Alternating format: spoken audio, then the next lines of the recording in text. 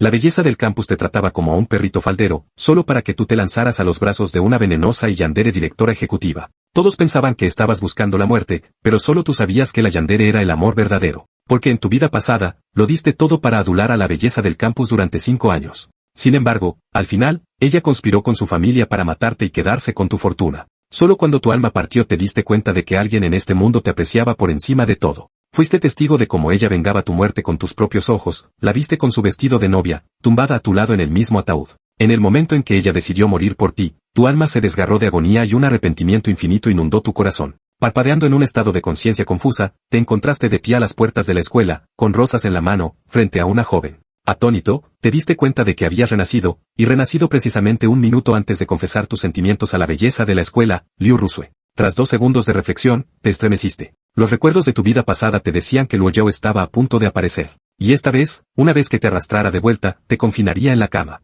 La idea te llenó de una frustración absoluta. Dada una segunda oportunidad en la vida, solo deseabas amar a Luo Yao, pero no bajo coacción. En ese momento, Liu Ruxue se paró frente a ti, con los ojos llenos de timidez. Hermano Yefeng, ¿qué pasa? En realidad, ella sabía mejor que nadie lo que pretendías hacer. Solo esperaba a que hablaras para fingir que aceptaba tu confesión y así continuar con su plan de apoderarse de tu fortuna. De repente, el chirrido de los frenos rompió el ambiente romántico, seguido de un coche de lujo que se detuvo detrás de ti. Supiste al instante quién había llegado. Respirando hondo, te preparaste para reprender a Liu Ruxue delante de Luo Yao. Pero antes de que pudieras hablar, la puerta del coche se abrió. Luo Yao salió con el rostro sombrío. Sin decir una palabra, te propinó un rápido golpe de karate en la mandíbula. Mientras perdías el conocimiento, solo 3 interrogantes permanecieron en tu mente. Al presenciar esto, Liu Ruxue se sorprendió, al tiempo que quedó atónita por la belleza de la mujer. En comparación con Luo Yao, ella, la belleza del campus de la Universidad de Himei, parecía una mota de polvo. Además, Liu Ruxue sintió una sofocante sensación de fatalidad inminente.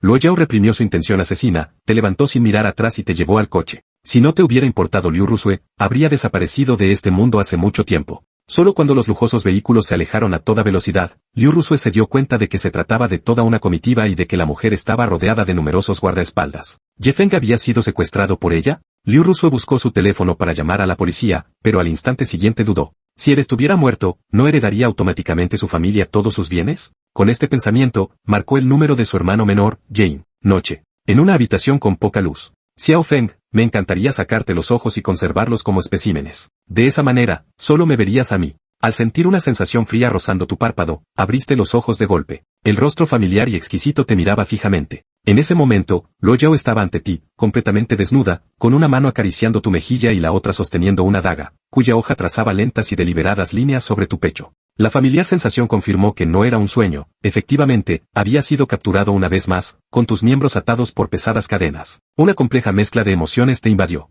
En tu vida pasada, habías considerado a Luo Yao un demonio y solo deseabas huir. Sin embargo, ahora te encontrabas agradeciendo al cielo por concederte su presencia una vez más. Al pensar en ello, una lágrima solitaria se deslizó por tu mejilla. En la oscuridad, al ver ese destello de luz, Luo Yao se detuvo. Xiao Feng, ¿tienes miedo? Entonces, ¿por qué no puedes ser un buen chico? De repente, abriste los brazos y abrazaste a la mujer que tenías delante, que te amaba con toda su alma. Ni siquiera el ruido de las cadenas pudo detener tu movimiento. Luo Yao se sobresaltó visiblemente y luego habló lentamente. Xiao Feng, ¿qué truco estás utilizando ahora? Deja de luchar inútilmente. Esta noche, me perteneces solo a mí. Aunque sus palabras eran gélidas, tu abrazo la llenó de una profunda satisfacción. Era la primera vez que iniciabas un abrazo así, y la sensación era adictiva, como una droga potente. Sí, asintiste frenéticamente, siempre te perteneceré solo a ti. Al oír estas palabras, Luo Yao frunció ligeramente el ceño. En realidad, él la había abrazado voluntariamente para escapar, pronunciando palabras tan poco sinceras. ¿No había afirmado que tocarla le daba asco? Luo Yao sonrió amargamente para sus adentros, pero no le llamó la atención.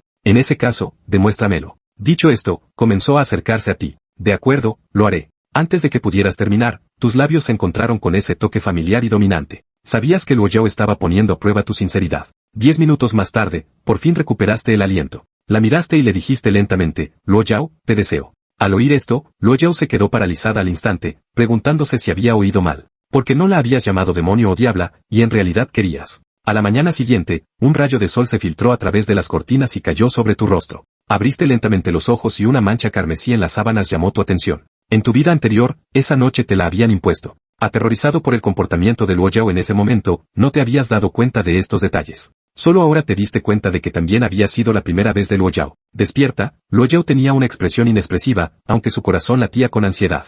Temía que la noche anterior hubiera sido una ilusión, temía que pudieras huir de ella una vez más. Contemplando la impresionante belleza en tus brazos, tu corazón se llenó de emociones complejas. Sabías que era un demonio, hermosa pero despiadada, retorcida y obsesiva, pero te amaba con una profundidad que llegaba hasta los huesos. ¿Por qué no hablas?, preguntó Luo Yao frunciendo ligeramente el ceño al darse cuenta de que la mirabas aturdido. Volviste a la realidad, y la sensación tangible te indicó que aún había una oportunidad.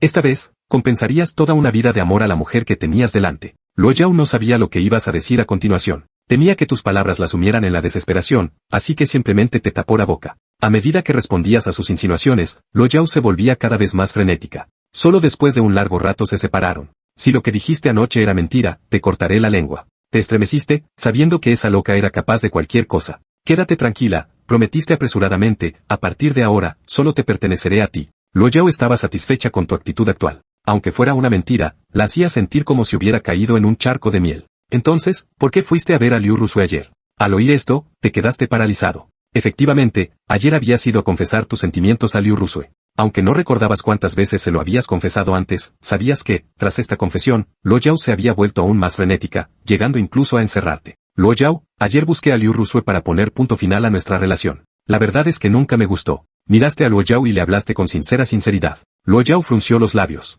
¿De verdad crees que me voy a tragar una mentira tan patética? De acuerdo, admito que antes estaba ciego por Liu Ruxue, pero ahora lo veo claro, tú eres la persona que he buscado toda mi vida. Luo Yao pareció ver a través de tu pequeña estratagema. ¿Crees que esto hará que te perdone? Si te atreves a acercarte a Liu Ruxue de nuevo, la convertiré en un espécimen y la mantendré aquí. Ella verá noche tras noche cómo te poseo. ¿Sabías que Luo Yao era capaz de tal crueldad? Después de todo, el destino de Liu Ruxue en tu vida anterior había sido mucho peor.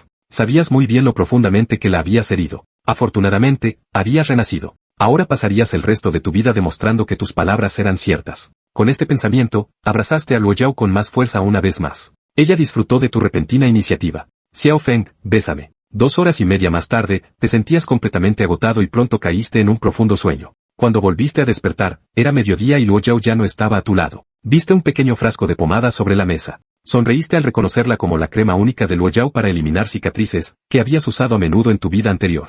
Fuiste al baño y te la aplicaste en las llamativas marcas de arañazos de tu cuerpo. Te servían como recordatorio constante de la intensidad de la mujer que tenías a tu lado. Poco después, abriste la puerta del dormitorio. Fubo, el mayordomo, que había estado esperando fuera, se adelantó. Joven maestro Ye, ¿comemos ahora? ¿Dónde está Luo Yao? La joven se ha ido a la empresa, respondió Fubo con una sonrisa. Asentiste con la cabeza y te sentaste a la mesa de comedor, de tamaño modesto. Recordaste cómo, en el pasado, siempre habías insistido en sentarte lo más lejos posible de Luo Yao durante las comidas. Esto la había llevado a sustituir la gran mesa de comedor por esta otra más pequeña. Al pensar en ello, sacudiste la cabeza con impotencia. Pronto, los sirvientes comenzaron a servir la comida, pero una olla de sopa con un sabor extraño llamó tu atención. Miraste a Fubo, desconcertado. ¿Qué es esto? Fubo esbozó una cálida sonrisa maternal. Esto lo ha preparado la señorita para el joven maestro, un tónico para fortalecer el y estabilizar la esencia. Al oír esto, te quedaste en silencio. ¿Acaso tu propia mujer se había cansado de ti? Bueno, quizás un poco. Pero no era culpa tuya, ¿verdad?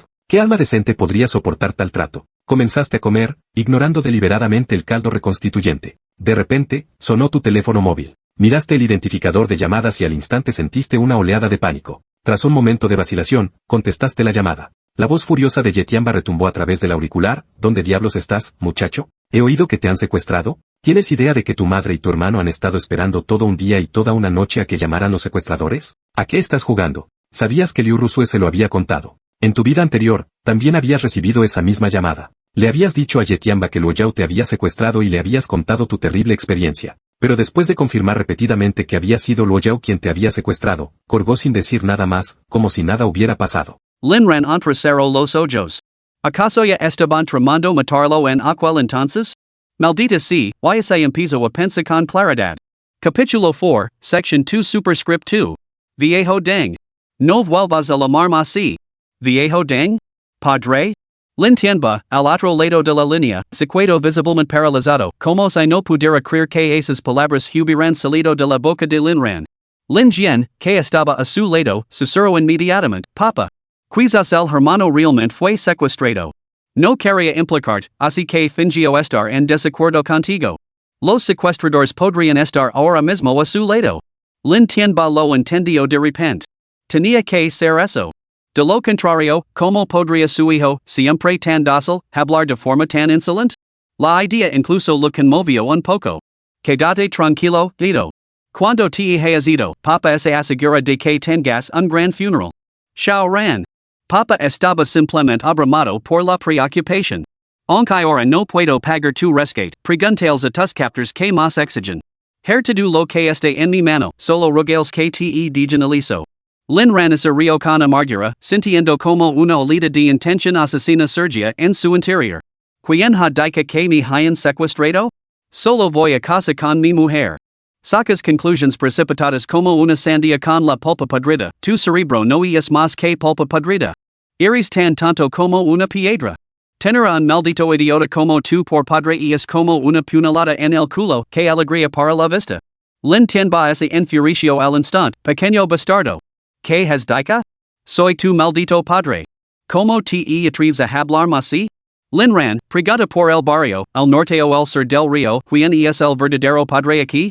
Mi lamas pequeño bastardo a cada momento, ¿tienes un supositorio atascado en la boca? Cada vez que la abres, solo sale mierda o solo cagas? Incluso tu nombre es tan estúpido como un montón de arena. Olvidate de Lin tienba, llamate Lin Kagan de Tortuga. Después de descargar su furia, Lin Ran colgó inmediatamente y bloqueó de un plumazo todos los números de los miembros de la familia Lin. Familia Lin, esperad. Lin tienba. En un par de días, te haré entender quién es el verdadero padre. El viejo fu, que estaba cerca, lo miró completamente sorprendido. Nunca imagino que el joven maestro Lin se pelearía así con su familia. ¿Y que acababa de dejar el joven maestro Lin? ¿Ir a casa con su esposa? El viejo fu casi llora de emoción y lo sirvió personalmente a Lin Ran otro plato de sopa. Lin Ran? No así lo bebería en un millón de años. La mansión del paraíso oculto era enorme, pero Lin Ran era perezoso hasta la médula. Rara vez se aventuraba más allá de las puertas de la villa en degree 1, y se pasaba el día tumbado en la villa compitiéndose de sí mismo mientras pensaba en Luo Yao. Tenía muchas ganas de acurrucarse con la esposa del jefe. Perdido en sus pensamientos, Lin Ran cogió su teléfono y buscó el historial de chat lleno de registros de transferencias, mensajes que en realidad nunca había recibido. Mientras tanto, dentro de la villa de la familia Lin Tian lanzó furiosamente su teléfono al otro lado de la habitación, estrelándolo contra la frente de Lin Jian. Maldita sea. Luo Yao se sobresaltó y corrió a ver cómo estaba su hijo. Lin Tianba también se quedó paralizado, sorprendido al ver que la frente de Lin Jian ya sangraba. Luo Yao miró a Lin Tianba con cierta ira. Hijo, ¿estás bien? Preguntó preocupada. Lin Tianba parecía avergonzado.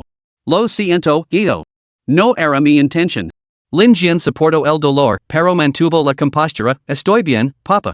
Debes concentrar primero en salvar a mi hermano. Al menos asegurate de que los secuestradores lo diginalizo. Lin Tianba replicó, olvidate de ese hijo mío que no sirve para nada. Se lo tendrá merecido si muere. Luo Yao le pasó el teléfono a Lin Tianba y añadió, exacto, corrido. Xiao Ran debe de haber sido amenazado antes. Como madre suya, estoy muy preocupada. Lámalo otra vez y insiste en que los secuestradores lo diginalizo. Conmovido hasta las lágrimas, Lin Tianba suspiró, sois demasiado bondadosos. Si ese inútil de Lin Ran tuviera la mitad del sentido común de Xiao Jian, no lo habría hecho dormir en el almacén. Lin Tianba cogió el teléfono y preguntó, ¿cuál es el número de ese inútil? Tras esa pregunta, los tres se quedaron en silencio. Parecía que ninguno tenía el número de Lin Ran. La llamada que acababan de hacer había sido con el número que le habían pedido a Liu Ruxue. Sin otra opción, Lin Tianba tuvo que volver a llamar a Liu Ruxue. Xiao Shui. ¿Cuál es el número de teléfono de Lin Ran? El teléfono del tío se ha quedado al suelo y se ha roto, así que no podemos encontrar el historial de llamadas. Después de recuperar el teléfono, Lin Batian volvió a marcar el número de Lin Ran. Sin embargo, por más que lo intentara, la línea seguía muerta. En ni siquiera cambiando el teléfono de Lin Jian se conseguía conectar. Ese mocoso desagradecido. Olvidólo por ahora. Debemos llevar a Xiao Jian al hospital. Mira esa herida, tiene al menos un centímetro de profundidad. Lin Jian esbozó una sonrisa obediente. Gracias, padre. Sala de juntas ejecutivas del grupo Luo. Todos los altos ejecutivos estaban sentados en un tenso silencio. Cada reunión era como camina hacia el patíbulo. Si no fuera por las generosas prestaciones del grupo Luo, se habrían marchado hacia mucho tiempo. Hoy, el rostro del presidente Luo estaba frío como el hielo. Luo Yao jugatia bacan en boligrafo, con la mente línea de intentions asesinas. Al mediodía, su asistente lo había informado de que Liu Ruxue estaba buscando su certificado de prácticas. Liu Ruxue trabajaba como becaria de verano en una de las filiales del grupo Luo, un arreglo orquestado por la propia Luo Yao. Hace tiempo que había obtenido el control total sobre los movimientos de todas las personas relacionadas con Lin Ran, especialmente de esta Liu Ruxue. Lin Ran había buscado a Liu Ruxue y hoy había vuelto a recibir noticias de ella. Además, solicitar el certificado de prácticas indicaba que el nuevo trimestre estaba a punto de comenzar. Luo Yao ya estaba contemplando la posibilidad de hacerla desaparecer para siempre. Si Liu Ruxue desapareciera, Lin Ran se derrumbaría o permanecería a su lado? Se negaba a arriesgarse, no se atrevía a arriesgarse. Ding! Sonó el característico sonido de notificación de un mensaje especial de WeChat. Luo Yao se detuvo y luego cogió su teléfono. Entonces, todos los ejecutivos vieron como la expresión gelada del rostro de Luo Yao se suavizaba gradualmente hasta convertirse en una sonrisa. Maldita sea. La presidenta Luo estaba sonriendo? ¿Qué tipo de mensaje tenía tal poder? Estaban atentos. Con esto concluye la reunión. Todos recibirán 10,000 yuans extra en la bonificación de este mes. Con eso, Luo Yao se levantó y se marchó, dejando atrás a un grupo de ejecutivos desconcertados. De repente, la jefa estaba satisfecha con su trabajo? Y les había concedido bonifications. Era totalmente increíble. Luo Yao regresó a su oficina sin apartar la vista de la pantalla de su teléfono. Su asistente, Lu Meng, que la seguía de cerca, parecía completamente atonida. ¿Podría ser el joven maestro Lin la persona capaz de despertar tal emoción en la directora ejecutiva? Sentada en su oficina, Luo Yao se quedó mirando el mensaje, incapaz de calmarse durante un buen rato. Aaron, te echo de menos. ¿Cuándo vuelves? Después de pensarlo un momento, Luo Yao respondió, pronto. Luo Yao, me voy. Termina tú el resto del trabajo. Lu Meng, atonida, Vale. La señorita Luo se va a ir temprano del trabajo? Dios mío. De camino a casa, la señorita Luo recibió un mensaje de su mayordomo, el señor Fu, que lo envió un registro detallado de las llamadas de ese día entre Lin Ran y la familia Lin. Al leerlas, los ojos de la señorita Luo se iluminaron con un brillo inusual. Si su personal lo hubiera visto, seguramente se les habrían dilatado las pupilas por la sorpresa. Ran dijo. Esposa. Casa? Capítulo 5. Dentro de la villa de la finca privada, Lin Ran se puso en acción al recibir el mensaje y se dirigió directamente a la cocina. Tenía la intención de preparar la cena para Luo Yao, el gesto más pequeño que podía ofrecer en ese momento. No sabía si la finca le permitía salir, y lo preguntó. En ese momento de su vida anterior, había estado confinado en la cama. Al menos ahora no había cadenas. No se atrevía a esperar más tomaría las cosas con calma. Además, tenía una villa cómoda, una vida en la que le traían la ropa y le servían las comidas, y una esposa hermosa y seductora. ¿No era eso ya lo máximo en la vida? ¿Por qué insiste en obsesionarse con el pasado? En cuanto a su infancia, Lin Ran había tenido una bastante buena. Pero todo cambió después de que su madre falleciera. Con una madrastra luego un padrastro y un hermano menor que constantemente intentaba matarlo. En la casa de los Lin, no tenía ningún prestigio. Nadie en la familia había hecho nunca ningún sacrificio por él, incluso la matrícula de la universidad se la había ganado con su propio esfuerzo. En comparación con la vida de su hermano menor, Lin Jian, era el cielo y el infierno. ¿No era la esposa de un magnate un buen negocio? Cuando Lin Ran se dirigió a la cocina, el chef y los sirvientes de la villa se sorprendieron. La cocina se consideraba una de las zonas más peligrosas de la casa. Si le pasaba algo a Lin Ran, aunque fuera una lesion leve, todos estarían acabados. Todos sabían cómo trataba la joven señora al señor Lin. Incluso ese valera la finca, la culpa recaía sobre los explosivos y la propiedad, no sobre Lin Ran.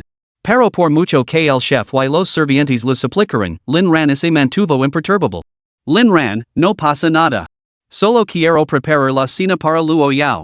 No estoy tratando de quitarles el trabajo.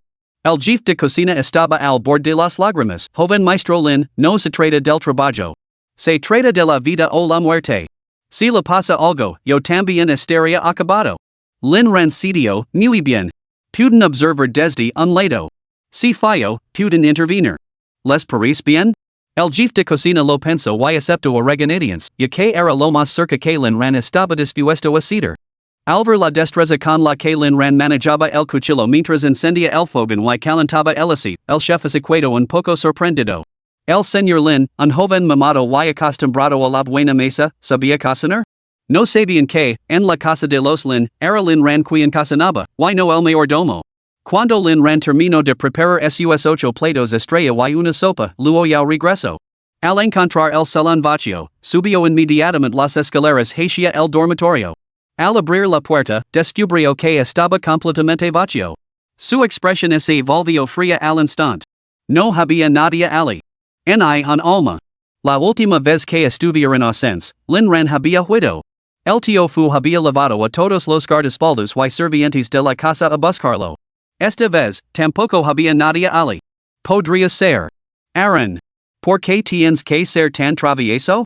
Luo Yao cogió su teléfono, abrió una aplicación desconocida y comprobó la ubicación. Aquí mismo, en la villa? Mientras Luo Yao reflexionaba sobre esto, el tío Fu salió apresuradamente de la cocina. Señorita, ha vuelto. ¿Dónde está Aaron? El joven maestro Lin está en la cocina. Dice que quiere cocinar para usted el mismo. Luo Yao se quedó paralizada por un momento antes de que su expresión volviera lentamente a la normalidad. El tío Fu se secó la frente, pensando que había sido lo suficientemente rápido como para evitar problemas. Señorita. El joven maestro Lin casi ha terminado. Por favor, vaya. Luo Yao asintió con frialdad, se cambió de ropa en su dormitorio y se dirigió al comedor. Lin Ran hizo que los servientes levaran los platos al comedor antes de salir él mismo de la cocina. Fue entonces cuando vio a Luo Yao. Por alguna razón inexplicable, en el momento en que vio a Luo Yao, Lin Ran sintió una alegría abrumadora, como si hubiera presenciado la visión más maravillosa. Era una sensación que nunca antes había experimentado. Lin Ran extendió los brazos y se acercó a Luo Yao. Él se quedó allí, mirando fijamente mientras él se acercaba, la abrazaba y le besaba la frente. Un beso de bienvenida. He preparado la cena. Comemos juntos. De acuerdo. Los ojos de Luo Yao brillaban como estrellas. ¿Era así como se sentía tener a Aaron? ¿No estaría fingiendo? Tras reflexionar, le pareció poco probable. Su expresión volvió a enfriarse de inmediato. La mente de Lin Ran es linda? Amigo, ¿estás estudiando a cambiar de cara o algo así? Antes de cocinar, Lin Ran había consultado con el mayordomo las restricciones alimenticias de Luo Yao. Desde luego, no quería ser el tanto despistado de una novela que provoca una reacción alérgica a la heroína. Al saber que Luo Yao no tenía preferencias alimenticias particulares, Lin Ran dio rienda suelta a su creatividad. Que no tuviera preferencias significaba que no se infedería en cocinar una porquería. Por no mencionar que sus habilidades culinarias eran bastante decentes. Luo Yao, vestida con ropa cómoda, despertó su imaginación. Los recuerdos de los acontecimientos de la noche anterior cruzaron la mente de Lin Ran, haciendo que se sonrojara. Después de que Luo Yao se sentara, Lin Ran tomó asiento a su lado. Encendió las velas que había preparado anteriormente y ordenó a los servientes que apagaran las luces. Este gesto dio al mayordomo, al señor Fu y todo el personal de la casa completamente atendidos. Antes, Lin Ran siempre se sentaba lo más lejos posible de Luo Yao. Para contrarrestar esto, Luo Yao incluso había sustituido la gran mesa del comedor por una más pequeña, asegurándose de que Lin Ran se sentara frente a ella. Ahora, no solo se había sentado a su lado, sino que también había encendido velas románticas, un cambio que difícilmente podía considerarse menor. Luo Yao estaba completamente encantada con la transformación de Lin Ran. Pensó que sería estupendo que pudiera mantener ese comportamiento indefinidamente. Lin Ran sirvió un plato de sopa para mejorar la belleza a Luo Yao y luego se sirvió uno para él. Su esposa necesitaba mantener su cutis, y él también.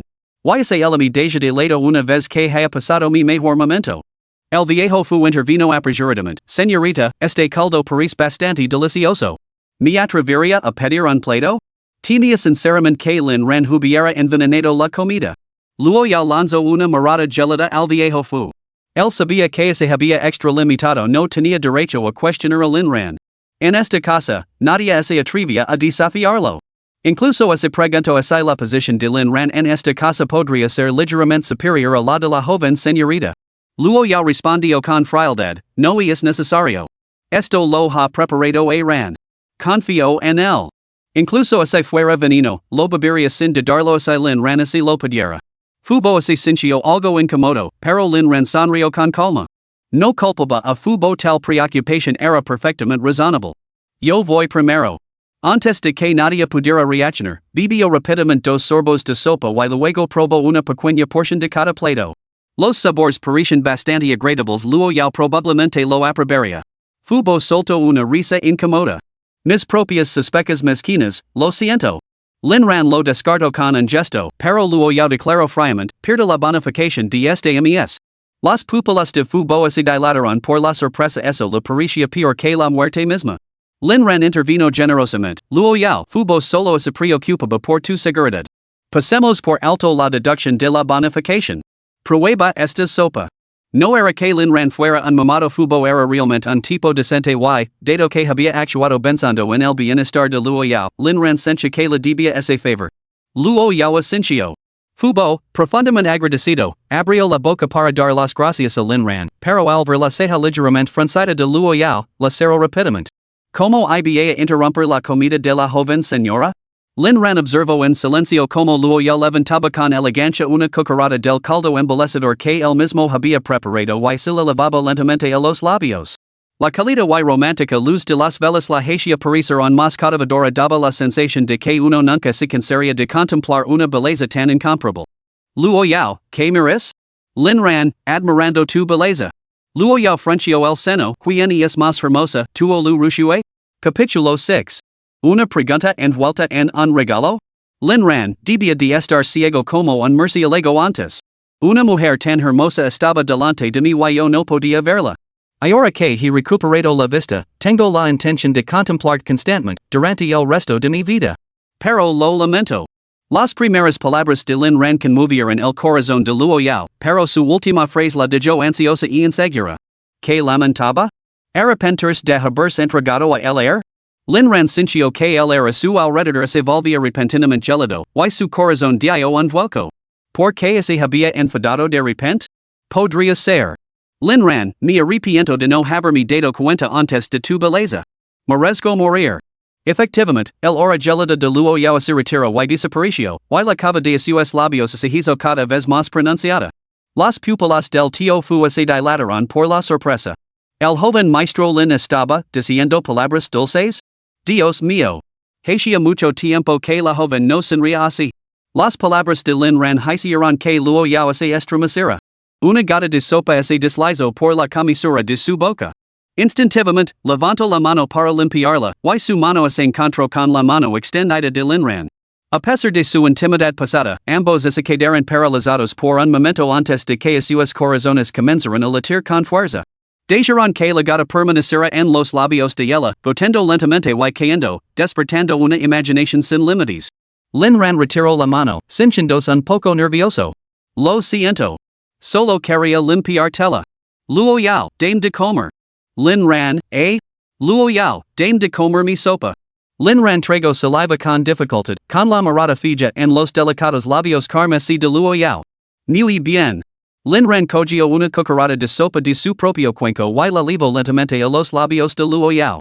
El corazón del viejo Fu dio un vuelco. Sabía que la joven señora era exigente y se mantenía alejada de los hombres. ¿Cómo podía el joven señor Lin darle de comer sopa con su cuchara? Lentamente, sacó su teléfono y envió un mensaje, prepara un ataúd de cristal. Entonces, para su sorpresa, vio a su joven señora abrir la boca para beberla, incluso pareciendo lamer la cuchara. Seguramente era una ilusión. La voz mesurada de Luo Yao flotó en el aire. ¿Te gustaría acompañarnos en nuestra cena a la luz de las velas, Fubo? Un escalofrío recorrió la espalda de Fubo, sacudió la cabeza apresuradamente y inmediatamente hizo una señal a todos para que se retiraran. Tras ellos, recuperó rápidamente su teléfono para enviar otro mensaje, cancelar ataúd. Contemplando los labios de Luo Yao, que brillaban con expectación, Lin Ran continuó alimentándola con ternura. Esta sensación llenó a Luo Yao de satisfacción, sumergiéndola poco a poco en su abrazo. Ran, ¿de verdad no me estás engañando, verdad? Aunque lo estuvieras haciendo, lo aceptaría. Luo Yao no sentía ningún deseo natural por la comida, pero como la había preparado Lin Ran, decidió saborear cada bocado y comer todo lo que pudiera. Para Luo Yao, que siempre había sufrido de anorexia, era una experiencia sin precedentes. La comida se prolongó durante horas, y la pareja se trasladó del comedor al dormitorio. Justo cuando Luo Yao se sentó a horcajadas sobre Lin Ran, su teléfono vibró. Echo un vistazo al nombre del contacto. Diosa. Maldita sea. Olvidé bloquear esta zora cuando labor. Luo Yao también lo vio, y el ambiente se volvió gélido al instante. Lin Ran colgó con indiferencia y se dispuso a besar a Luo Yao de nuevo, pero el teléfono volvió a sonar. Justo cuando estaba a punto de colgar y apagarlo. Contesta. Mil maldiciones pasaron por la mente de Lin Ran. Liu Ruxue, mas te vel saber cuál es tu lugar y no decir nada que molesta mi esposa. Contestó la llamada. Lin Ran. ¿Dónde estás? Antes de que Lin Ran pudiera articular palabra, el hora posesiva de Luo Yao lo invadió. Estoy en. Liu Ruxue? ¿Qué demonios era ese sonido? Lin Ran, habla. ¿Estás bien? ¿Quién era esa mujer que se te llevó aquel día? Justo cuando Lin Ran estaba a punto de maldecir, Luo Yao le lanzó una pregunta ligeramente provocativa. Aaron, ¿quién es la mujer que más amas? Tú. Solo te amo a ti. Entonces ese oyó un gemido claramente diferente. Ese sonido le resultaba demasiado familiar a Liu Ruxue, y el pánico se apoderó de ella. Lin Ran, ¿qué estás haciendo? ¿Por qué hay una voz de mujer cerca de ti? Los dos conejos estaban asfixiando a Lin Ran. Él quería maldecir desesperadamente, así que empujó a Luo Yao. Esta acción casi incendió la meca de Luo Yao. Estoy entreteniendo a mi esposa. Si no tienes nada mejor que hacer, perdite. Si tienes algo que hacer, vete al infierno. Con eso, Lin Ran fue envuelto por Luo Yao una vez más, y un sonido aún más penetrante llenó el aire. Era un sonido de placer, pero también de provocación y desprecio. Liu Ruxue no pudo soportarlo. Lin Ran, nunca imaginé que fueras este tipo de persona. Te juzgué mal. Me has decepcionado terriblemente, Con eso, colgó. Luo Yao sonrió, una sonrisa que Lin Ran nunca había visto antes. Fantasmal? Burlona? Amarga? Con el paso del tiempo. Lin Ran llegó a conocer al verdadero Luo Yao.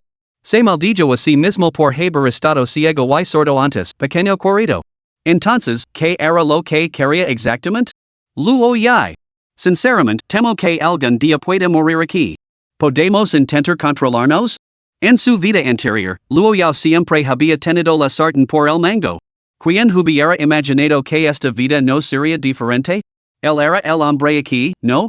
Luo Yao estaba completamente satisfecho con la actitud de Lin Ran hacia Liu Ruxue hoy. ¿Locura? Pero y simplemente no puedo controlarme. Siento que solo se te conviertes en uno, me pertenecerás de verdad. Si realmente miras bajo mi mano, te seguir sin dudarlo. Incluso en el inframundo, seguirías siendo mío. Lin Ran se quedó en silencio. Sabía que Luo Yao lo haría sin dudarlo. ¿Qué tenía él? ¿Por qué Luo Yao lo había elegido a él? Ran. Tengo mucho miedo. Me atera que mañana me de la espalda. Entonces. Aunque me estés engañando. ¿Podrías seguir engañándome para siempre? Una punzada de dolor atravesó el corazón de Lin Ran. Aunque Luo Yao creera que él la estaba engañando, ella estaba dispuesta a aceptarlo. ¿Qué clase de amor retorcido era ese? Aunque solo recibiera tu falso afecto, lo adosuraría como una perla preciosa. Sin embargo, Lin Ran poco a poco así fue encarenando con ese sentimiento. Se podría decir que, en las 2 noches que habían pasado desde su renacimiento, ya había empezado a obsesionarse. Luo Yao. Lo crees o no, siempre estará a tu lado, apreciándote. Seguiremos así para siempre. Confía en mí. No. Las lágrimas brillaban en los ojos de Luo Yao, pero sabía que no podía llorar. En este mundo, todos podían llorar, excepto ella. Porque las lágrimas revelaban su vulnerabilidad, y una vez vulnerable, uno era pisoteado. Debía convertirse en la Luo Yao más fuerte, solo así podría proteger a su Ran. Si Ran ya no la amaba, si ya no la quería, entonces lo convertiría en un espécimen que le vería consigo, o lo quemaría hasta convertirlo en cenizas y así las comería. Eso también sería toda una vida juntos. El absurdo impregnaba el aire. Y Lin Ran se sencha entumecido. Capítulo 7. Capítulo 7. Al amanecer, Lin Ran se despertó y descubrió que Luo Yao se había ido una vez más. ¿Es que esta pequeña picara nunca necesita dormir? Después del desayuno, Lin Ran se dirigió al vestidor en el que nunca había entrado antes. Estaba repleto de extravagance prendas que nunca había visto antes, nunca había querido nada de Luo Yao. Ahora era diferente. Pertenecía por completo a Luo Yao, así que más valía disfrutar de las ventajas. Cada prenda parecía una obra de arte. Eligió un conjunto que le parecía razonablemente presentable y así lo puso. Contemplando su reflejo, se maravilló de cómo la ropa realmente hacía al hombre.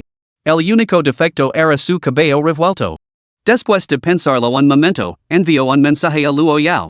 Ahora, hiciera lo que hiciera, se sentía obligado a informarle a Luo Yao. No era por miedo, sino para cuidar su delicada sensibilidad. Para los demás, ella parecía despiadada y decidida, pero Lin Ran sabía lo sensible que era realmente su corazón. Esposa. Me apetece salir a cortarme el pelo y luego pasar por la residencia Lin a recoger algunas cosas. Poco después, Luo Yao respondió. Envió al estilista a la finca? Lin Ran, veil. Al otro lado, Luo Yao miró fijamente el mensaje en su teléfono. Esposa. Lu encantaba ese termino. Después de pensarlo un momento, cambió la etiqueta de contacto de Aaron, esposo. Poco después, el estilista llegó a la finca y procedió a diseñar un peinado de $1,000,000 de dólares según las especificaciones de Lin Ran. Tío Fu, ¿me prestas un coche? No había taxis disponibles dentro de los terrenos de la finca. El tío Fu sería entre dientes.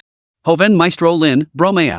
Coche cualquier coche del garage, todos son regalos de la joven. Lin Ran recordó de repente que Luo Yao le había regalado muchas cosas antes, pero él ni siquiera les había echado un vistazo. En los armarios del vestuario había numerosas escrituras de propiedad, documentos de matriculación de coches y una tarjeta de crédito negra con un límite desconocido. Excellent.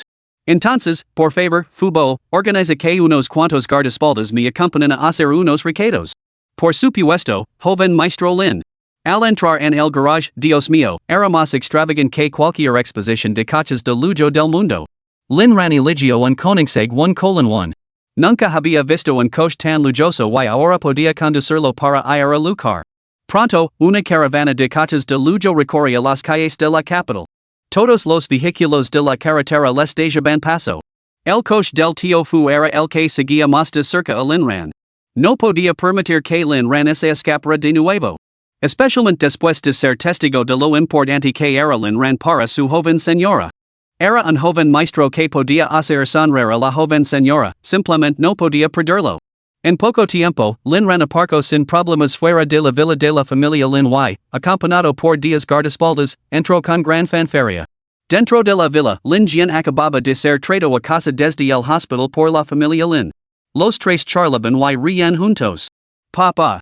¿De verdad no vas a cuidar de mi hermano? Por favor, ponte en contacto con él. Si todavía está vivo, podemos pedir a los secuestradores que nos dejen su cuerpo intacto. Al fin y al cabo, es mi hermano favorito. Sí, marido. Xiao Jian tiene razón. Xiao Ran también es mi hijo. Debes hablar con los secuestradores. ¿Has que nos dejen el cuerpo intacto para poder enterrarlo, quieres? Lin Tianba frunció el seno, como si el mero hecho de pensar en ese hijo desagradecido le diera dolor de cabeza. Lin Ran siempre había sido un hijo muy obediente. ¿Por qué lo había regañado la última vez? Si no lo hubiera hecho, tal vez habría encontrado una manera de salvarlo. Pero ahora. Bah. Que le dena ese mocoso desagradecido. Soy su padre. Aunque vuelva, tendré que arrodillarse y postrarse ante mí para pedirme perdón antes de que le deje volver a la casa de los Lin. Luego me parecía preocupada, aunque por dentro estaba encantada. La actitud de Lin Tianba hacia Lin Ran había llegado a un punto casi irreparable. Bang! De repente, la puerta principal de la villa fue derribada a la fuerza. Pequeño bastardo. Tu padre vivo ha venido a por ti. Al oír la voz familiar, los tres que estaban dentro se quedaron paralizados. Al ver a Lin Ran, Lin Tianba estalló de furia, saltó y desenvainó su cuchillo 7 lobos. Pequeño mierda, te atreves a volver? Si hoy no te arrodillas y me pides perdón, te mataré a golpes. Antes de que Lin Tianba pudiera hacer ningún movimiento, varios guardaespaldas irrumpieron detrás de Lin Ran y lo inmovilizaron en el suelo. Esta rápida acción sorprendió tanto a Lin Jian como a su madre. Lin Jian, ha vuelto el hermano mayor. Te acaba tanto de menos. Cuando me enteré de que te habían secuestrado, no podía comer ni dormir, solo pensaba en rescatarte. Pero por qué has traído a unos desconocidos para intimidar a padre nada más volver? Libera a mi querido padre inmediatamente. Luo Yao, Xiao Ran ha vuelto. Libera a tu padre ahora mismo. Ha estado desesperado estos dos últimos días, intentando contactar con los secuestradores para rescatarte. Lin Ran? Completamente sin palabras. Con una sola mirada de Lin Ran, Lin Jian y su madre quedaron clavados al suelo. Una criada salió corriendo de las dependencias del servicio, pero se quedó paralizada al reconocer a Lin Ran. Joven maestro. Buenos días, Wang Ma. Wang Ma era la única persona de la casa a la que Lin Ran no detestaba. Ella lo había ayudado mucho en el pasado. Lin Tianba Rogio Furioso, pequeño bastardo. Suéltame ahora mismo. Soy tu padre. Lin Ran se agachó lentamente, lo arrebató el paquete de cigarrillos 7 wolves de la mano, le dio la vuelta y lo azotó brutalmente con la habila del cinturón. Arg. Un grito descarado resonó cuando la cabeza de Lin Tianba se abrió en dos y la sangre brotó a borbotones. Viejo tonto, recuerda esto, nunca más me llames padre cuando nos vimos.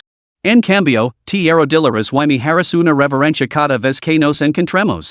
De lo contrario, te azotarás otra vez.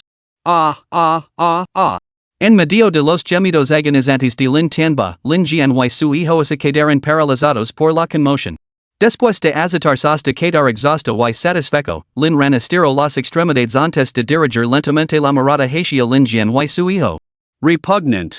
Sus ojos se encontraron con los de Lin Ran, pero en lugar de miedo, mostraban veneno mezclado con emotion. Sí, emotion. Lin Ran habló lentamente, Señor Su, el abogado.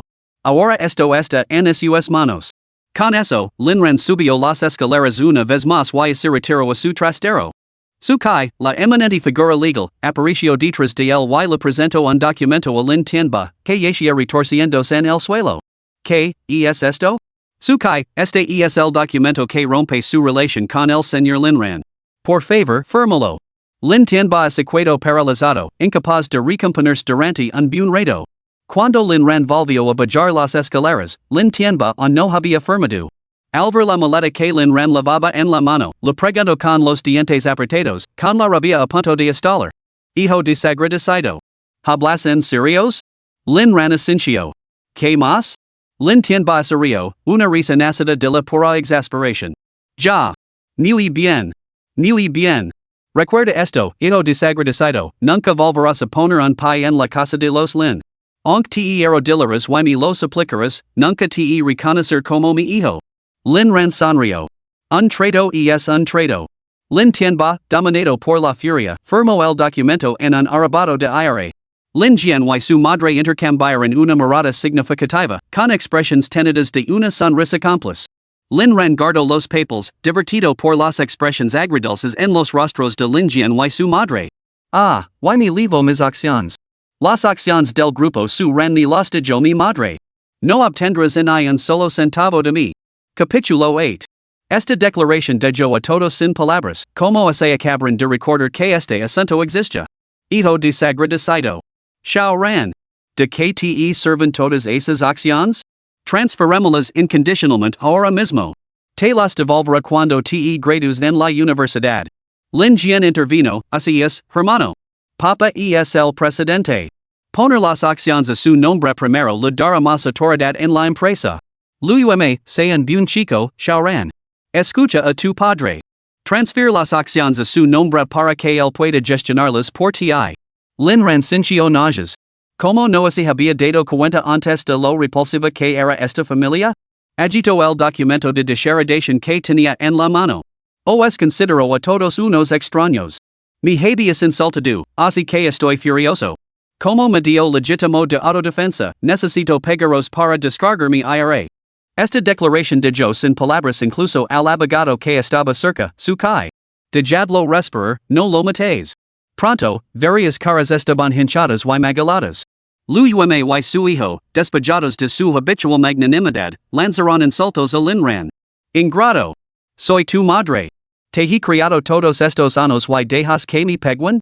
No eres más que un miserable desagradecido. Lin Ran, mi madre se llama Su Yen, no Luo Yao.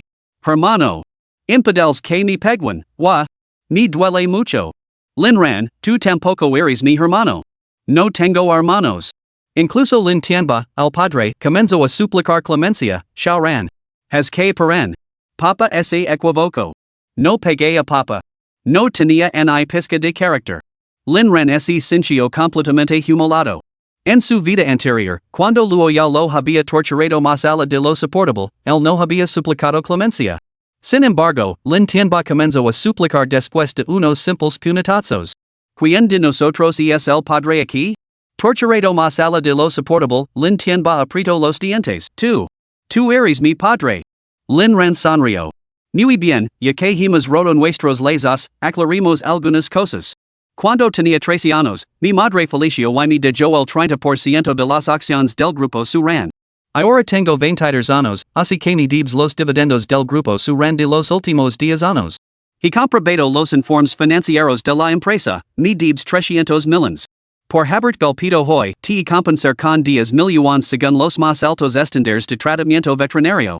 Durante estos 10 años en la casa de los Lin, gasté un total de 18 mil yuans. Por lo tanto, me debes 299 millones, 997 mil 200 yuans. Recuerda transferirlo a mi cuenta. Lin Tianba se quedó mirándolo completamente sorprendido. ¿Qué? ¿De dónde voy a sacar tanto dinero? Lin Tianba no mencia. Realmente no podía conseguir tanto dinero en efectivo. Aunque el valor de mercado del grupo Su Ran había alcanzado los 3,000 millones, era imposible liberar 300 millones en activos líquidos. Muchas empresas operan de esta manera. Incluso aquellas con una capitalización bursátil de 100,000 millones tendrían dificultades para conseguir 300 millones en poco tiempo. Incluso ese pudiera conseguirlo, no podría tocarlo. Ese dinero pertenecía a la empresa, y su participación era solo del 21%, menos que la de Lin Ran. Dejando de lado los hechos, aunque Lin Tianba poseyera 300 millones, no podría entregárselos a Lin Ran. Lin Ran, eso no es asunto mío. De todos modos, has malgastado mi dinero. Mi abogado se encargará de ti. Si no puedes conseguirlo, her que te encarcelan. Lin Tianba, ingrato miserable. ¿No te he mantenido todos estos años? Lin Ran allá. No acabamos de saldar las cuentas, el día después de que muriera mamá, trajiste tu amante a casa. Empezaste a darme 300 al mes, pero cuando cumplí 18 años, solo me habías dado 18,000. Después de eso, nunca volví a gastar ni un centavo del dinero de tu familia. Lin Tianba se quedó paralizado. No se había dado cuenta de que Lin Ran había gastado tan poco del patrimonio familiar. Pensándolo bien, parecía cierto, y una punzada de culpa lo remordió la conciencia. Pero has gastado bastante en comida, ropa y gastos de manutención a lo largo de los años. Lin Tianba razonó que, como mínimo, la comida y la ropa de Lin Ran procedían de él. Lin Ran, bueno. Comía en la escuela, incluso cuando estaba en casa, cocinaba yo mismo, que era más barato que una criada. Y después de cocinar, a menudo me castigaban prohibiéndome comer. Lavaba uniformes escolares. Antes de cumplir los 18, nunca compré ni una sola prenda de ropa. Después de cumplir los 18, compré mi propia ropa con el dinero de mi trabajo a tiempo parcial. Teniendo esto en cuenta, puedes considerarlo maltrato infantil. Lin Tianba se quedó completamente atenido. Parecía haber sido bastante duro con su hijo. Deja de estar tan distraído. Ni un centavo menos de los dividendos.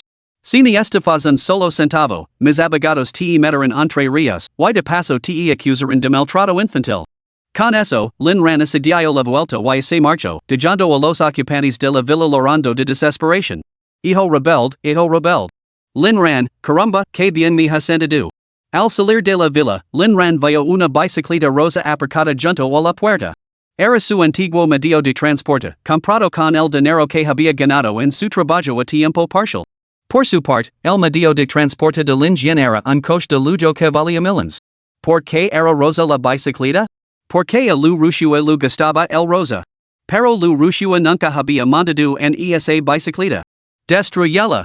De vuelta en el coche, condujo hacia Huatian Plaza, el centro comercial de lujo más famoso de la capital. Al entrar en el centro comercial, Lin Ran se quedó estupefacto. ¿Un bolso reto por 18,000? ¿Un perfume barato por 38,000? ¿Acaso un montón de mierda de perro costaría 880? Aunque había nacido en la familia Lin Ran nunca había comprado ali, ya que la familia Lin nunca le daba dinero. Antes de cumplir los 18, le daban 300 al mes después de los 18, en un centavo. Bajo el pretexto de criar a los hijos con austeridad, ¿por qué no criaron a Lin Jian de esa manera? Aun así, Lin Ran seguía luchando por mantener ese vínculo familiar inexistent. Maldita sea. Qué patético había sido. Mirando fijamente el saldo de solo 13,000 yuans en su teléfono, Lin Ran esecuado en silencio. Era todo lo que había conseguido reunir con un trabajo de verano y varios trabajos esporádicos. Tenía la intención de comprar un bolso a Liu Ruxue, pero ahora pensaba comprar un regalo a Luo Yao. No esperaba que los artículos aquí fueran tan caros. Aun así, Lin Ran se negó a usar la tarjeta negra que Luo Yao le había dado. No era por orgullo, simplemente quería comprar el regalo con el dinero que él mismo había ganado. Como se percibira su dilema, el dependiente comenzó a prestar poca atención. En ese momento, se acercó el tío Fu. ¿Ha encontrado algo de su agrado, joven maestro Lin? ¿Lo envolvimos toda la tienda? Lin Ran negó con la cabeza. No es necesario. Quiero comprar el regalo para Luo Yao con el dinero que he ganado con mi propio esfuerzo. Al final, Lin Ran eligió una pulsera que costaba exactamente 13,000 yuans. Después de pagar, el dependiente le dedicó una sonrisa cortés.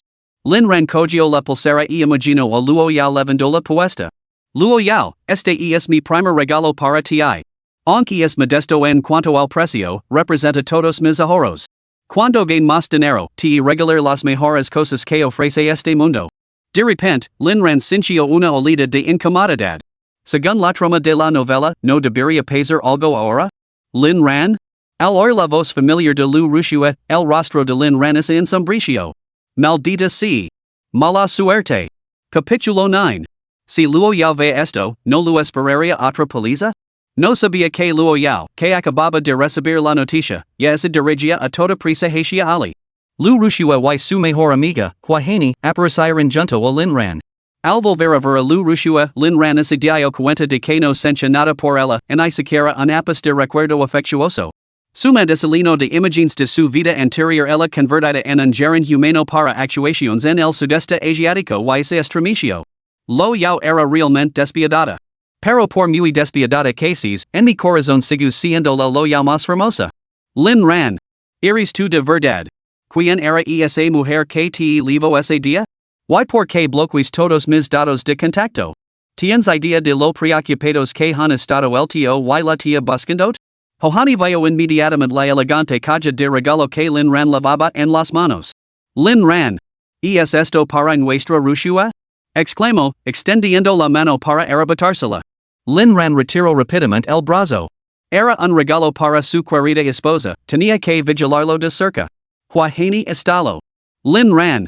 ¿Qué crees que estás haciendo? ¿Sabes quién soy? Soy la confidente más íntima de Ruxue.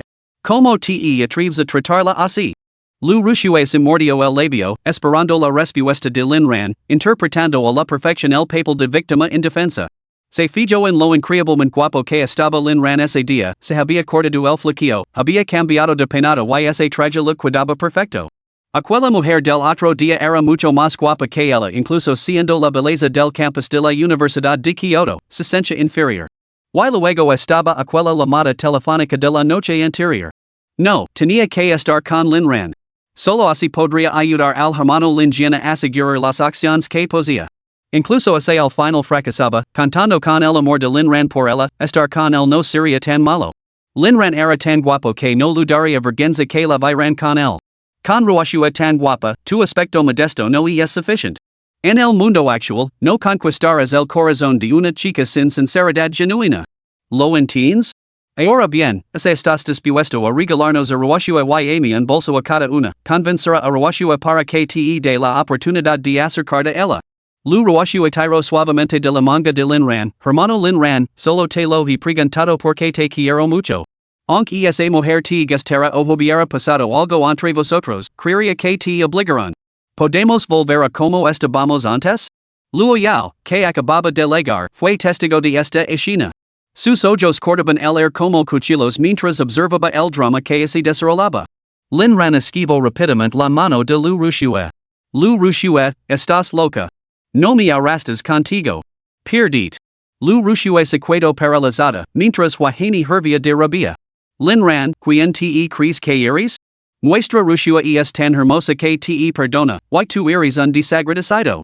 Ahora también la insultas? Se estaba burlando de él? Bonita? Mi esposa es mucho más hermosa que ella. Es guapa, tiene dinero y es buena conmigo. La adoro y la amo por encima de todo. ¿De dónde sacas la confianza para usar tu belleza como arma contra mí? Liu Ruxue dio un paso atrás, incapaz de creer que esas palabras hubieran salido de la boca de Lin Ran. Quería recuperar al antiguo Lin Ran, el hermano amable, considerado y atento que una vez la adoraba solo a ella. Hermano Lin Ran. ¿Quieres decir que esa mujer es? El hora asesina de Luo Yao desapareció en un instante. Ella también se detuvo y observó en silencio. Este cambio de a su assistant, Lu Meng, completamente atenida. Señor Lin, por fin ha visto el verdadero corazón de nuestro director general Luo. El cielo por fin ha abierto los ojos. Lin Ran se burló. Liu Ruxue, no te enfades. Sabes muy bien que mi esposa es más hermosa que tú. Y aunque fuera horriblemente fea, seguiría amándola solo a ella. Liu Ruxue lo miró con incredulidad, ¿por qué? Los ojos de Lin Ran se suavizaron al recordar, porque por mucho que la nunca igualará lo mucho que ella me ama a mí. Liu Ruxue, ¿y ok? ¿Qué hay de todo este tiempo que has pasado persiguiéndome? Lin Ran, ¿qué eres tú? En una baraja de cartas, eres el rey. En el circo, eres la artista más ocupada. En Gotham City, eres la más salvaje. Montas guardia fuera de McDonald's. Eres la mayor cliente de Batman, el pilar del mundo del Joker. Liu Ruxue Huaheni? El tío fu dio un paso al frente de repente para asestar el golpe final, la pieza entre las payasas. Liu Ruxue se quedó paralizada, completamente atenida. Estaba furiosa, realmente furiosa. En ni siquiera el hecho de que Lin Ran se acostara con otras mujeres la había enfadado tanto. Lin Ran. ¿Cómo te atreves a llamarme payaso? ¿Cómo así recordara algo? Lin Ran, bueno, no exactamente. En realidad, eres muy guapa. La habitación quedó en silencio. Luo Yao se volvió a congelar, mientras que Lu Meng se llevó la mano a la frente en silencio, lamentando la suerte de Lin Ran. Lin Ran, mi esposa podría convertir en un cerdo humano, meter en una botella y enviar al sudeste asiático como una belleza. ¿Has visto la desaparecida, verdad? Ese tipo de belleza. Luo Yao, que lo observaba todo, esbozó una leve sonrisa. La idea de Ran no estaba nada mal. Lu Meng, su assistant a su lado, sintió que su corazón se detenía, volvía a latir, se detenía de nuevo. Sus pupilas se dilataron repetidamente. Este joven maestro podía provocar tal reacción en el presidente Luo? Por otra parte, por eso ella siempre estaba lista para informar de los movimientos de Lin Ran. Las palabras de Lin Ran hicieron que a Liu Ruxue se le helara la sangre. Sabía que estaba fanfarroneando, pero aún así le brotó un sudor frío. Lin Ran, exacto. Tengo una esposa que me espera en casa. No te atrevas a volver a desfilar delante de mí, no quiero que mi esposa se haga una idea equivocada. Why, nunca me has gustado. Nunca me has gustado y nunca me gustarás. Why todas esas cosas que te di antes.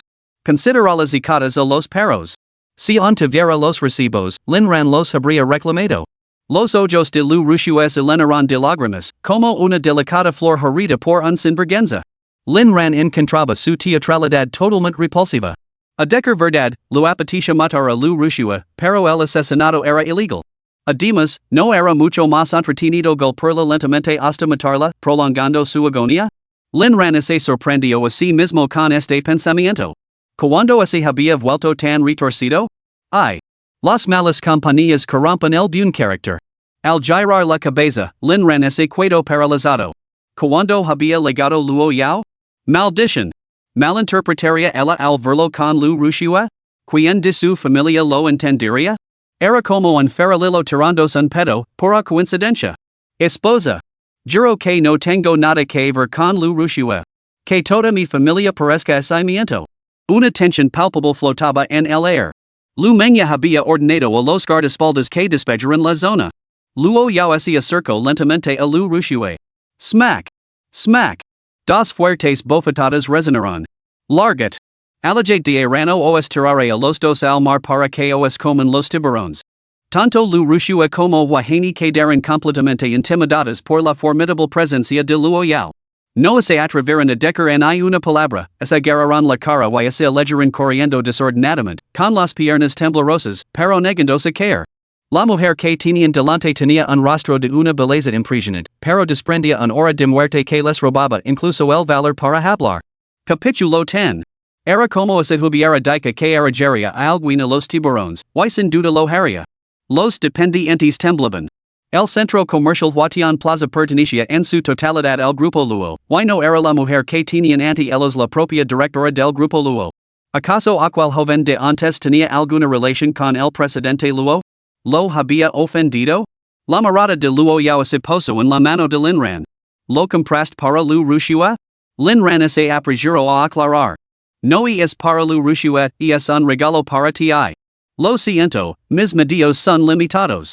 Es una pulsera que he comprado con todo el dinero que tengo. Que mi familia parezca miento. Dica esto, Lin Ran desenvolvió el envoltorio.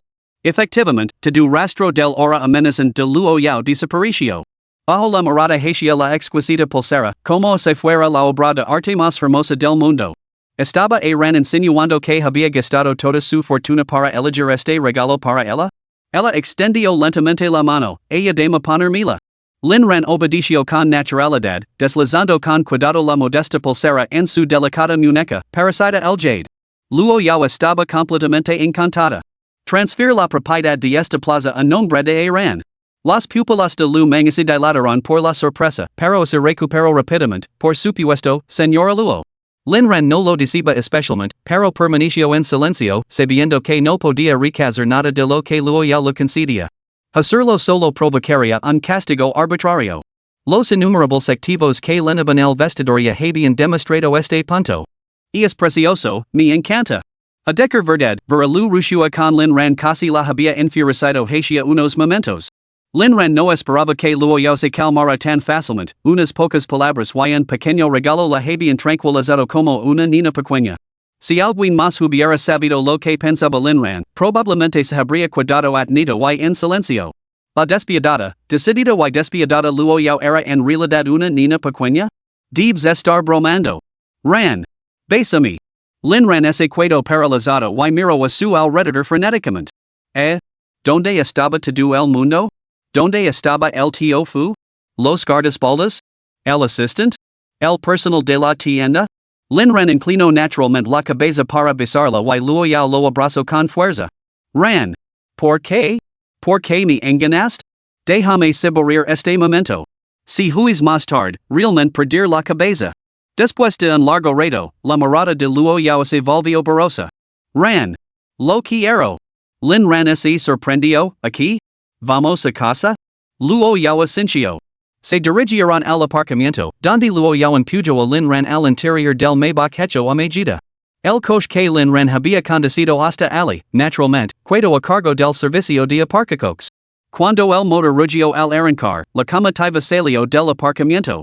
Incluso en medio del bullicioso tráfico, los vehículos se apartaron para dejar paso al Maybach y al Koenigsegg. Un conductor privado se burló, ¿qué tienen de especial los coches de lujo? Nuestros coches de 100,000 yuan son mucho más fiables.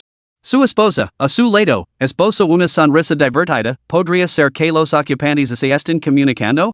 Conductor, maldita sea. ¿Cómo lo has sabido? Mujer, ¿por qué a menudo? Lo leo en tomato novels. Conductor, querida, eres realmente erudita. Cuando el vehículo entró en la finca, tanto el conductor como Lu Meng bajaron sensatamente. Nadie se atrevió a pedir a los ocupantes que salieran, nadie quería morir. Los pasajeros permanecieron dentro. Aaron. La même. Luo Yao. Ese no. Carino. La même otra vez. Carino?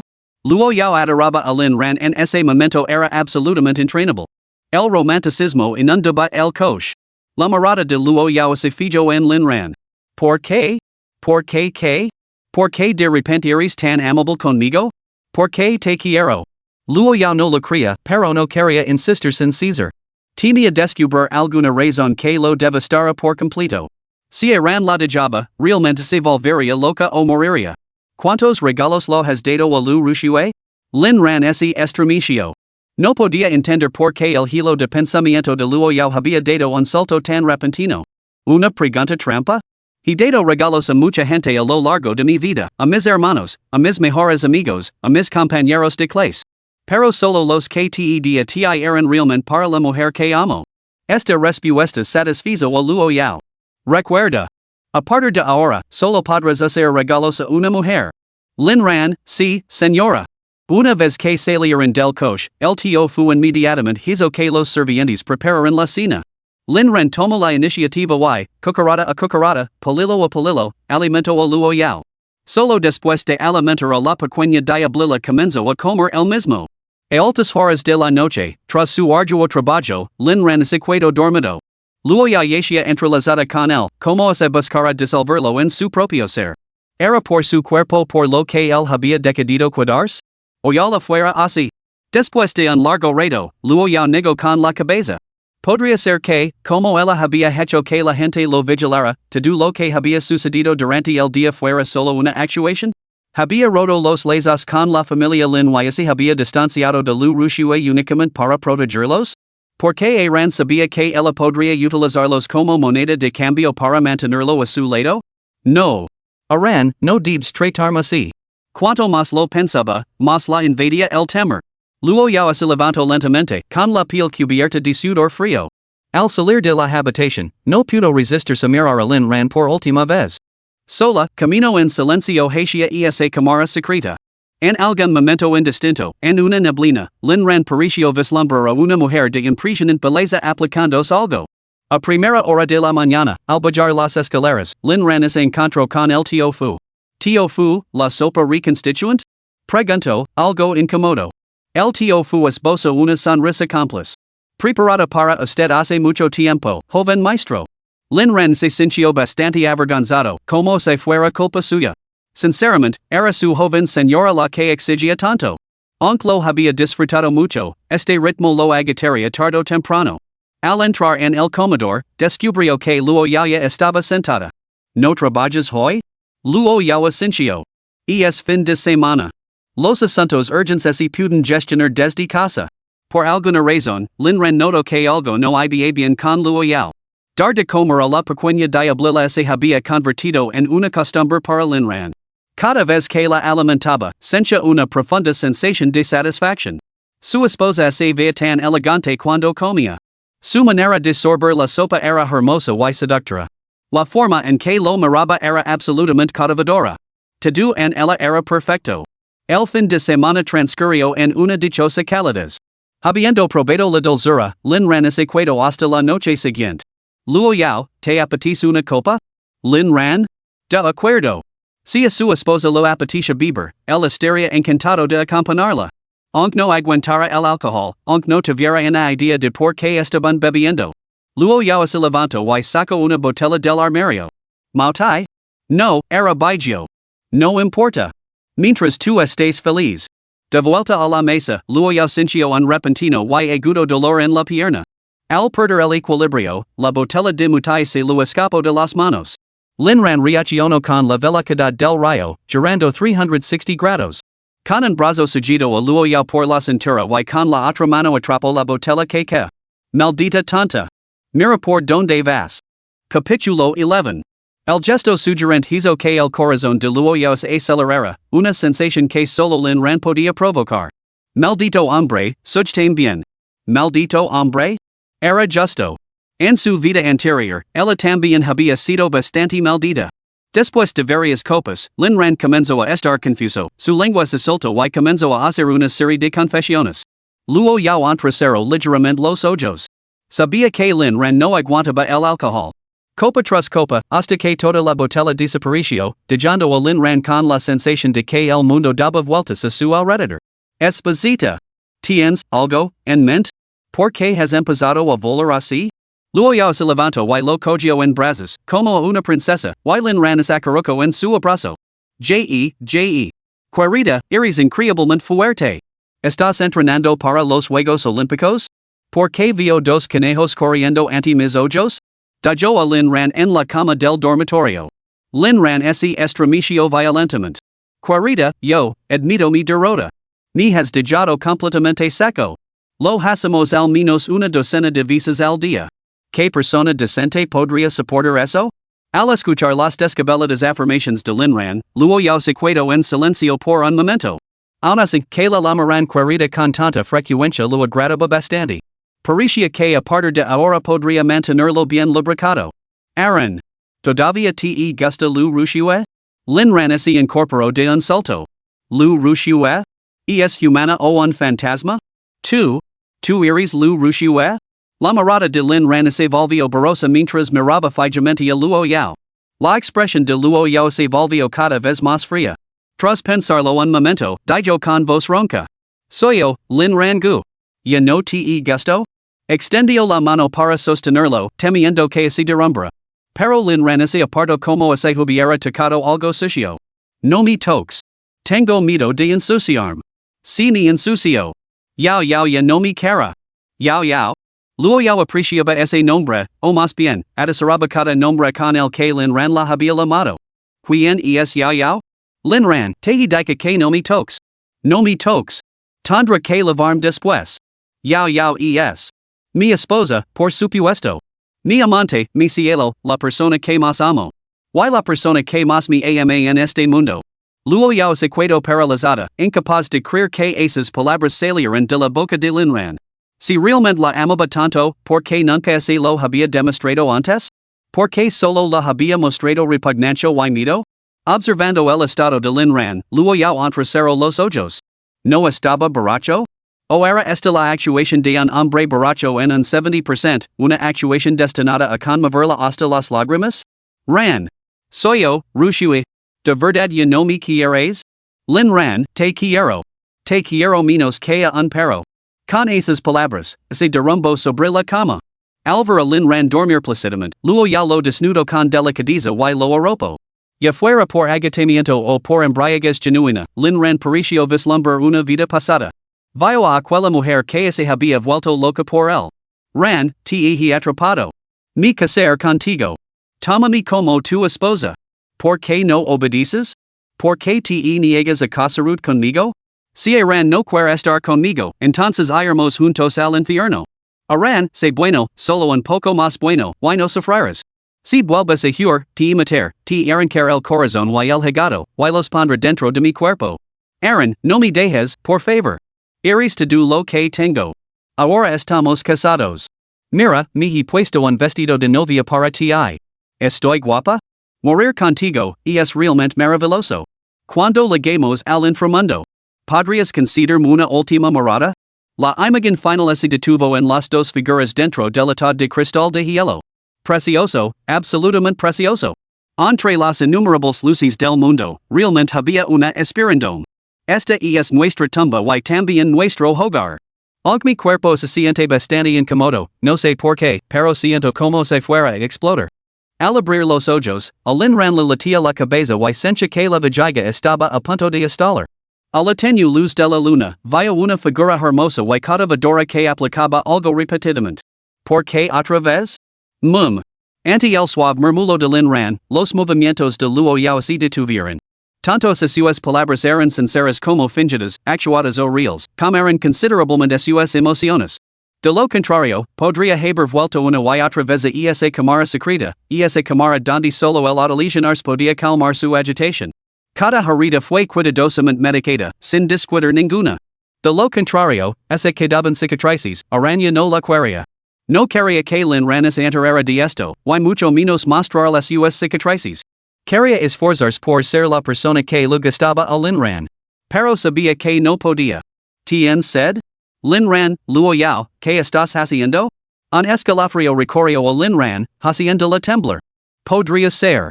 Carino. ¿Qué estás haciendo? El escalofrío desapareció al instante. Lin Ran se maravilló interiormente de lo eficaz que era, mejor que cualquier aire acondicionado. Luo Yao, nada. Es que no podía dormir. Lin Ran se levantó para ir al baño mientras Luo Yao le servía un vaso de agua. Al regresar, Lin Ran seguía sufriendo un dolor de cabeza insoportable y se derrumbó en la cama, sediento y agotado. Luo Yao, bebe un poco de agua. Quiero que mi esposa me la dé de beber. La audaz declaración de Lin Ran hizo que Luo Yao se detuviera. Sin embargo, sin dudarlo, tomó un gran sorbo, lo retuvo en la boca y se inclinó para besarlo. Al sentir el fresco pesar el, la nuez de adun de Lin Ran se movió arriba y abajo mientras abría lentamente los ojos. ¿Es sufficient? No es sufficient. ¿Quieres más? Sí. Lo transfirió todo el vaso y solo entonces Lin Ran pareció satisfecho. Si se hubiera encendido la luz en ese momento, Lin Ran se habría sorprendido al ver las mejillas ligeramente sonrojadas de Luo Yao. Sin embargo, era precisamente en esos momentos tenues y brumosos cuando se podía apreciar verdaderamente la belleza de la persona que tenía delante. Carino. Eres tan hermosa. Un breve silencio, Después de pronunciar esas palabras, Lin Ran volvió a sumerse en el mundo de los sueños. Tumbada junto a Lin Ran, Luo Yao también se quedó dormida. Una mujer que normalmente lucaba terriblemente con el sueño solo podía descansar un poco cuando estaba cerca de él. Solo cuando Lin Ran estaba a su lado podía alcanzar esa fugaz sensación de paz. Si pudiera, Luo Yao utilizaría todos los medios posibles para mantener a Lin Ran a su lado, incluso si eso significaba ser un poco cruel. Ran, ¿cuándo volverás conmigo? Al día siguiente, Lin Ran se despertó lentamente, una vez más como un joven vivaz y lleno de energía. Este era uno de los raros momentos desde su renacimiento en los que podía descansar y recuperarse de verdad. Ese día, Luo Yao tampoco fue a la empresa, sino que se ocupó del trabajo en la finca. Pensaba que sería muy agradable vivir allí con Lin Ran hasta que fueran viejos. Pero sabía que no podía, así que ahora quería aprovechar cada momento que pudiera pasar con él.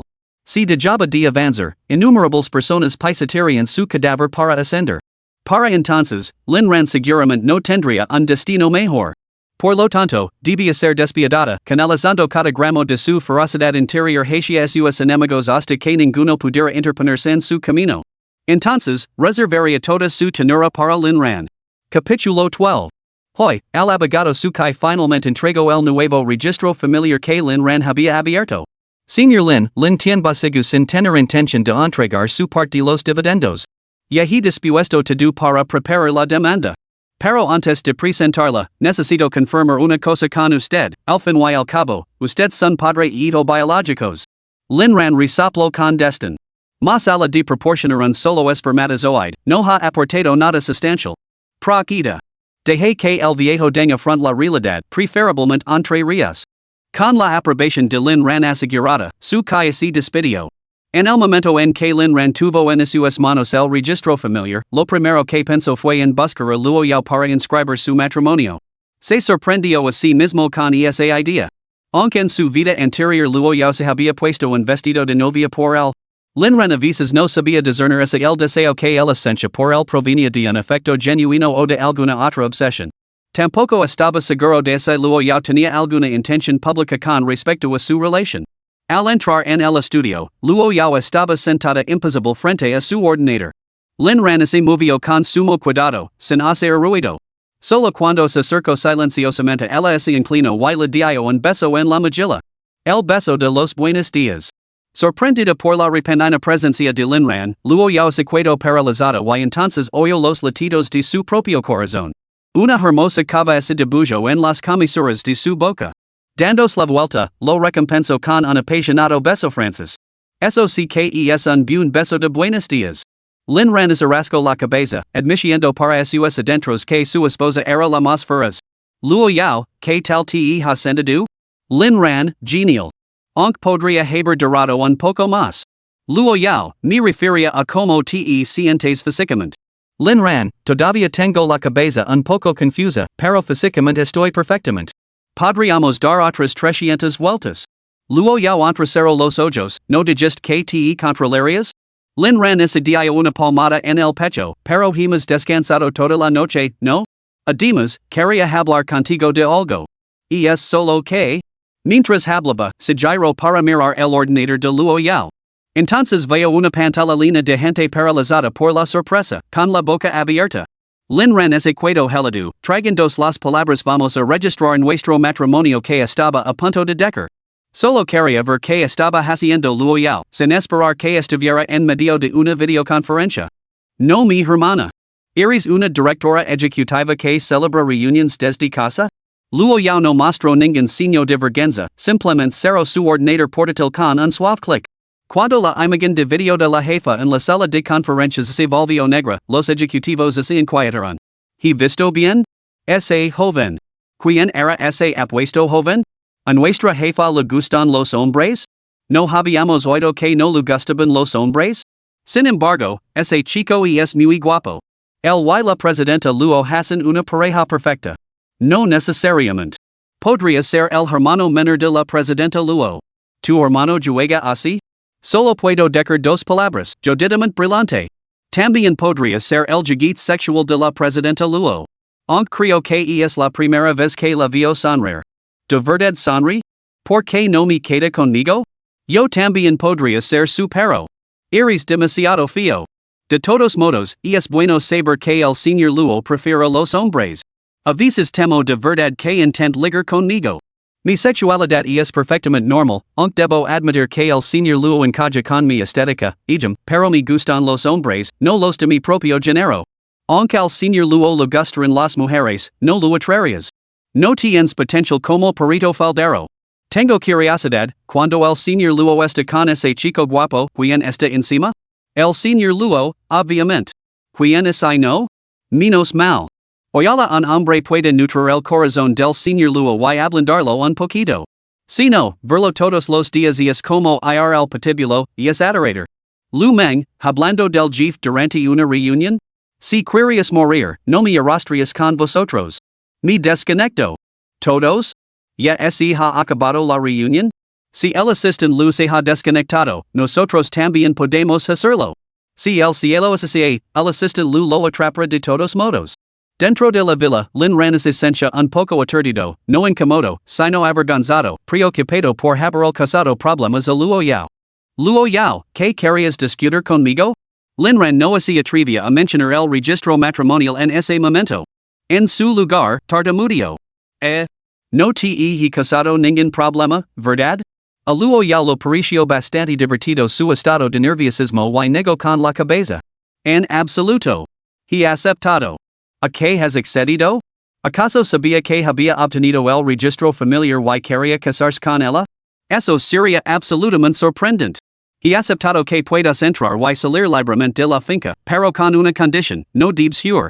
Además, debes informarmente de momento, volver a casa todas las noches para hacer compañía y no debes buscar a Liu Ruxue bajo ningún concepto. Si no cumples estas condiciones, que detengan a Liu Ruxue y a toda tu familia y los someter a malos tratos. Lin Ran?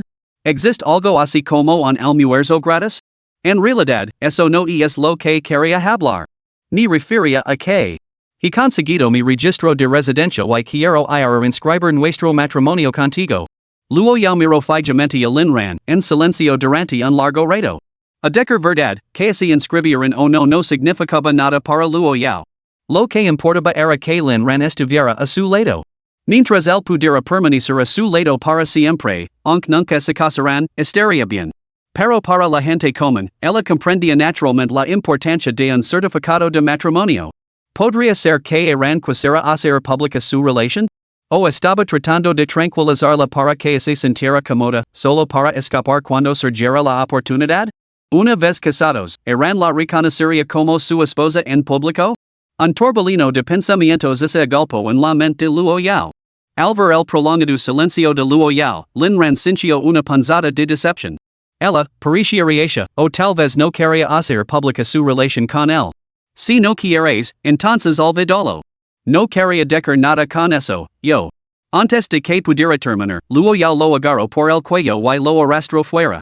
Al sentir su fuerza, Lin Ran quedó completamente desconcertado. No puede ser. ¿De dónde sacas tanta fuerza con ese cuerpo tan frágil, hermana? En su vida anterior, había entrenado mucho para contrarrestar a Luo Yao, pero aún así no podía escapar de su hogar. Siempre había asumido que era porque las personas que la rodeaban eran demasiado formidables. Ahora parecía que la propia Luo Yao era absurdamente poderosa. Lo arrastró hasta fuera, lo metió en el coche y luego se subió ella misma. Sin decir una palabra, condujo directamente hasta su destino. Luo Yao, no voy a registrar nuestro matrimonio contigo. Cuando reaparecieron, ambos tenían un certificado en las manos. Luo Yao, solo estoy cumpliendo una de tus pequeñas peticiones. ¿Eso es todo? Parecía bastante surrealista, ¿no? Luo Yao. Te debo una boda. ¿Y un anillo? Luo Yao, no quiero tu anillo. Solo quiero seducirte. Eligel anillo que mas te gust. Lin Ran, cuando he ganado lo suficient, te comprar el anillo mas bonito. Luo Yao nego con la cabeza, lo mío es tuyo. Esa tarjeta negra que te tien un limite de crédito de 100,000 millones. Si no es sufficient, solo tienes que decírmelo, te dare to do mi dinero. Podrás comprar cualquier anillo que quieras con él. Lin Ran? ¿Qué limite de crédito? Capítulo 13. ¿Una tarjeta negra? Lin Ran sabía que esa tarjeta existía, guardada en el armario del vestidor de la villa. Sin embargo, nunca la había tocado. En su interior había innumerables activos, cajas de lujo, propiedades, lingotes de oro, cuentas bancarias. Una esposa rica y hermosa, dispuesta a gastar libremente en él. ¿Dónde se podía encontrar a una mujer así? ¿Estaba posado en su vida anterior? ¿Cómo no se había dado cuenta del valor de su esposa? ¿Merezco morir? No. Ni lo ganaré yo mismo. Sintiendo que el rostro de Luo Yao se enfriaba, Lin Ran lo acarició las mejillas. Luo Yao, marame. Soy tu hombre. Esta casa no puede depender únicamente de tus esfuerzos. Yo también necesito ganar dinero. Si fuera mi propio dinero, lo gastaría. Gastar el dinero de mi esposa no es vergonzoso. Pero lo que te doy, quiero ganármelo yo mismo. Solo después de decir esto, la expresión de Luo Yao se suavizó. Entendido. Pero no vuelvas a llamarme así nunca más. Entonces, ¿cómo debo llamarut? ¿Esposa? Yao Yao? ¿Carino? ¿Cómo prefieres? Entonces alternaré entre ellos. Siempre y cuando tú no alternes entre mí.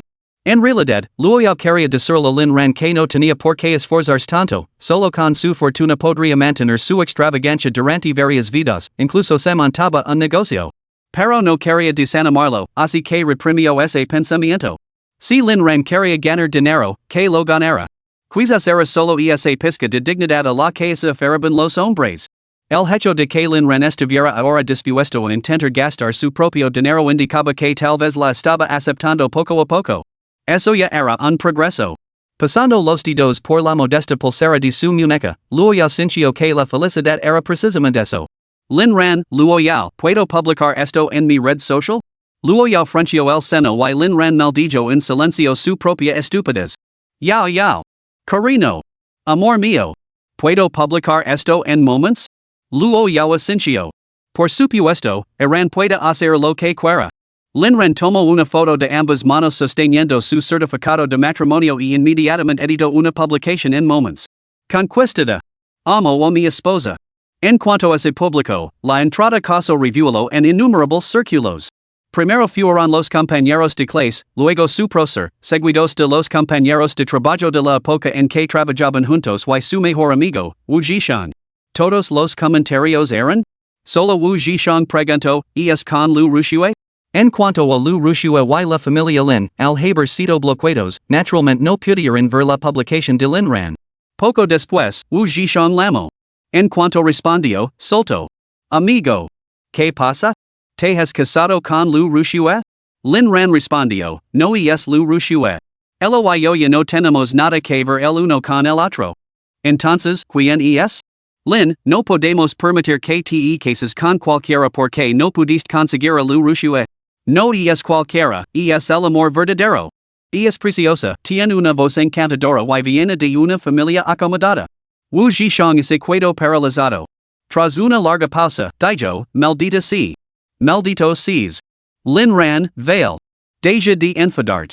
Hablaremos mañana cuando nos vimos. Wu Zhishan, maldito seas. Lin Ran, nos vimos mañana en la residencia. Tengo algo grande planeado para ti. Wu Zhishan, maldita sí. Lin Ran, la cuenta del juego es tuya. Wu Zhishan, tienes razón, hermano mayor.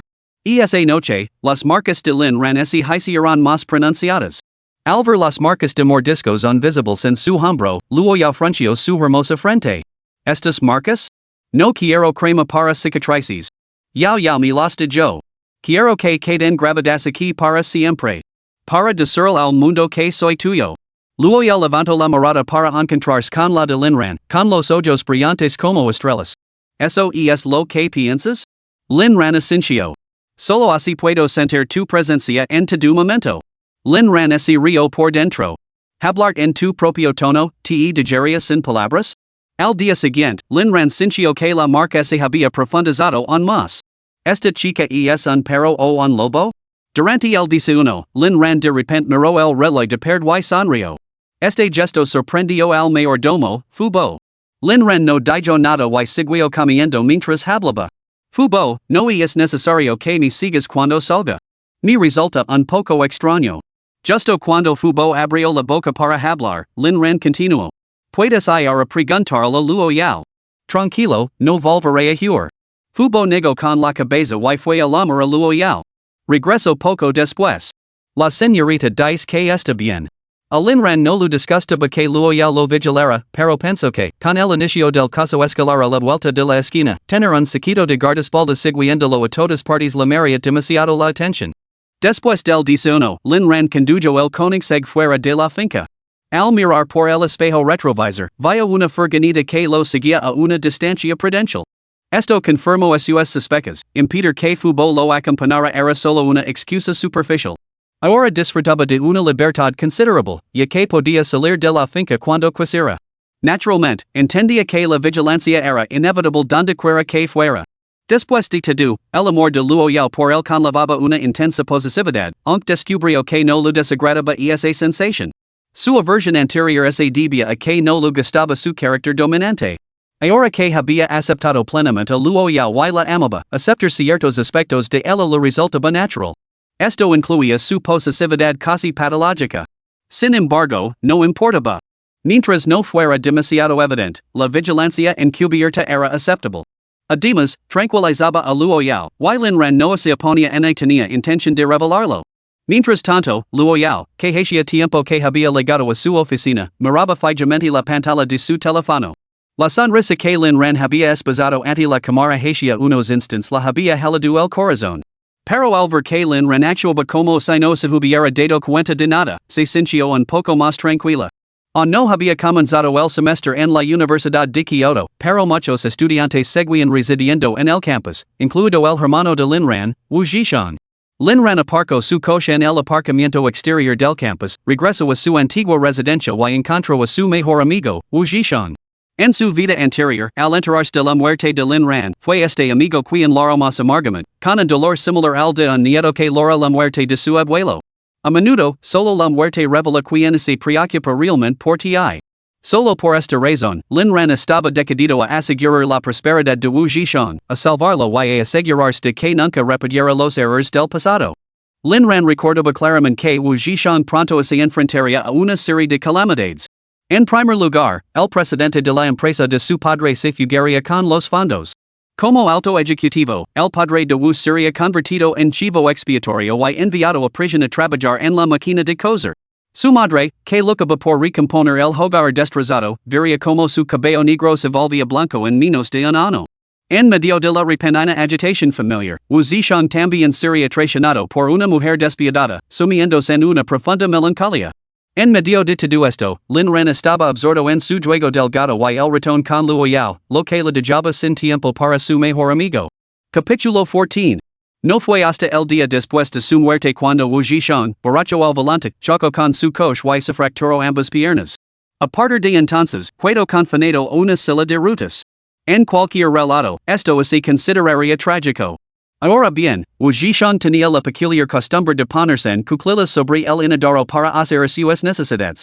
En un momento crucial, ese le resbaló el teléfono de las manos.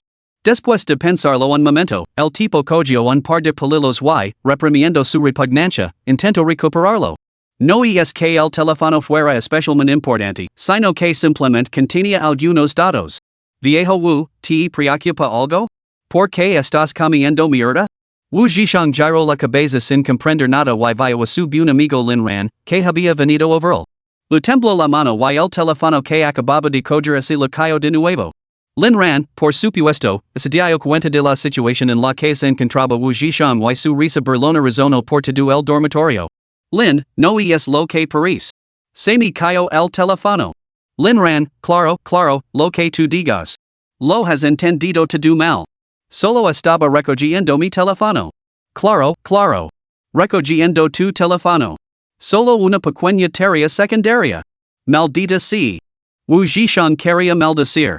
Cuando el teléfono finalmente volvió a sus manos, Wujishang lo frotó una y otra vez, limpiándolo una y otra vez. Lin Ran casi se sintió mal al verlo, manteniéndose bien alejado. Viejo Wu, eres brillante. No importa lo deprimido que estés, no deberías comer eso. Estoy impresionado. Ugh. Con su teléfono perdido y encontrado, Wujishang se sintió menos desanimado y preguntó. Suéltalo. ¿Cuál es tu situación, viejo amigo? Lin Ran eludió la pregunta. ¿Has conseguido tu certificado de prácticas? Wujishang negó con la cabeza. He estado haciendo trabajos esporádicos todo el verano. Nunca hice las prácticas. Lin Ran, bien. Estoy montando una empresa de medios de comunicación. Tú serás nuestro bloguero. Wujishang lo miró incrédulo. ¿Bloguero o accionista? Lin Ran asintió. Bloguero. Wujishang abrió mucho los ojos. No puede ser, amigo. ¿Qué tontería es esa? Estás pasando más penurias en la familia Lin que yo, que soy un estudiante normal. ¿De dónde has sacado el dinero para montar una empresa? Mi mujer tiene el dinero. Aunque tu mujer lo tenga. Por cierto, ¿quién es tu mujer exactamente? Wujishang recordó de repente por qué había llamado a Lin Ran ese día. Se moría por saberlo. Lin Ran, es alto secreto. Wujishang, pues eso demuestra que mientes. Lo sabía. Eres bastante guapo, pero ni siquiera pudiste conquistar a Liu Ruxue. ¿Cómo podrías? Lin Ran sacó su teléfono y lo enseñó una foto de su certificado de matrimonio a Wujishang. Mi mujer es rica, tiene dinero y es guapa. Es 3 años mayor que yo. Como dice el refrán, una mujer 3 años mayor es como un lingote de oro. Bueno, la mía no es solo un lingote de oro, es toda una montaña de oro. Tras unos minutos de explicación por parte de Lin Ran, Wujishang dio una patada al suelo y se golpeó el pecho. Cabrón. Esto duele más que la muerte misma. Tras llorar un momento, finalmente preguntó, ¿está bien? ¿Pero por qué me querías como bloguero cuando fundes la empresa? Lin Ran miró a Wujishang. ¿Por qué eres lo suficientemente tonto como para atraer tráfico? ¿Y podrías dejar de agitar ese maldito teléfono en mi cara? Ugh. Wujishang, maldita sea. ¿No hay ley? ¿No hay justicia? Pero Wujishang se sentía genuinamente feliz por Lin Ran. En primer lugar, Lin Ran había escapado de Liu Ruxue. En segundo lugar, Lin Ran había encontrado su supuesto amor verdadero. Como hermano, estaba naturalmente encantado. Hermano Lin. Ahora que estás casado, vive feliz con tu esposa. Liu Ruxue nunca fue lo suficientemente buena para ti. Si no hubiera tenido miedo de molestar, te lo habría aconsejado hace mucho tiempo. Ya no quiero ser bloguero. Quiero ser gerente. A decir verdad, Wujishang había intentado convencer a Lin Ran antes, pero tras un intento fallido, se había rendido. Si Liu Ruxue hacía daño a Lin Ran, enjuagaría sus penas con alcohol, carne y chicas. Si Liu Ruxue finalmente tenía suerte, la felicitaría de todo corazón. Así es el vínculo entre hermanos que crecieron juntos, se conocieron desde la infancia, lucharán juntos, faltarán juntos a clase, se enfrentarán juntos a castigos, fueron juntos a la universidad. ¿Hace falta decir más? Por supuesto que viviré feliz con mi esposa. Podría considerar dejar gestionar, pero primero podrías entregarme tu teléfono. Maldita sea. Te lo devolveré cuando aceptes. Me has ganado. La dirección es tuya, por supuesto. ¿Cómo podría yo? Uf. Al final, Lin Ran capituló ante el implacable asalto telefónico de Wujishang. Después de concretar sus planes, los dos bajaron las escaleras con la intención de alquilar una oficina directamente. De camino al aparcamiento, Lin Ran también informó a Wujishang de que había roto los lazos con la familia Lin. Wujishang volvió a quedarse boquiabierto, elogiando la audacia de Lin Ran. En el aparcamiento, una multitud se había reunido alrededor de un único vehículo. Lo he buscado, es un Koenigsegg 1:1. Solo se fabricaron 6 y el precio se ha disparado hasta los 100 millones. ¿De quién es este coche? ¿Hay alguien tan rico en nuestra escuela? Si fuera mío, viviría felizmente en una mansión y me casaría con 8 mujeres. Necesito una foto. Aparteos todos. Ruxue, ven aquí, hagámonos una juntos. Con el nuevo trimestre a la vuelta de la esquina, Liu Ruxue, la belleza del campus, había sido seleccionada para actuar en la gala de bienvenida. Hoy estaba allí para inscribirse en el acto, disfrutando plenamente de estas oportunidades de ser el centro de atención, acompañada por Huaheni. Al ver que Huaheni la hacía cenas, Liu Ruxue cambió sus pasos aparentemente elegantes con un toque de timidez. No será esto un poco inapropiado? Huajeni rapidamente acerco a Liu Ruxue, a que viene tanto alboroto? Solo estamos haciendo una foto para las redes sociales. Mientras Liu Ruxue y Huajeni se apoyaban en el coche para la foto, a sus compañeros de clase, con buena intención, les hicieron algunas advertencias. Eso es un coche de lujo de 100 millones de yuans, ten cuidado. Exacto. Exacto. Si lo abaláis, ni siquiera ser la belleza del campus cubrirá el cost. Mi cuadera que hasta ver quien demonios conduce un koenigsegg al colegio. Mirad a la belleza del campus y Huajeni juntos, parecen un par de palos. Naturalmente, no todos los estudiantes admiraban a Liu Ruxue, especialmente algunas chicas que secretamente despreciaban su apariencia pura y angelical. Tenían en menos consideración por Huajeni, que se aprovechaba de la fama de Liu Ruxue. Huajeni ese burlo, que hay que temer? Incluso se aparece el propietario, quedara completamente cautivado por nuestra belleza en cuanto nos vea con Ruxue. Además, que hay de malo en una foto rápida? Dica esto, tiro de Liu Ruxue y las dos escenaron una al lado de la otra en el capo gris platado, pasando para varias selfies favorecidas. Lin Ran, que acababa de llegar, fue testigo de esta escena. ¿Quién os ha dado permiso para hacer fotos? Al oír la voz familiar, la mano de Liu Ruxue tembló y el teléfono cayó sobre el capo. Maldita sea. Lin Ran estaba tan furioso que maldijo. Era uno de los regalos que le había hecho Luo Yao y ahora lo había destrozado ese maldito teléfono. Se apresuró al inspeccionar el capo y encontró un arenazo del tamaño de un grano de millo. Liu Ruxue también se fijó en la pequeña aboladura, pero la descartó por insignificant. Huajeni, sin embargo, no estaba dispuesta a complacer a Lin Ran. Recordaba muy bien cómo los había humillado la última vez. Lin Ran? ¿Qué haces aquí? ¿Why no te atrevas a tocar este coche? ¿Sabes siquiera qué tipo de coche es? Si lo donas, podrás pagarlo? Capítulo 15. Al volver a ver a Lin Ran, Liu Ruxue sintió que se había vuelto un más guapo. ¿Qué estaba pasando? Incluso sintió una punzada de atracción. Lin Ran miró la aboladura de su coche con el corazón encogido. Señalando el teléfono que había en el capo, exigió. ¿De quién es este teléfono?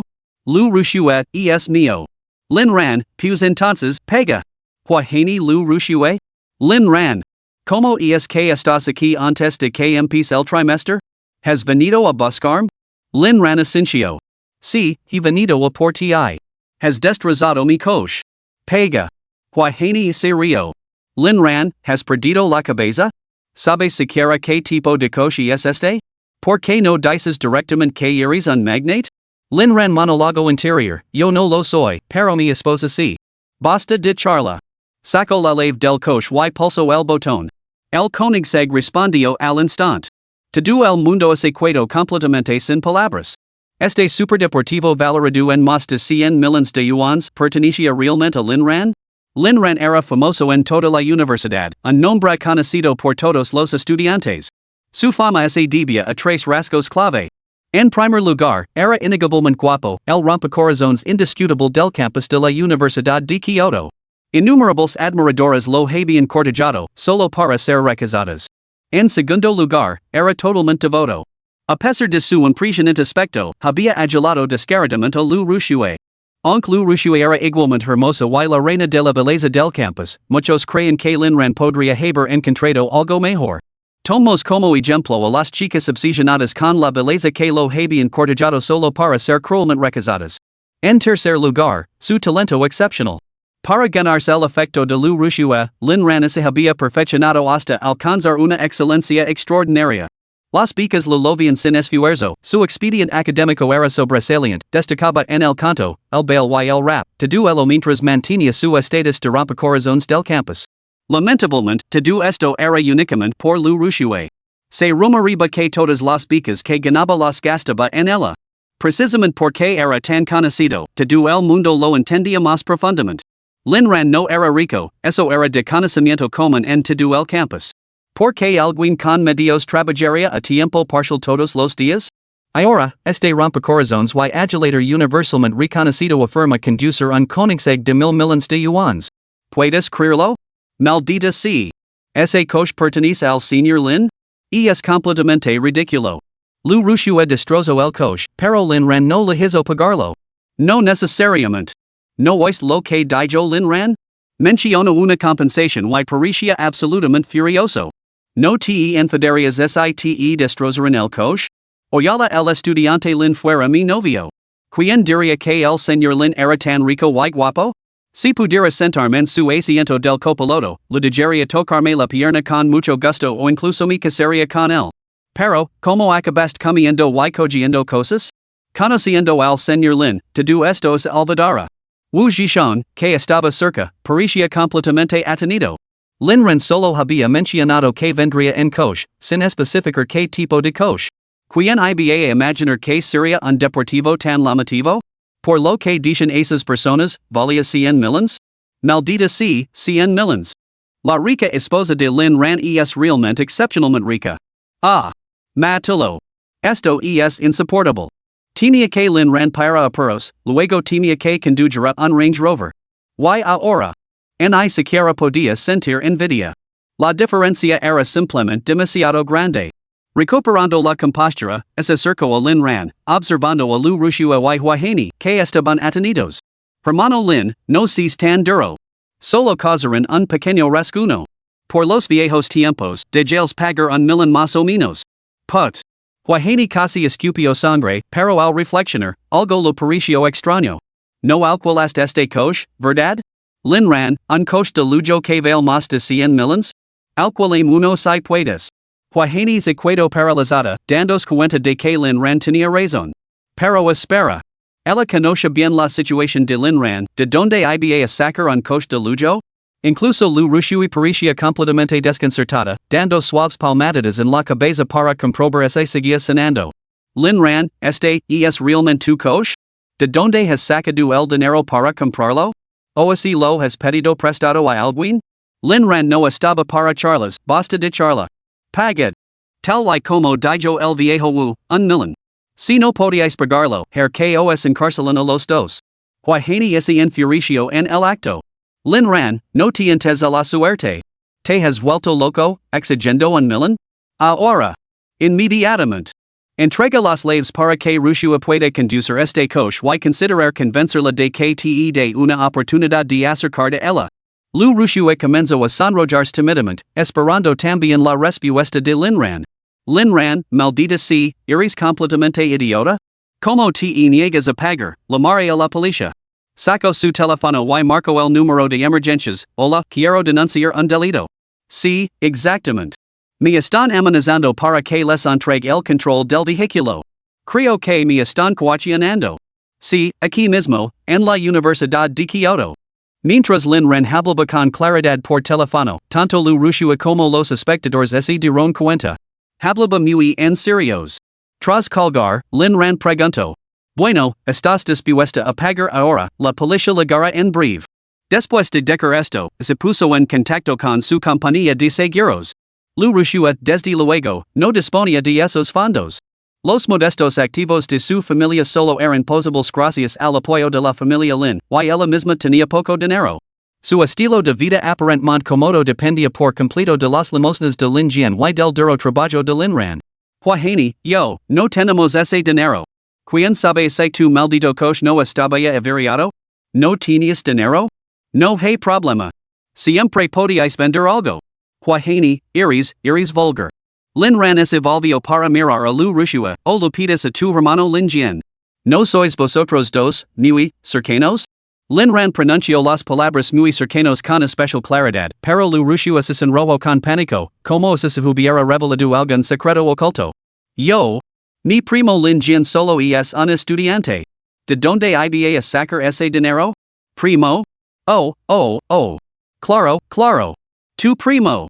¿Cómo no vas a hacerlo? Saca el dinero. Lin Ran no estaba listo para desenmascarar a Liu Ruxue. Tenía la intención de encontrar la prueba crucial que hiciera que Liu Ruxue y Lin Jian, esta pareja de primos, sufrieran un castigo inmediato. Para destruir a un hombre, primero hay que inflar su ego. La sensación de caer desde la cima más alta es lo que realmente conmueve el alma. Liu Ruxue hizo un puchero, está bien, admito que me equivoco. ¿Qué tal esto? Te concedo una cena juntos y quedamos en paz. Lin Ran se sintió completamente repugnado. Liu Ruxue, podrías dejar de dar masco, ahora eres como un montón de mierda, no solo blanda, sino también apestosa. Conacherte ha sido mi maldita maldición. Liu Ruxue, hermano Lin Ran, ¿por qué me tratas así? Wah! Lin Ran sintió una olida de repulsión que casi le hizo vomitar en el acto. La actual Liu Ruxue era más najabunda que el teléfono de Wu Zhishan. Capítulo 16. Capítulo 16. Al poco tiempo, tanto la policía como la compañía de seguros llegaron al lugar. Para la policía, se trataba de un caso de daños materiales importantes. Para la compañía de seguros, representaba una reclamación que implicaba un pago colosal. El representante de la aseguradora pronto dio un suspiro de alivio al saber que el propietario del vehículo no tenía la culpa. Inmediatamente proporcionaron a Lin Ran una estimación preliminar de la reclamación, $1,200,000. Al esta cifra, todos se quedaron boquiabiertos. Liu Ruxue dejó de llorar y tanto ella como Huahini palidecieron. ¿Solo es un pequeño arañazo, como puede costar tanto? Preguntó Huahini con naturalidad. El representante explicó, aunque el daño es pequeño, no se puede reparar de cualquier manera. Como mínimo, se necesita un capo hecho a medida por el fabricante original. Además, este vehículo es una edición limitada a nivel mundial, lo que hace que su restauración sea especialmente difícil. Incluso con un capo de repuesto, es inevitable una depreciación significativa 2 millones de yuans es en realidad bastante razonable. El señor Lin está siendo muy magnánimo al aceptar solo 1 millón de yuans de ustedes dos. El empleado habló naturalmente en nombre de Lin Ran, aunque personalmente daba que un rasguño tan pequeño justificara medidas tan drásticas. Pero si Lin Ran estaba decidido a reparar el coche, alguien tendría que pagar la factura. Huahini insistió, ¿está seguro de que este es el vehículo de Lin Ran? Empleado, por supuesto. Este coche llegó a la capital hace 3 meses. El anterior propietario lo subastó a regañadientes por 110 millones de yuans, y luego lo compró el señor Lin. La noticia causó bastante revuelo en su momento. Además, yo mismo aseguré el vehículo del señor Lin. Aunque nunca lo conocí en persona, la documentación lo identifica inequívocamente como el propietario. Con eso, las dudas que aún lo quedaban a Huahini finalmente se disiparon. Nunca hubiera imaginado que Lin Ran poseyera tal riqueza. Antes, a sus ojos, él no era más que un perro no deseado en la casa de los Lin. Sí, era bastante guapo, pero ¿de qué servía el aspecto físico? No podía poner comida en la mesa. Ahora, Lin Ran no solo era muy guapo, sino que también era multimillonario, aunque seguía siendo un misterio donde había adquirido su fortuna. A eso se sumaba su carácter, siempre dispuesto a darlo todo por una mujer. Visto así, Lin Ran se transformó de repente en un excelente candidato para casarse. Al pensar en ello, la mirada de Huahini pasó instantáneamente del destino anterior a un intenso fervor. Si Lin Ran realmente no estaba interesado en Liu Ruxue, ¿podría ella tener alguna oportunidad? Liu Ruxue, sin embargo, se quedó sin palabras. Su profundo conocimiento de Lin Ran hizo que su sorpresa fuera mucho mayor que la de Huahini.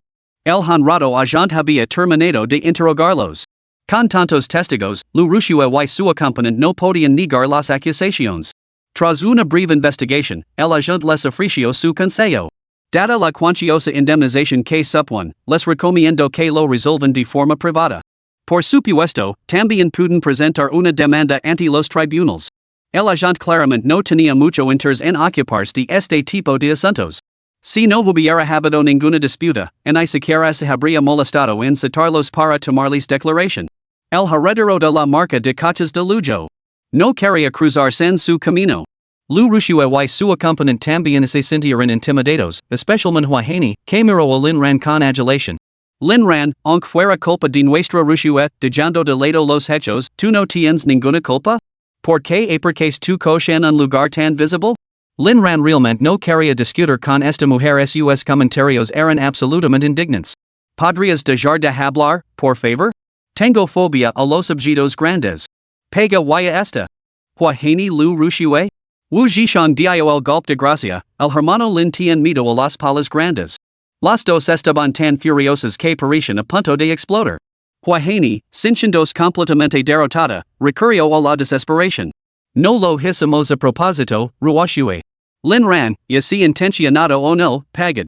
Como sois hermanos tan unidos, 50,000 cada una. Huahini, yo no toqué el coche. Fue el teléfono de Liu Ruxue el que lo destrozó. Discútelo con ella. Dica esto, se marchó sin mirar atrás. Liu Ruxue se quedó atonida, con los ojos muy abiertos por la incredulidad. Al final, para evitar el castigo, Liu Ruxue escribió un pagar por un millón de yuans antes de que Lin Ran finalmente la dejara ir. Liu Ruxue, Lin Ran, nunca imagine que fueras así. ¿Eres tan rica y me lo has ocultado todo este tiempo? Te odio. Wah. Salió corriendo, completamente mortificada. El incidente fue publicado rápidamente en el foro del campus por los estudiantes chismosos, convirtiéndose al instante en la comidilla del campus. Hermano. Mi propio hermano. Lin Ran lo lanzó las laves a Wu Zhishang, que miraba el Koenigsegg con ojos brillantes. No puedo conceder tu deseo, pero mi padre puede conceder el deseo a su hijo. Wu Zhishang, tienes razón. Padrino. Al conducir un coche de lujo por primera vez, Wu Zhishang lo puso en marcha con extrema precaución, atrayendo las miradas envidiosas de los espectadores. Hermano Lin, te envidio mucho. ¿Qué clase de goran eres? Incluso han puesto tu nombre en un Koenigsegg. Lin Ran, nada del otro mundo, solo unas cuantas propiedades, varios coches de lujo y un par de miles de millones en dinero para gastos. Wu Zhishang, ciego comprando una trompeta, si que sabes presumir con los ojos cerrados. Si no me crees, olvídalo. En un día, la pareja consiguió un espacio de oficinas justo en front del grupo Luo. Esta vez, Lin Ran utilizó la tarjeta de crédito negra que Luo Yao lo había regalado. Después de dejar a Wu Zhishang en la Universidad de Kyoto, Lin Ran le hizo una petición. Mantener en secreto el lanzamiento de la empresa ante su novia por ahora. Espera a que las cosas despeguen y entonces sorpréndela. ¿No sería mejor? Aunque desconcertado, Wu Zhishang aceptó. Después de todo, el lanzamiento de la empresa era en gran parte obra de Lin Ran, él solo se estaba aprovechando del éxito de su hermano. Mientras tanto, en las oficinas del grupo Luo Yao, a punto de perder el control al enterarse de que Lin Ran se había reunido de nuevo con Liu Ruxue, finalmente colmó su furia al descubrir que él había utilizado los fondos de la tarjeta negra. Que Lin Ran gastara su dinero le resultaba mucho más satisfactorio que gastarlo ella misma. La familia Lin había criado a Lin Ran con austeridad, pero, como esposa suya, ella insistía en proporcionar las condiciones más lujosas. Sin embargo, la idea de que Lin Ran se encontrara con Liu Ruxue en el campus le provocó un escalofrío una vez más.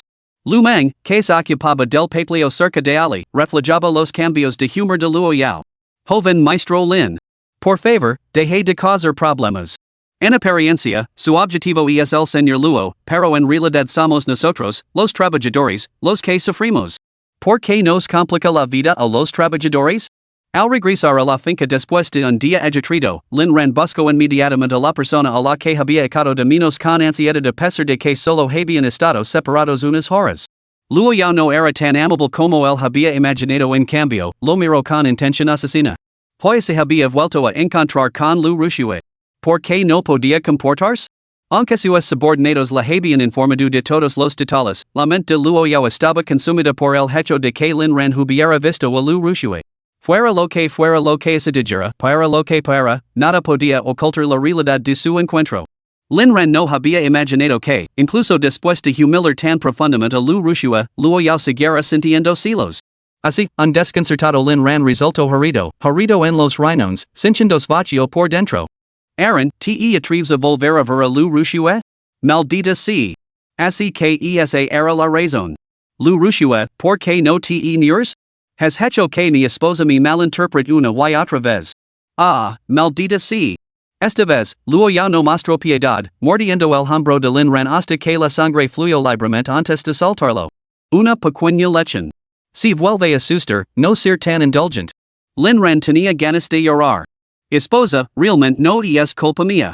Es todo una coincidencia. No puedo evitarla todos los días. ¿Por qué no la matas? Capítulo 17. Luo Yao pareció ver a través de la pequeña hermana de Lin Ran. ¿De verdad lo harías? Me encantaría. Estaría encantado si la mataras y la hicieras desaparecer de mi vista. Al resto, Luo Yao finalmente sintió un destello de consuelo, aunque se preguntaba por la sinceridad detrás de sus palabras. Lin Ran acarició suavemente cada centímetro de la piel de Luo Yao, con la esperanza de calmarla con este gesto, cuando de repente frunció el seno. ¿Te has lesionado la pierna? El corazón de Luo Yao dio un vuelco y retiró apresuradamente su pierna de jade. Me la golpeé accidentalmente. Lin Ran recordó de repente como Luo Yao parecía estar aplicando algo mientras él dormía. ¿Podría haber sido un ungüento para eliminar cicatrices? ¿Su esposa estaba herida y él no se había dado cuenta? Por alguna razón, Lin Ran sintió una punzada de dolor en el corazón. Al examinarla más de cerca, vio que estaba casi curada, apenas visible a simple vista, solo detectable al tacto. Lejos de sentirse aliviado, Lin Ran se reprendió a sí mismo por su desquito. Lo siento. Fue un desquito mío. Merezco un castigo. Puedes castigarme. Los ojos de Luo Yao se iluminaron de inmediato. Entonces te castigar haciendo de acompañarme a contemplar las estrellas. De acuerdo. Bajo el cielo estrellado, Lin Ran llevó a Luo Yao de la mano al jardín de la azadi. Tenía la intención de tener una conversación sincera con ella, pero antes de que pudiera hablar, Luo Yao presionó a sus labios contra los suyos, como para silenciarlo. Tenía miedo de que su vulnerabilidad quedara al descubierto en su ran, miedo de agobiarlo con sus preocupaciones. El cielo nocturno siempre era hermoso, ya que ofrecía infinitos sueños y anhelos. En el jardín del cielo de la villa, Luo Yao se mostró excepcionalmente apasionada en ese momento. Solo cuando ambos estuvieron completamente agotados se acurrucaron juntos, contemplando en silencio las estrellas. Lin Ran sabía que esto de mirar las estrellas no era solo por las estrellas. Luo Yao, ¿te gusta mirar las estrellas? Lin Ran, me gustan las estrellas, pero tú me gustas más. Luo Yao contempló el cielo, sumiendo poco a poco en sus pensamientos. ¿Sabes qué? Cuando era pequeña, un chico mayor me dijo una vez que las estrellas no son bonitas, porque cuando los sueños se rompen, la gente se desespera. Lin Ran, bueno, ese chico mayor no podía ser yo, porque soy más joven que tú. A decir verdad, porque sintió una pequeña punzada de decepción? Luo Yao no prestó atención al estado de ánimo de Lin Ran y continuó hablando para sí misma, solía pensar que tenía razón, pero ahora podría cambiar de opinión. Se volvió para mirar a Lin Ran con seriedad, porque tú eres mi estrella. Incluso ese algún día se destruirá, seguiría siendo hermosa. Solo espero que, ese liga el día en que los sueños se rompan, me engañes durante el mayor tiempo posible, ¿de acuerdo? Lin Ran, entonces ser tu estrella más brillante por toda la eternidad, sin desvanecer nunca. Luo Yao asintió. En ese momento, decidió creer. Extendió la mano adornada con la pulsera y entrelazó sus dedos con los de Lin Ran. Juntos, declararon su felicidad presente al cielo estrellado. La temperatura en el jardín celestial estaba perfectamente regulada, lo que garantizaba la comodidad incluso cuando los dos se abrazaron y se quedaron dormidos. Carino, hace algo te preocupa, debes decírmelo. Sí. De lo contrario, me preocupar. Lo sé. Miau. El molido de un gato despertó a Lin Ran sobresaltado. Miró a su alrededor y vio a un elegante gato negro de penetrantes ojos azules que lo observaba en silencio desde cerca. Lin Ran se volvió para mirar a Luo Yao, que ya dormía profundamente. Shoo. No hagas ruido, ¿quieres? No perturbes su descanso. El gato negro se alejó obedientemente, dejando a Lin Ran completamente perplejo.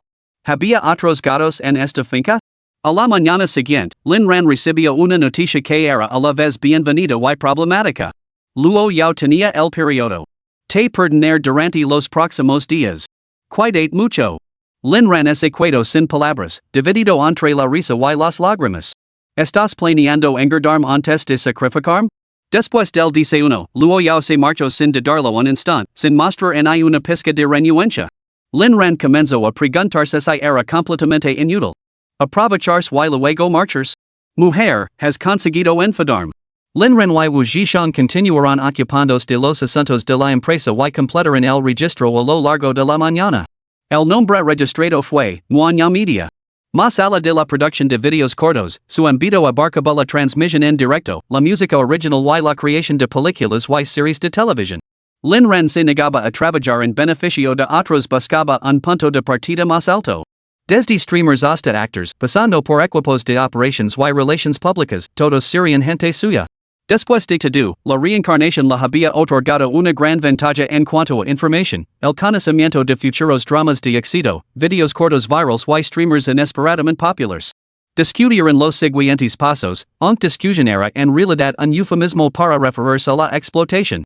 A Wu Zhishang se lo asignó la tarea de las renovaciones y la confrontation, mientras que a Lin Ran se lo asignó el papel de holgazanear. Lin Ran, todavía estoy en mi luna de miel con mi señora. ¿Cuándo voy a tener tiempo para los asuntos de la empresa? Wu Zhishang replicó, ¿cuánto dura esa phase de luna de miel? Lin Ran respondió, toda la vida. Wu Zhishang espido, maldita sea. Mátame ahora mismo. ¿Por qué tú puedes disfrutar de tu luna de miel mientras yo trabajo sin descanso? Lin Ran respondió, porque yo soy el jefe. Si no quieres tu sueldo, tú también puedes holgazanear. Wu Zhishang murmuró, olvida lo que he dica. El paquete de compensación de Lin Ran para Wu Zhishang era sencillo, salario base según los estándares del sector y bonificaciones vinculadas al rendimiento.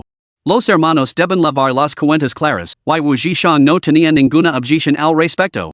Además, Lin Ran le ofreció a Wu Zhishang una participación del 5% en la empresa. Wu Zhishang la rechazó, pero Lin Ran insistió en que la aceptara. ¿El motivo?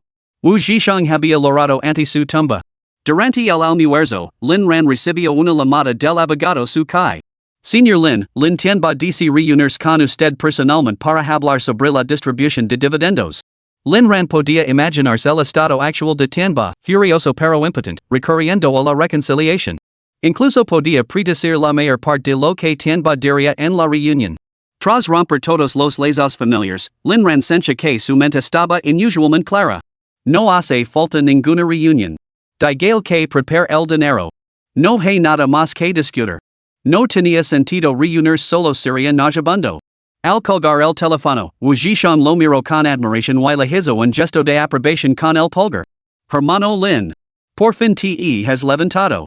Como así antes estuviera de rodillas. Pero no estabas arrodillado y perdiendo tu dignidad. Supongo que sí.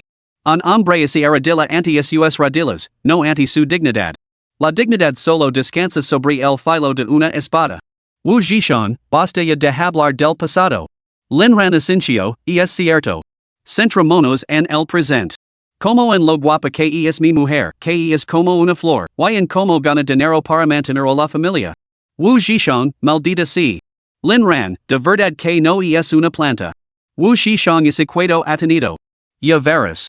Cuando empiece el trimestre, llevaré a mi novia atada a la cintura todos los días solo para restregártelo.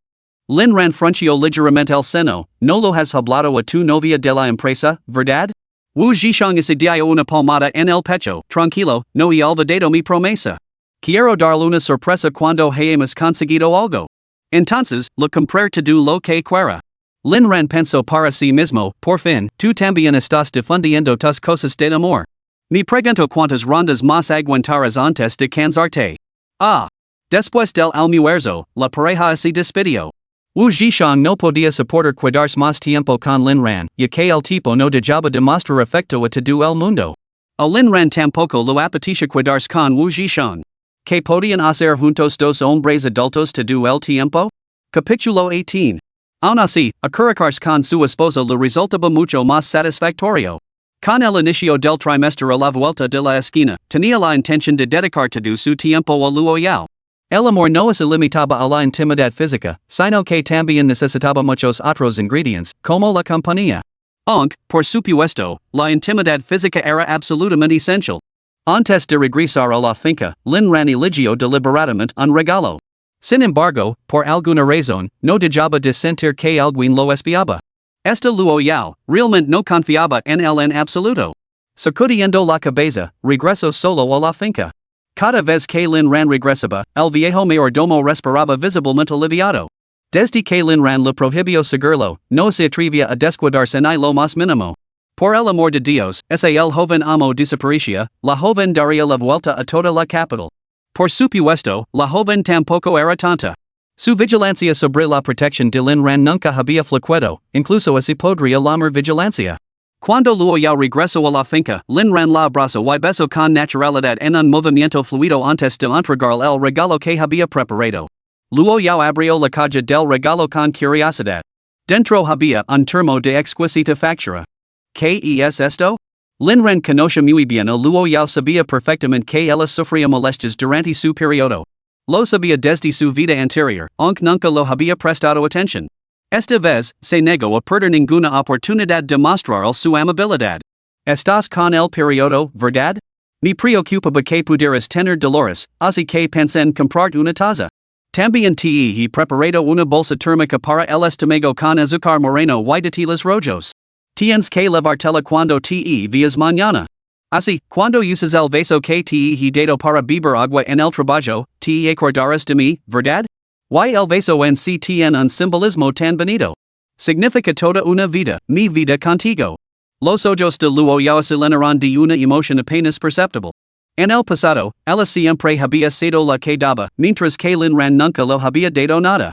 En los últimos días, él le había regalado una pulsera y ahora una taza. Decker que no estaba contenta seriamente, aunque no lo había demostrado. Luo Yao se había contenido. No quería dejarse llevar por el comportamiento actual de Lin Ran. Porque toda esa apariencia exterior podría ser falsa. Gracias. ¿Cómo sabías que tengo dolores menstruales?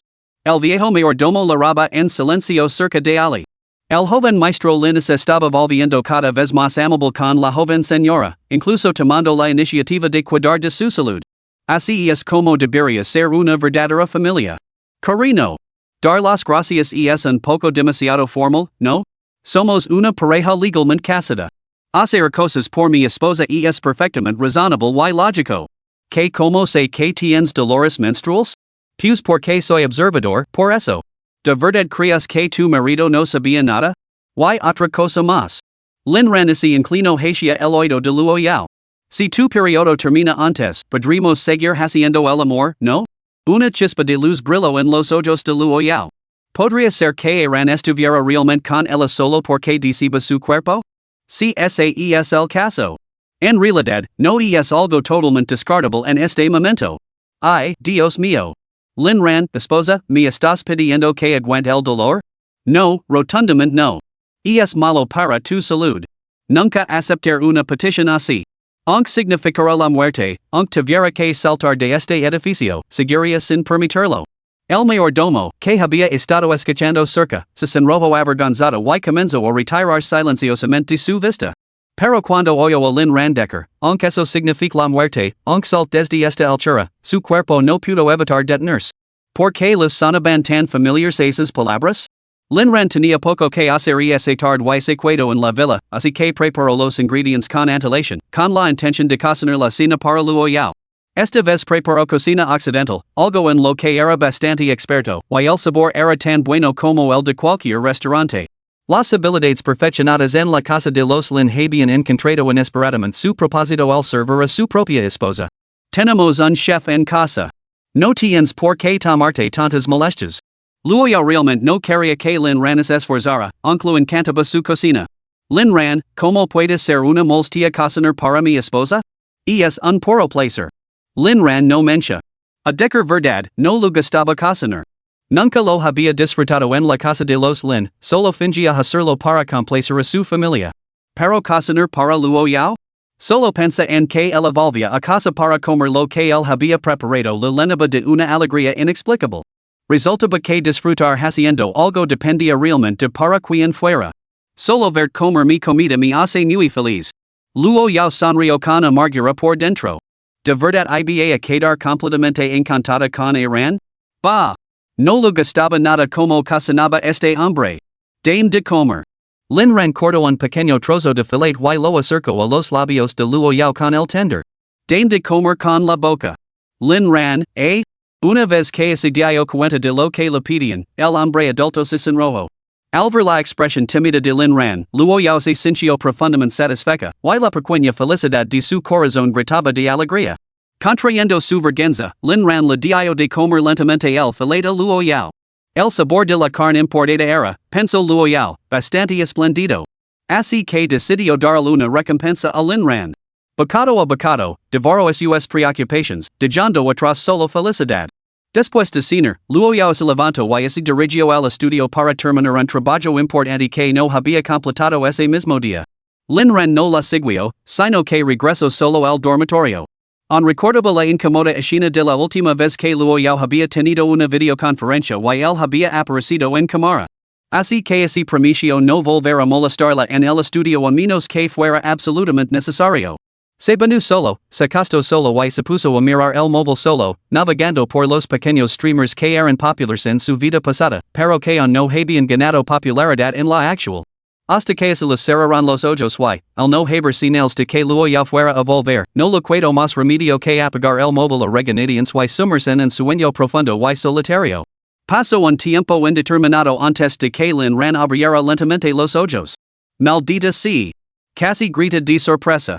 Después de un largo momento, las pupilas de Lin Ran se dilataron por la sorpresa. De verdad. ¿No te gusta, Ran? Lin Ran negó con la cabeza apresuradamente y luego asintió. ¿Entonces te gusta o no? Lin Ran respiró hondo y exhaló lentamente. Carino, yo, se siente maravilloso. Y es solo que... No importa. No quiero hablar de eso.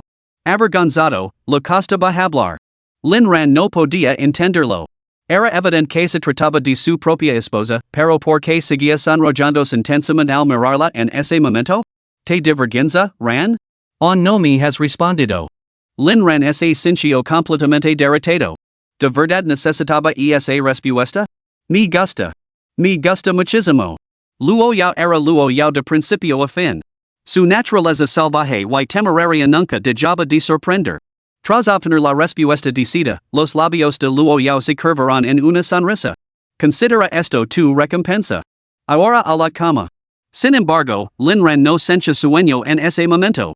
Solo conmoción y alegría. Se dio cuenta de que Luo Yao podía ser un tesoro lleno de sorpresas. Nunca se sabía cuándo iba a dar una. Así que así es mi esposa. Hoy. Definitivamente no estoy escribiendo obscenidades aquí, no se permiten calumnias. Capítulo 19. Como corazón de China, la capital presumía de un esplendor sin igual. Sin embargo, detrás de esta opulencia, innumerables almas corrientes sobrevivían en condiciones desesperadas. Y esa hora, Zheng Xiaolong se desplomó en un barato piso sótano, con el cuerpo destrozado. Día tras día, repartía comida a domicilio durante el día, retransmitía actuaciones musicales por la noche y comenzaba a escribir solo en las primeras horas de la madrugada, publicando su trabajo en internet a cambio de una miseria. Solo 4 o 5 cortas horas cada mañana le proporcionaban un respiro. Sin embargo, no se atrevía a dejarlo. Su padre, un jugador y mujeriego, su madre, una drogadicta, su hermana enferma. Todos dependían de este hombre destrozado. Odiaba a sus padres, despreciaba su propia impotencia, pero su hermana seguía siendo su ancla. Acababa de cumplir la mayoría de edad y estaba a punto de entrar en la universidad. Si Zheng Xiaolong no seguía esforzándose por ganar dinero para la familia, no podía imaginar los horrores que sus padres podrían infligir. Por dinero, podrían incluso venderla. Tenía que ganar más, para poder rescatarla algún día y mantenerla a salvo a su lado. Mirando el saldo de su teléfono, Zheng Xiaolong calculó cuánto le faltaba para pagar la matrícula. Toc, toc, toc. Se oyó un golpe en la puerta. Arrastrando su cuerpo cansado, Zheng Xiaolong abrió la puerta y se encontró con un rostro de una belleza devastadora que lo miraba fijamente. ¿Quién eres? Zheng Xiaolong, ¿verdad? Soy Lin Ran. Hablemos. Zheng Xiaolong miró al joven con recelo. Tenía que admitir que el chico irradiaba un air de riqueza que le hacía sentir inferior, claramente era un niño rico. ¿Qué quieres? El hecho de que supiera su nombre sugería que había investigado a fondo. Tenía que se tratara de otro acreedor de su padre, que venía a cobrar. Ya había recibido visitas de ese tipo antes. Lin Ran notó la tensión del chico.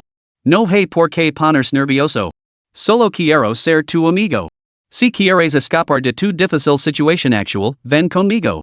Esta era la última invitación de Lin Ran, su última oportunidad para Zheng Xiaolong. Si Zheng se negaba, se marcaría sin dudarlo. Al fin y al cabo, Zheng Xiaolong no era más que uno de los muchos streamers que podrían generar dinero en el futuro. Lin Ran lo había encontrado por 3 razones. En primer lugar, Zheng Xiaolong se haría inmensamente popular, un fenómeno de la plataforma con millones de seguidores. En segundo lugar, la proximidad, este streamer era precisamente de la capital. En tercer lugar, su actual estado de indigencia. En su vida anterior, la revelación sobre la familia de Zheng Xiaolong había dejado una profunda impresión en Lin Ran. En aquel entonces, se había preguntado qué tipo de destino trágico podía haberlo ocurrido a alguien con una familia así. Ahora, le parecía ridículo. Él mismo estaba en peor situación que Zheng Xiaolong. Al menos el otro tenía una hermana que se preocupaba por él. En cambio, su propio hermano solo pensaba en matarlo. Quizás un atisbo de impaciencia influyó en él. El ascenso a la fama de Zheng Xiaolong no fue accidental, sino que se debió a su incansable dedicación, construida paso a paso. En una entrevista, Zheng reveló una vez que su hermana era la fuente de toda su motivación. Tras alcanzar el éxito inicial, la llevó a vivir con él. Más tarde, los hermanos se convirtieron en sensaciones de internet, logrando ambos un éxito fenomenal como streamers de primer nivel. Esta vez, mientras el chico seguía sin tener suerte, Lin Ran tenía la intención de dar el paso. Después de todo, independientemente de donde acabes trabajando, ¿por qué no trabajar para ti mismo? Y tu remuneración sería sin duda más alta que la de cualquier otra persona. Justo cuando los pensamientos de Lin Ran se aceleraban, Zhang Xiaolong habló. De acuerdo. Ir contigo. En la cafetería de carretera, Lin Ran le hizo una invitación sincera. Al aceptar la oferta de Lin Ran, Zhang Xiaolong se quedó desconcertado. No era más que un streamer autónomo, y sin embargo alguien quería contratarlo. Escéptico, examinó el contrato y se quedó atenido. Las condiciones que ofrecía Lin Ran eran posiblemente las mejores del sector, reservadas para los streamers más importantes. Pero él no era más que un streamer menor con apenas 10,000 seguidores, ¿merecía la pena? Zhang Xiaolong era un hombre cauteloso. Aunque el contrato parecía sólido, sabía que este tipo de acuerdos a menudo equivalían a una servidumbre por contrato. No es que la servidumbre fuera su principal preocupación, ese el dinero era bueno, vendería su alma. Pero tenía problemas familiares que resolver y no quería engañar a nadie. Señor Lin, quizá no lo sepa, pero mi situación familiar es bastante complicada. Lin Ran, lo sé. Zhang Xiaolong, lo sabe. Lin Ran asintió. Su padre es un jugador compulsivo, con una deuda de más de $1 millón en préstamos con altos intereses. Su madre es adicta a las drogas. Sin embargo, nada de esto la ha quebrado. Probablemente se consciente que, confiando únicamente en sus propias habilidades, probablemente nunca escaparía de la sombra de sus padres. No importa cuánto gain, nunca cubrirá su extravagancia. Sin embargo, sigues esforzando por ganar dinero para la educación de tu hermano y mantienes la esperanza en la vida. Admiro mucho esta cualidad, y es precisamente por eso por lo que te he buscado. Aunque actualmente solo tienes 10,000 seguidores, creo que con tu actitud y tu diligencia, junto con las operaciones de la empresa, tu potencial futuro es ilimitado. Lin Ran hizo hincapié en las palabras operaciones de la empresa. Zhang Xiaolong se mordió el labio, dudándose aceptar la invitación de Lin Ran. Tu hermana empezará pronto la universidad, ¿no? Seguro que no quieres que la deje por culpa del dinero, ¿verdad? De acuerdo. Acepto. Después de firmar el contrato, Lin Ran lo acompañó a la empresa. Al salir del ascensor, Zhang Xiaolong frunció el seno al ver el suelo, que parecía haber sido saqueado. ¿Es esta empresa siquiera legítima? Lo siento, todavía está en obras. Debería estar casi terminado en un par de días. Llegaron a la zona de oficinas, que estaba casi terminada. Wu Zhishang estaba dirigiendo a los trabajadores que instalaban un proyector. Al otro lado de la calle se encontraba la sede del grupo Luo, lo que hacía que la ubicación fuera excepcionalmente privilegiada. Al ver a Lin Ran acompañando a alguien, Wu Zhishang se apresuró a saludarlos. Señor Lin, ¿es este el streamer que encontró? Lin Ran ya la había presentado a Zhang Xiaolong a Wu Zhishang, por lo que este lo saludó cordialmente. Hola, señor Wu. Soy Zhang Xiaolong. Tras intercambiar presentations y charlar brevemente, Zhang Xiaolong se dio cuenta de algo. Así que la empresa está bien organizada y solo sois tres? ¿Es el único empleado? ¿En serio no estáis bromando? Lin Ran no vio sentido en dar más detalles. Le dio a Wu Zhishang unas breves instructions antes de marchas. Wu Zhishang procedió a esbozar los planes futuros a Zhang Xiaolong, tal y como se la había pedido. Zhang Xiaolong escuchó, completamente atenido. No solo eran tres, sino que pretendían convertirse en la mayor empresa de medios de comunicación, incluso de cine y televisión. Además, planeaban convertirlo en un streamer de primer nivel, potencialmente incluso en el rey indiscutible del streaming en directo.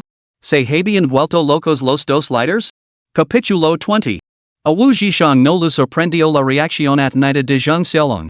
Cuando Lin Ran le contó por primera vez a sus ambitions, pensó que también había perdido la cabeza. Solo después de explicar al patiente numerosas estrategias y ideas sobre cómo Zhang Xiaolong podía convertirse en un streamer de primer nivel, este empezó a creer en las perspectivas de la empresa. En el fondo, seguía siendo escéptico, pero acataría las órdenes.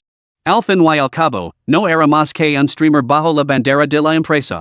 Obedecer órdenes y seguir adelante. En cuanto a ese podría convertirse en un streamer de primer nivel? ¿Quién sabe lo que depara el futuro? Para él, todo eso eran castillos en el aire. Wu Zhishang no era diferente de esos líderes que prometen la luna. Mientras entrara el dinero, eso era lo único que importaba. Con dinero en la mano, se podía tragar un pastel tan grande como el cielo. Poco se imaginaba entonces que muchas grandes cosas comienzan con promesas imposibles. Después de dejar la empresa, Lin Ran tenía la intención de buscar a Luo Yao, pero no entró directamente en el edificio del grupo Luo. No estaba seguro de si Luo Yao quería que apareciera en público. Después de pensarlo un momento, Lu envió un mensaje. ¿Dónde estás? Te echo de menos. La respuesta de Luo Yao no se hizo esperar. Acabo de terminar una reunión. Yo también te echo de menos. Lin Ran sonrió, conmovido por su sencillo te echo de menos. ¿Almorzamos juntos, mi princesa? Tras un breve silencio, Luo Yao respondió. De acuerdo. Busca primero un sitio y luego me uno a ti. Lin Ran eligió un restaurante occidental cercano con buenas críticas y lo envió la ubicación. 10 minutos antes. La oficina de Luo Yao comprendía tanto áreas de trabajo como de descanso. Sin embargo, pocos sabían que había una cámara oculta detrás de las estanterías. Dentro de esta cámara colgaban fotografías y archivos que detallan los hábitos y preferencias de un hombre. Hoy, unos guardaespaldas arrastraron a un hombre de aspecto siniestro a esta cámara. Al ver a Luo Yao, tembló como una joya, como si previera su destino. Los guardaespaldas permanecieron en silencio todo el tiempo, observando en silencio. Luo Yao, empuñando una joya de acero, cortó los tendones de las manos y los pies del hombre con una precisión deliberada y suave. Ah! Los gritos desgarradores eran tan desgarradores que bastaban para hacer llorar a cualquiera que los escuchara. ¿Quién te envió? Incluso con los tendones cortados, el hombre apretó los dientes y se negó a hablar. Luo Yao parecía dispuesta a prolongar el tormento. Con cada golpe de espada, le cortó los dedos de las manos y luego los de los pies. ¿Cómo no vas a hablar? Has perdido tu oportunidad. Después de que el hombre perdiera el conocimiento, el guardaespaldas lo reanimó con agua salada. Luo Yao reanudó su lenta tortura, sin hacer más preguntas. Todo se desarrolló con una facilidad natural, tan rutinario como comer o beber. Hasta que el hombre finalmente no pudo soportarlo más y gritó con el rostro desencajado. Hablar. Hablar. Luo Yao negó con la cabeza. No es necesario. Ya has perdido tu oportunidad. Además, puedo adivinarlo. Fue el anciano quien te ordenó seguir a Iran, ¿verdad? Realmente es un viejo deslil y tonto. Parece que romper las piernas fue demasiado indulgent. Tendrá que visitarlo pronto para darle un pequeño castigo. Ya que le gusta tanto espiar, lo sacar los ojos y los guardar cerca, no hay necesidad de intermediarios que se embolsen la diferencia. El hombre abrió los ojos con sorpresa. No esperaba que Luo Yao adivinara correctamente tan rápido. Al recordar la locura que Luo Yao había perpetrado antes, él miró hacia padre de él y comenzó a suplicar clemencia. Madame. Te lo ruego, madame. Luo Yao se rió, una risa inquietamente fantasmal, como el mismísimo Satanás emergiendo del infierno. ¿Te atreves a poner tus ojos en Iran? Tu final será de lo más delicioso. Metódicamente, le cortó la nariz al hombre y luego le sacó uno de los ojos de un solo golpe. Contemplando el ojo empalado en la punta de la espada, Luo Yao se sumió en profundas reflexiones. Aaron ha estado trabajando demasiado últimamente. Este ojo sería un vino espléndido para nutrirlo. Lo consideró y luego negó con la cabeza. Este está demasiado sucio. Aaron no lo aprobaría. Con eso, arrojó el globo ocular al suelo y lo aplastó con el pie. Madame. El hombre estaba casi inconsciente por el dolor, inhalando solo un final rápido. Justo cuando Luo Yao se disponía a extirpar meticulosamente el otro globo ocular, llegó un mensaje de Lin Ran. Marido, ¿dónde estás? Te echo de menos. Los labios de Luo Yao se curvaron en una sonrisa al ver el mensaje. Sin embargo, cuando respondió y vio la segunda notificación, frunció el seno. Abrió la aplicación de localización de su teléfono y palideció inmediatamente. Lin Ran estaba cerca de su edificio de oficinas. Cubierta de sangre como estaba, no podía dejar que la viera. Lin Ran seguramente se terrorizaría, se asustaría, tal vez incluso huiría. No podía permitir que Lin Ran la viera así. De ninguna manera. Después de pensarlo un momento, respondió. De acuerdo, primero busca un lugar y luego ir. Tras enviar la respuesta, no prestó atención al guardaespaldas ni al hombre lisiado en el suelo, centrándose únicamente en limpiarse rápidamente. Señorita. ¿Qué hacemos con este hombre?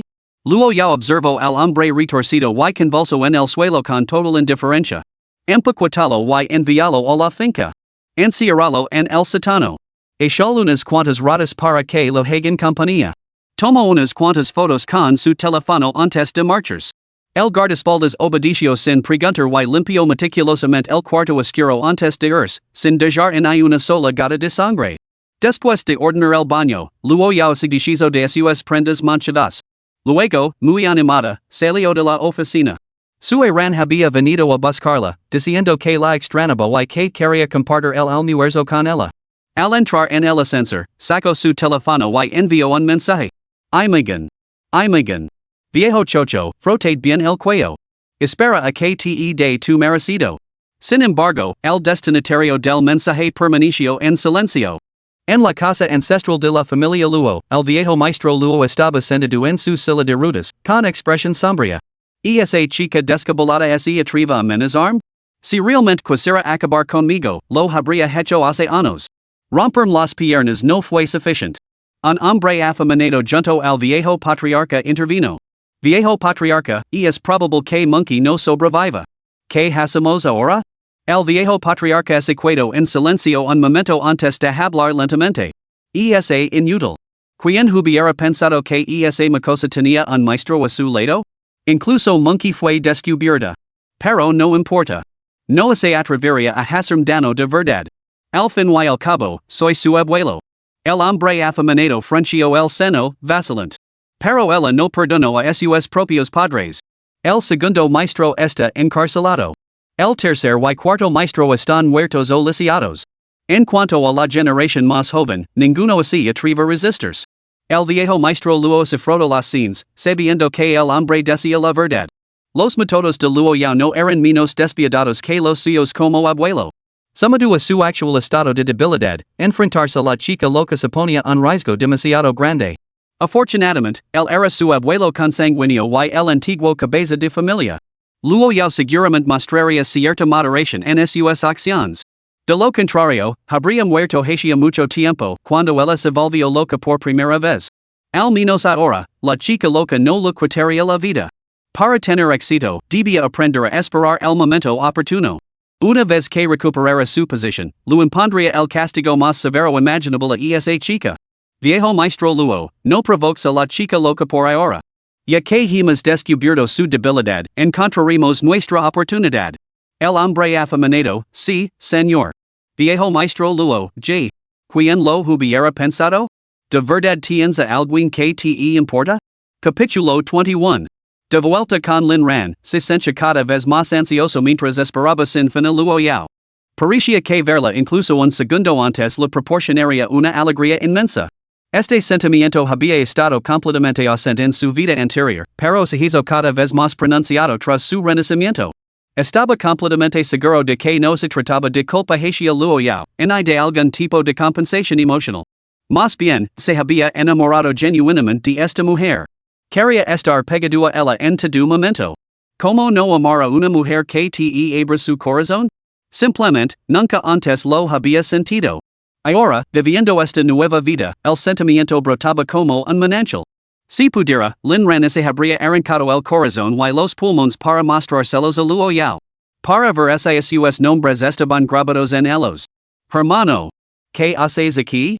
La voz familiar hizo que Lin Ran maldijera su suerte en su interior. Era Lin Jian, a quien no había visto en días. Con una gran gorra y una máscara sobre la boca, Lin Jian miró a Lin Ran con los ojos muy abiertos y fingió sorpresa. Lin Ran sabía que las heridas que Lin Jian había sufrido la última vez no se habían curado ese disfraz solo servía para ocultar su rostro lleno de cicatrices. Ya. Así que eres el joven maestro de la familia Lin. ¿Qué te ha pasado en la cara? Lin Jian dio inmediatamente un paso atrás, nervioso, y miró a su alrededor. No vio a los guardaespaldas de antes. Hermano, tú eres el verdadero joven maestro de la familia Lin. Sé que no me aprecias, pero no importa. Si me perdonas, estaría dispuesto incluso a abandonar la familia Lin. Solo te pido que regreses y te postres ante padre, admitas tu error y le pidas perdón. Padre te perdonará. Lin Ran sonrió.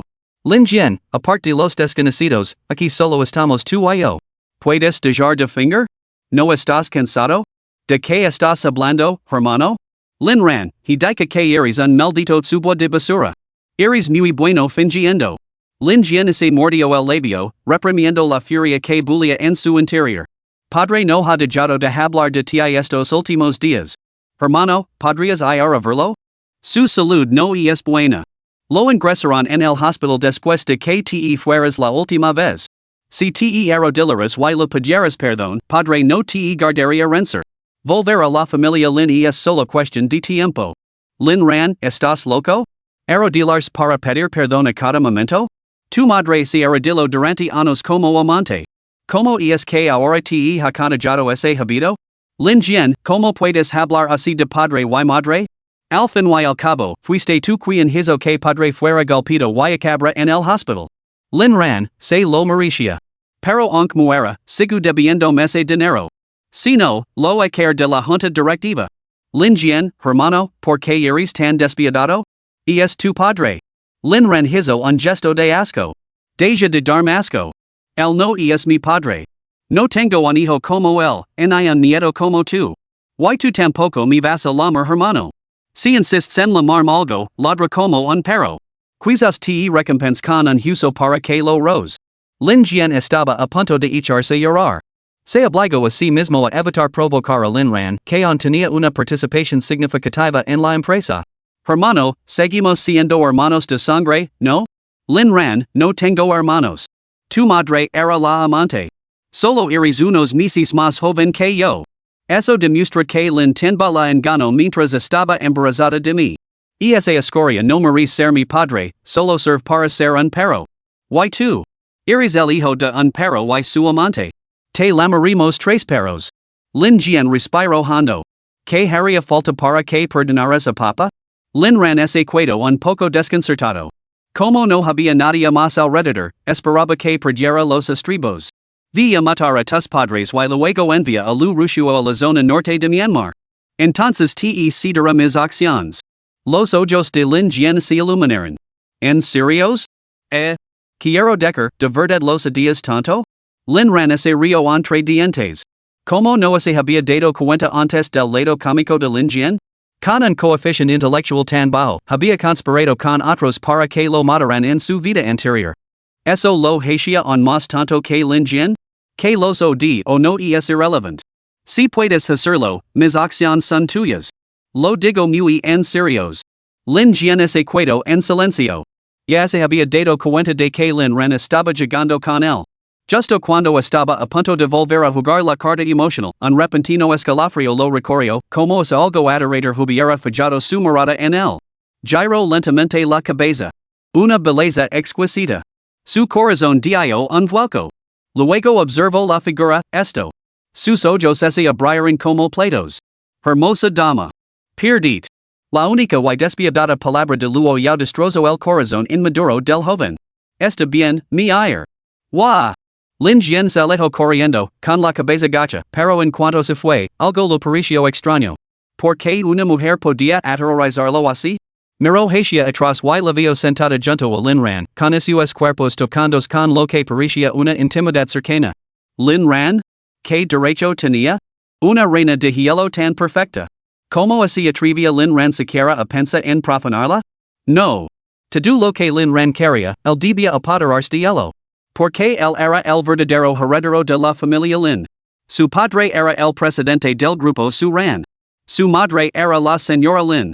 Todo lo que Lin Ran poseía pertenecía a la familia Lin y, por lo tanto, a él. Los chiquitos de Lin Ran? Se los quitaría. El padre de Lin Ran? Se lo quitaría. Lin Ran destacaba en los estudios? Lu robaría sus notas. A Lin Ran lu gustaba Liu Ruxue? Se la arrebataría.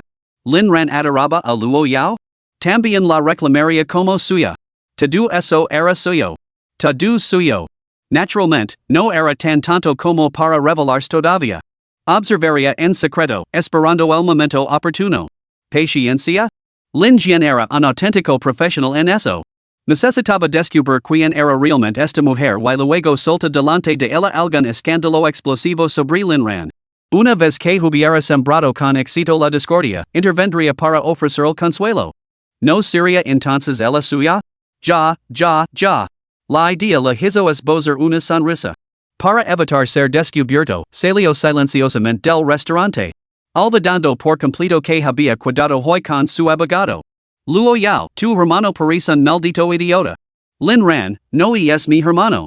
¿Podrías abstener de insultar a los perros?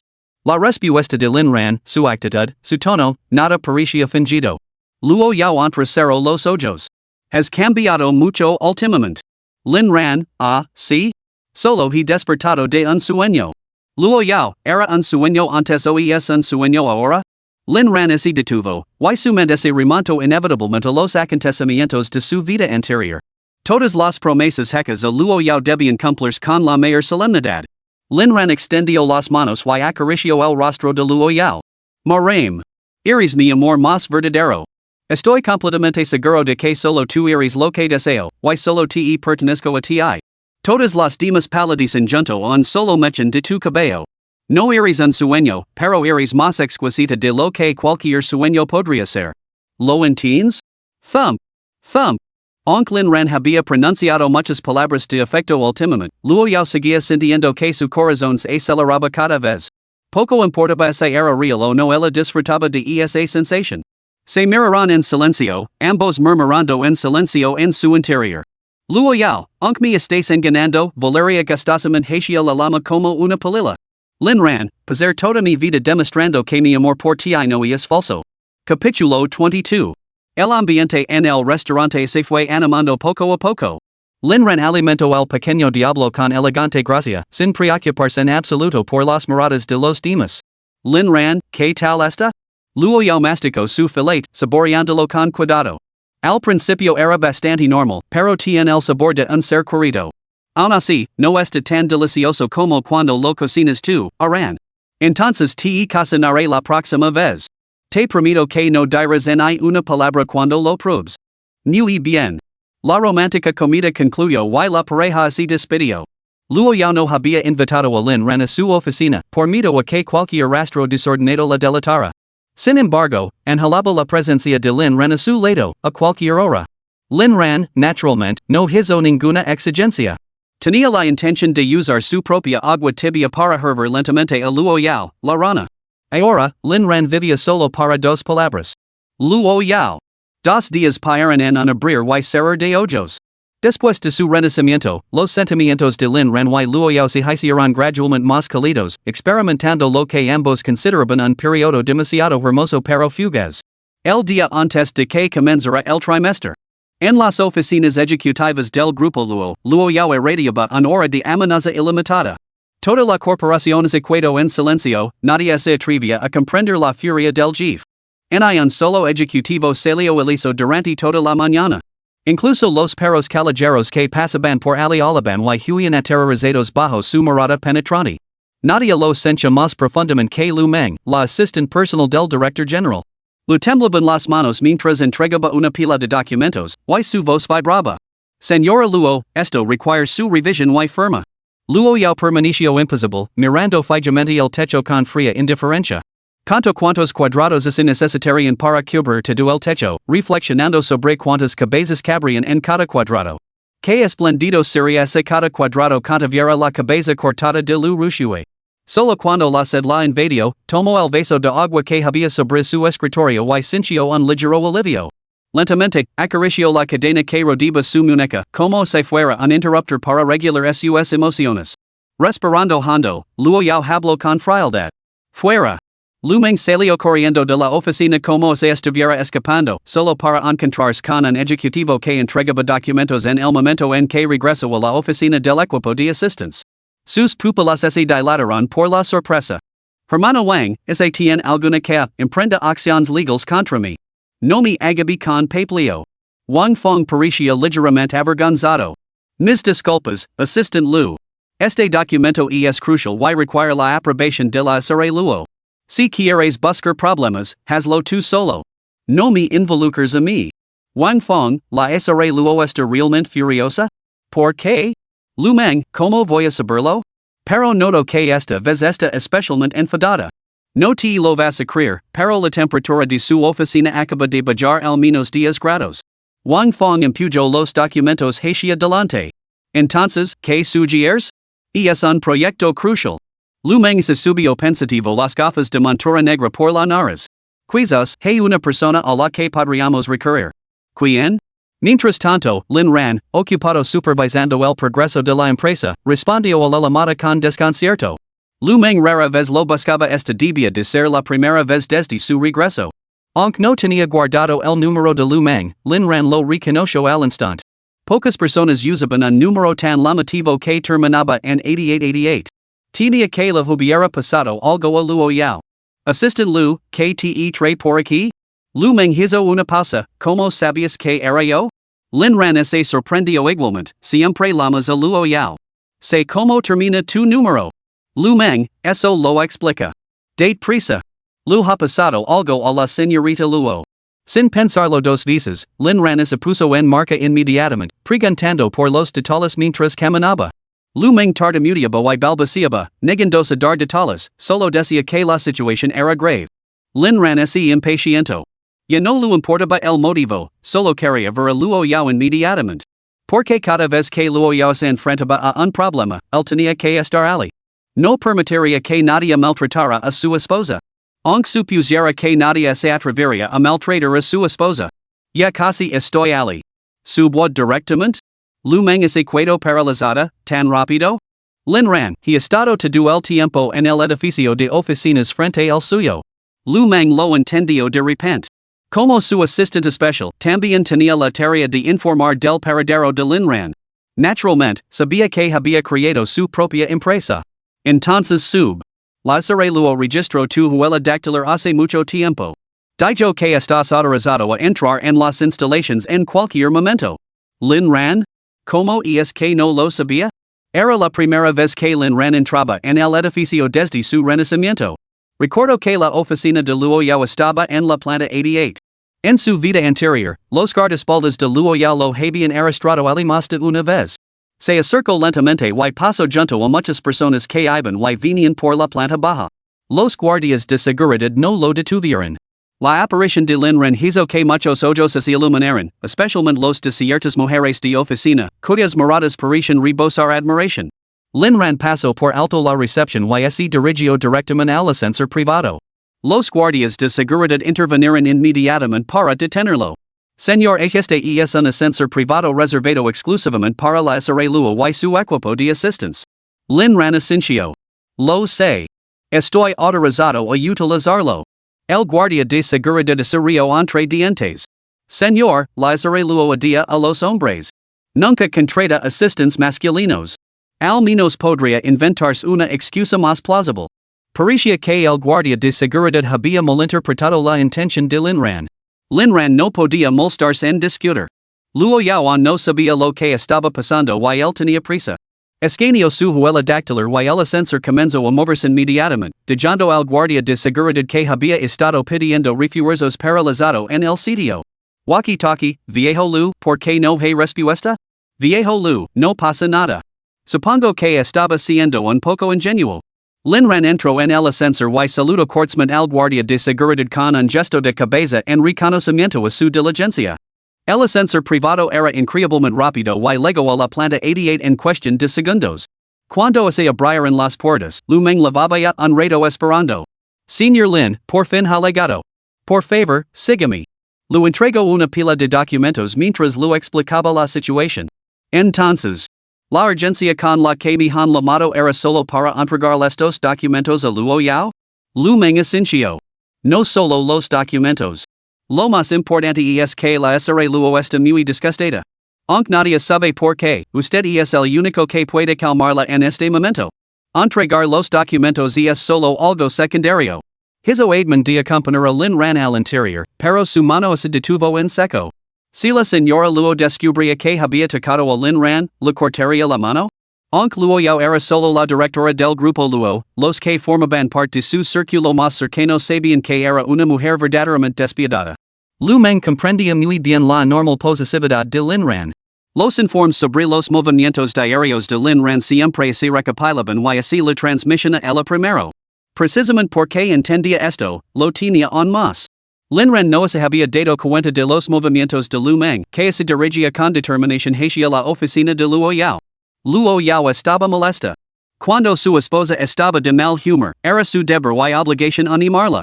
Capítulo 23. Llamó suavemente a la puerta, pero no obtuvo respuesta. Agarró el pomo y la abrió con cuidado, no estaba cerrada con llave. Entró con cautela y no encontró a nadie.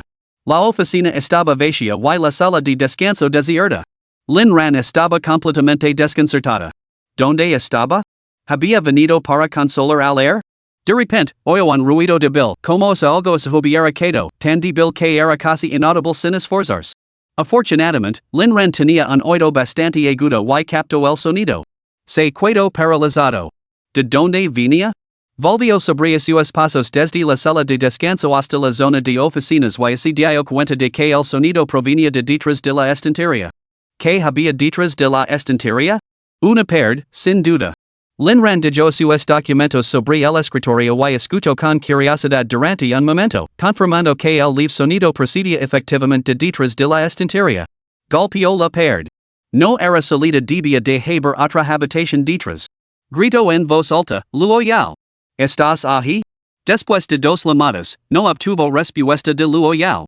Justo cuando Lin Ran se dio la vuelta para marcharse y preguntarle a Lu Meng, la estantería se movió lentamente, revelando un hueco lo suficientemente grande como para que para una persona. Luo Yao salió de dentro. Una vez que salió, la estantería volvió automáticamente a su sitio. Al ver a Lin Ran, un destello de pánico cruzó sus ojos. Vaya, vaya. ¿Quién hubiera pensado que habría una habitación secreta en la oficina?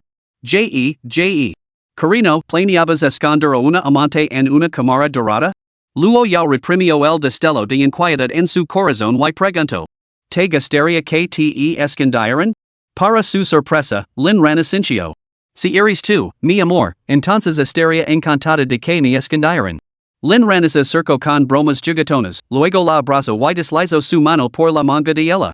Luo Yao entró en pánico visiblemente y intentó retirar el brazo, pero su movimiento fue demasiado lento. Al ver las cicatrices marcadas y conspicuas que cruzaban su brazo, Lin Ran sintió que su corazón se encogía como si algo lo hubiera agarrado. Note que tus movimientos de brazo eran poco naturales antes. Luo Yao balbuceó frenéticamente, Ran. No es lo que parece. No podía permitir que Lin Ran volviera a temerla. Estos últimos días habían sido más de lo que jamás había osado sonar. Lin Ran le sujetó el brazo. Una extremidad tan hermosa y delicada, ahora marcada por tantas heridas. Cada cicatriz servía como un crudo recordatorio para Lin Ran. Su amor por Luo Yao seguía siendo lamentablemente insuficiente. La ayudó a sentarse. ¿Hey un botiquín de primeros auxilios? Luo Yao, todavía aturdida, señaló sin expresión alguna hacia una esquina de la estantería. Lin Ran se giró para coger el botiquín y luego se agachó ante ella, acunando suavemente su brazo. No te muevas. El tierno gesto dejó a Luo Yao algo aturdida.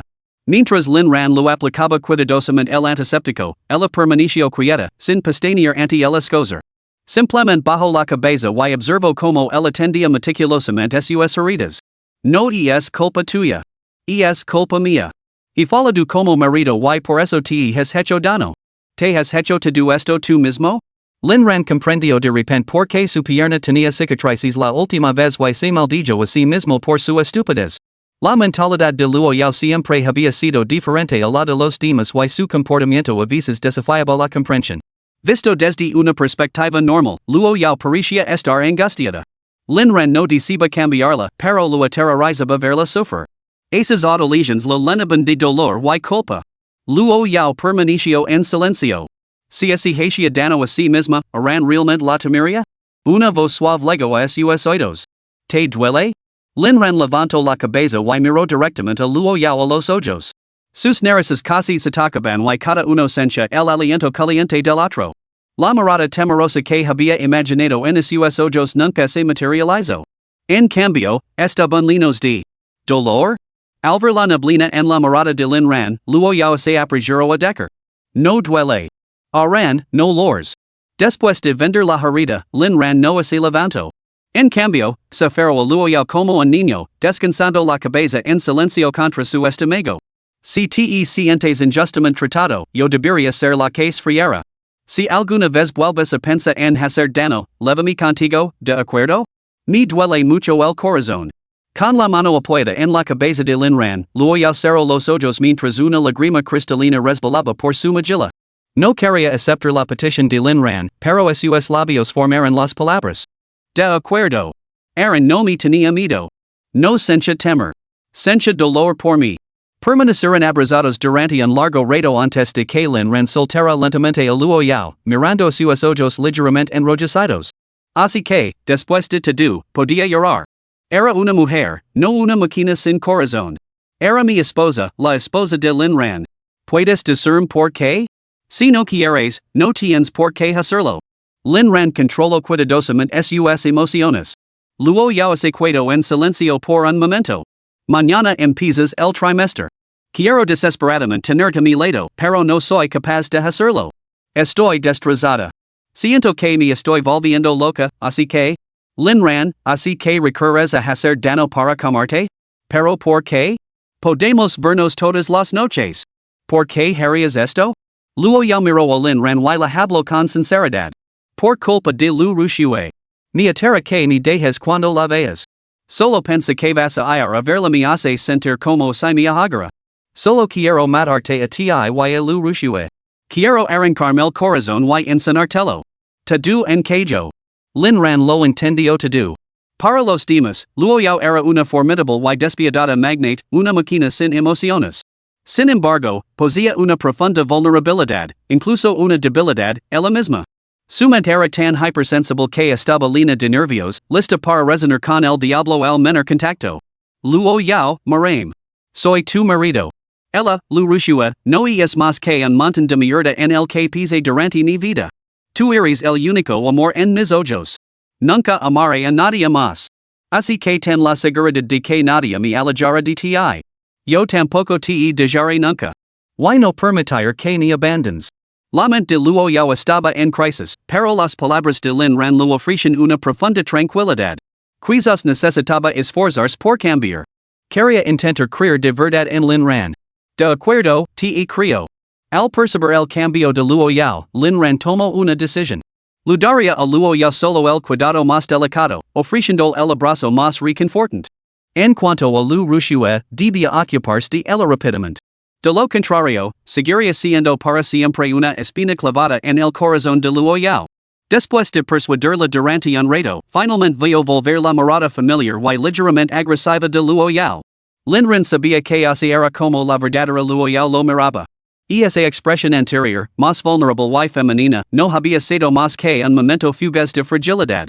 Cariño, ¿qué hay de la habitación secreta? Luo Yao, Aaron, la próxima vez. La próxima vez te llevaré dentro, ¿de acuerdo? Lin Ran, no esconda nadie ahí dentro, ¿verdad? Luo Yao, no, solo son algunos de mis pequeños secretos. No estoy preparada para que los veas. Lin Ran esbozó su encantadora sonrisa, muy bien, entonces. Pero estoy molesto, así que tendré que castigarte. Capítulo 24. Luo Yao reflexionó, pues castigame. Has lo que quieres cuando lleguemos a casa. Lin Ran arqueó una ceja, ¿eso lo llamas castigo? ¿Cómo te atreves a aprovecharte así? Se acomodó con indiferencia en la silla de la oficina de Luo Yao, puse mi secretaria. Déjame experimentar la vida del presidente Luo. Luo Yao se sentó rápidamente en el regazo de Lin Ran. ¿Qué es sup1 qué significa esto? Los dedos de Luo Yao trazaron lentamente dibujos sobre el pecho de Lin Ran. Con un gif tan guapo, supongo que yo tampoco estoy nada mal.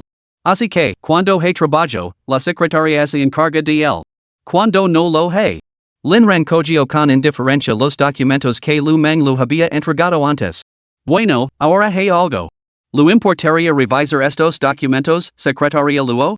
Luo Yao tomó los documentos con expresión de desconcierto, los hojeó y luego firmó rápidamente, todo sin moverse del regazo de Lin Ran. Chief, ya están revisados. Para su consideración. De repente, llamaron a la puerta. Ambos se quedaron paralizados, y los ojos de Luo Yao brillaron con un destello amenazador. Adelante. Lu Meng abrió la puerta con cautela, señorita Luo, el documento. Luo Yao lanzó los papeles al otro lado de la habitación. Lu Meng los atrapó con precisión milimétrica. Gracias, señorita Luo. Lu Meng cerró la puerta de la oficina y exhaló profundamente. Pericia que el temperamento de Lazare Luo se había cambiado en gran medida. Dios mío. Lin Ran se había sentado en la silla de Lazare Luo, mientras que ella parecía estar sentada en su regazo? Caramba! Una revelación impactante, la emoción se mezclaba con la decepción. Era una primicia tan jugosa, pero no se atrevía a compartirla. Ah! Wang Fong, ya está todo listo, assistant especial Lu? Lu Meng Lu entregó los documentos a Wang Fong con desgana. Levelos a operations. Wang Fong los abrió y exclamó emocionado, siempre tienes que ser tú, assistant especial Lu. Ahora ninguno de nosotros se atreve a dar la cara ante el señor Luo. Lu Meng negó con la cabeza. No tiene nada que ver conmigo. Y es todo culpa de Lin Ran. En cuanto al señor Luo hasta ponerlo de tan buen humor que ahora el jefe prácticamente está sentado en su regazo, coqueteando con él. Wang Fong. ¿Quién es exactamente Lin Ran? ¿Cómo así recordara algo? ¿Podría ser ese chico guapo de la videoconferencia del otro día? ¿Quieres decir que ellos estaban? Dios mío. ¿Tan emocionante fue? Lu Meng se apresuró a tapar la boca a Wang Fong. ¿Quieres que te maten por gritar así? No debería habértelo contado. Wang Fong seguía visiblemente conmocionada. Sí, mejor vuelvo al trabajo. Gracias por avisarme, assistant Lu. Lu Meng lo advirtió, mas te vale mantener la boca cerrada sobre esto. Si alguien descubre que has soltado la lengua, no serio quien recoge tu cadáver. Wang Fong, entendido. Después de entregar los documentos, Wang Fong regresó a su escritorio y comenzó a rascarse la cabeza con frustración. Esta sensación de saber un secreto jugoso y no poder compartirlo era insoportable. Se volvió hacia su colega que estaba a su lado. Xiao Zhang, tráeme una taza de café y te contaré un secreto. Xiao Zhang se interesó inmediatamente y se fue a preparar el café sin decir nada. De vuelta en la oficina, después de que Lu Meng se marchara, Luo Yao se dio la vuelta y se quedó paralizada. Su escritorio estaba notablemente vacío, solo había un ordenador, un vaso de agua y algunos pequeños adornos. Lin Ran miraba fijamente una pequeña botella que había sobre el escritorio y que contenía una nota escondida. Intrigada, Lin Ran extendió la mano hacia la botella. Sin decir nada, Luo Yao se la arrebató y la guardó. Lin Ran, carino. Ni he dado cuenta de que últimamente tienes muchos secretos. Luo Yao, Ran, ¿de verdad quieres verlo? Si Lin Ran insistía, Luo Yao no lo detendría, aunque sentía un ligero conflicto interior. Al notar su vacilación, Lin Ran no la presionó. Si quieres enseñármelo, lo ver. Si no, no lo haré. Luo Yao guardó rápidamente el frasco, pestañeando con sus hermosos ojos. Te diré lo que hay dentro cuando sea el momento adecuado. Lin Ran suspiró exteriormente, pero interiormente se mantuvo totalmente inflexible. ¿Qué era un simple fresquito? Tenía mil maneras de abrigarlo. Si visitaba la oficina más a menudo, tarde o temprano descubriría todos sus pequeños secretos. Lin Ran estaba decidido a descubrir cuantos secretos escondía Luo Yao, que solía ser tan fría. Aaron, me gustaría seguir siendo tu secretaria. Lin Ran, quien hubiera pensado que la secretaria Luo fuera tan sensata.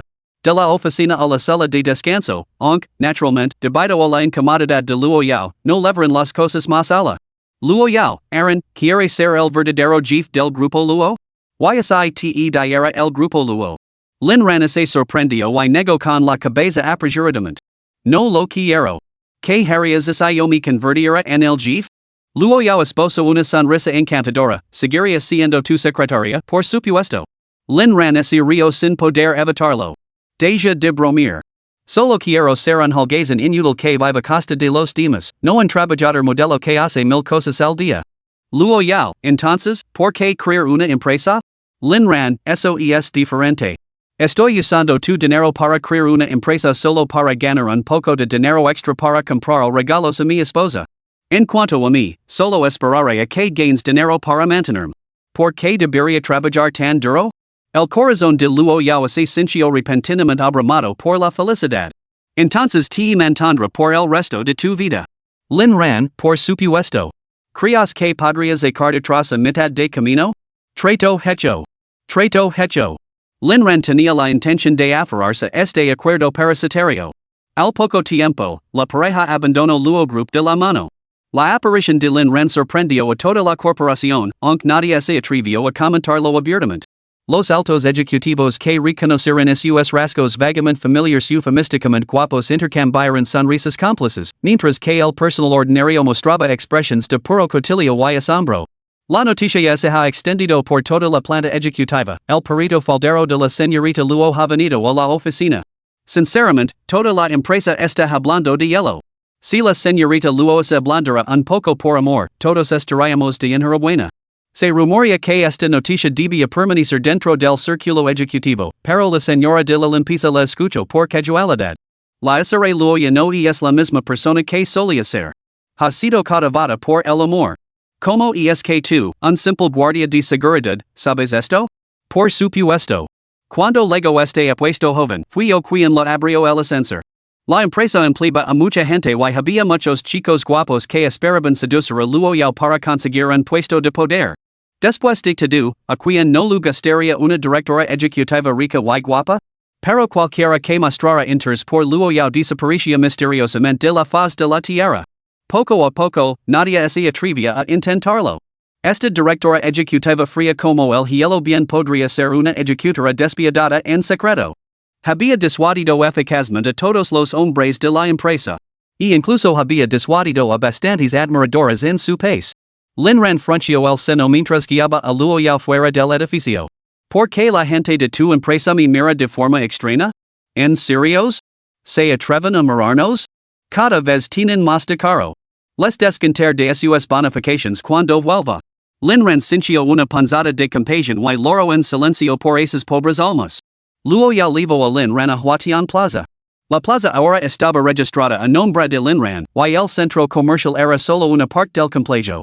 Esta visita marcó la misión de Luo Yao de darle a Lin Ran un cambio de imagen completo.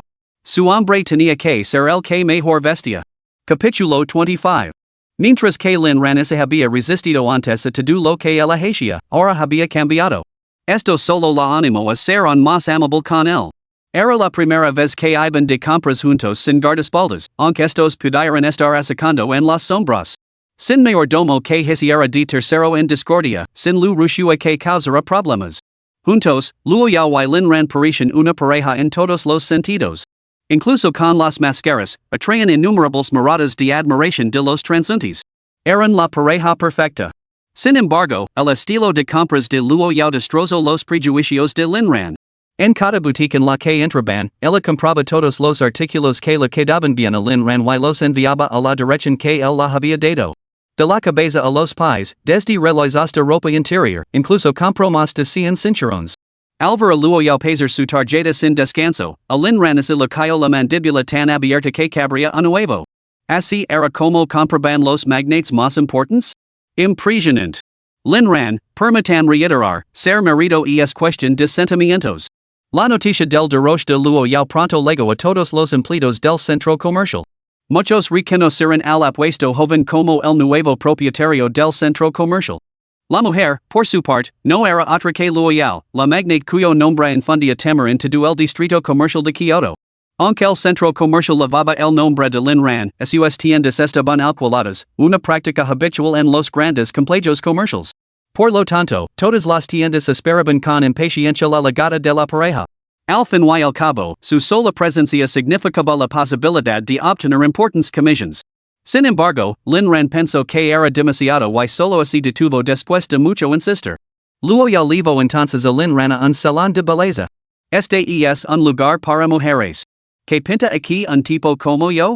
¿No dijiste que harías lo que yo quisiera? Está bien. Después de soportar una sesión de spa y una desconcertante variedad de tratamientos, Lin Ran finalmente salió del centro comercial. Recuerda esto, Iran, solo yo tengo los medios para gastar tanto en ti. ¿Alguien más podría permitirse un derroche como este? ¿Comprar todas estas cosas? ¿Hacer tan guapo? Lin Ran negó con la cabeza rápidamente. Efectivamente, nadie podría. Luo Yao estaba tratando de dejarlo sin sentido con sus gastos? Carino, me he dado cuenta de que eres todo un hombre, especialmente cuando se trata de pagar. Luo Yao, soy más hombre que tú, así que no tienes por qué sentir inferior. 10,000 puntos de dano crítico. Al ver una heladería, Luo Yao preguntó casualmente, Ran, ¿te apetece un helado? Lin Ran negó con la cabeza apresuradamente, no puedo tomar nada, todavía estás con el periodo. Luo Yao Rio, una risa genuinamente feliz. Por primera vez, Lin Ran vio ese tipo de sonrisa en el rostro de Luo Yao, como se todo el mundo se estuviera derritiendo. Entonces vamos a por un póster. Nunca he probado ninguno fuera de casa. De acuerdo. Al llegar a la pastelería, unas figuras vestidas de negro aparecieron de la nada y rápidamente despejaron el local. No hizo falta mucho, bastó con un billete de 10,000 yuans para cada uno. Sin decir una palabra, una sola mirada fue suficiente para que todos entregaran obedientemente su dinero y se marcaran. Luo Yao comentó, ¿los demás te ofrecen un servicio tan exclusivo? Lin Ran se quedó sin palabras. La verdad es que no. Al fin y al cabo, los demás no son tan extravagantes. El personal de la tienda les sirvió con manos temblorosas. Lin Ran, ¿cuál te apetece? Luo Yao, nunca he probado pasteles fuera de casa. ¿Cuál te gustaría, Ran? Lin Ran pensó para sí mismo, típica hija de magnate, nunca ha probado ni siquiera los pasteles más básicos. Lin Ran, entonces eligió al azar. Lin Ran rara vez comía postres, la única vez que lo hacía era cuando acompañaba a Liu Ruxue. Luo Yao señaló un póster, tomare este tiramisu. Pai duno tu también, Ran. Lin Ran echo un vistazo al menú y volvió a preguntar. ¿Cuál te gustaría probar a continuación? Luo Yao, demasiados postres engordan. ¿Seguirías queriendo si engordara, Ran? Lin Ran, sí. Luo Yao, ¿qué tal esta tarta de queso y fresas? Lin Ran le dijo al camarero, nos levaremos los dos. Una vez instalados en un lugar muy cómodo en la segunda planta, Lin Ran le dio primero de comer al pequeño diablo. Luo Yao, esto está bastante bueno. Luego miró la tarta de queso y fresas que tenía delante Lin Ran. Lin Ran esposó una sonrisa cariñosa, abrió la tarta de queso y fresa y le dio un bocado a Luo Yao. Luo Yao lo tragó con satisfacción, saboreando el sabor. Nunca había sido especialmente exigente con la comida, pero últimamente, gracias a que Lin Ran le daba de comer, había estado saboreando todo con mayor atención. Podía sentir que su cuerpo comenzaba a cambiar al menos, y no estaba tan frágil como antes. Saboreando el gusto de la felicidad, Luo Yao tomó una cucharada y se la ofreció a Lin Ran. Se turnaron para darse de comer el uno al otro, bocado tras bocado. Hey, un tablón de anuncios aquí. ¿Escribimos algo? Lin Ran arrancó dos notas adhesivas, le dio una a Luo Yao y se quedó con la otra. Luo Yao, me parece un poco tonto, pero se Ran le gusta, escribir algo. Luo Yao, Aaron siempre está a mi lado. Lin Ran, siempre al lado de Luo Yao. Cuando ambos pegaron sus notas en la pared, compartieron una sonrisa. Luo Yao, conozco un lugar con dieciocho instrumentos de tortura, específicos para castigar a aquellos que rompen sus promesas conmigo. Lin Ran, entonces nunca lo ver en esta vida. Después de salir de la pastelería, Lin Ran compró una taza de té con leche. Lin Ran, pedí específicamente que no le pusieran hielo. Al parecer, a las chicas les encanta, pruébalo. Luo Yao, a Liu Ruxue le gusta? Lin Ran respondió con una sonrisa irónica, a ella solo le gusta comer mierda. ¿Podemos dejar de mencionarla todo el tiempo? Luo Yao dio un sorbo tentativo y está bastante bueno. Prueba tú también. Al probar el té de burbujas por primera vez, al probar dulces comprados en una tienda por primera vez, Luo Yao se sorprendió genuinamente por los sabores. Al ver la taza que le ofrecen, Lin Ran tomó un sorbo sin dudarlo. Luo Yao disfrutó de la sensación de compartir una sola taza, bebiendo con la misma pajita. Este beso sugerente indirecto pareció provocar un rubor aún más profundo. En comparación con la intimidad que se compartía en la cama, era una sensación completamente diferente. Pero ese había sido el plan deliberado de Lin Ran desde el principio, comprar solo una taza. Cuando su cita llegó a su fin, se convirtió en la salida más feliz que Lin Ran había experimentado jamás, tanto en el pasado como en el presente. Aunque las actividades eran sencillas, compartirlas con Luo Yao les confería un profundo significado. Este efecto era un sentimiento, no una acción. Se dio cuenta de que la felicidad de uno no dependía de las circunstancias, sino de la compañía. En su vida pasada, Lin Ran había acompañado a Liu Ruxue y a su familia, pero solo sentía insignificancia. En esta vida, antes de Luo Yao, solo conoció la alegría y la plenitud. Para Luo Yao también, esta tarde resultó profundamente inolvidable. Cayó la noche. Mañana te acompañar al colegio. No vas a buscar a Liu Ruxue. Por supuesto que no iré a buscarla, pero estamos en la misma clase. No por mucho tiempo. Lin Ran ese detuvo, luego sonrió y aceptó de buen grado la petición de Luo Yao. Está bien. No la buscar. Pero ese ella viene a mí, la regañar y la humilar por completo. Luo Yao señaló sus propios ojos. Recuerda tus palabras. Te estar vigilando en todo momento. Lin Ran, por supuesto. Como una cámara en un reloj. Capítulo 26. Luo Yao se quedó paralizado y respondió con frialdad, así que lo sabías. Lin Ran sonrió y extendió la mano para hacer cosquillas en la nariz a Luo Yao.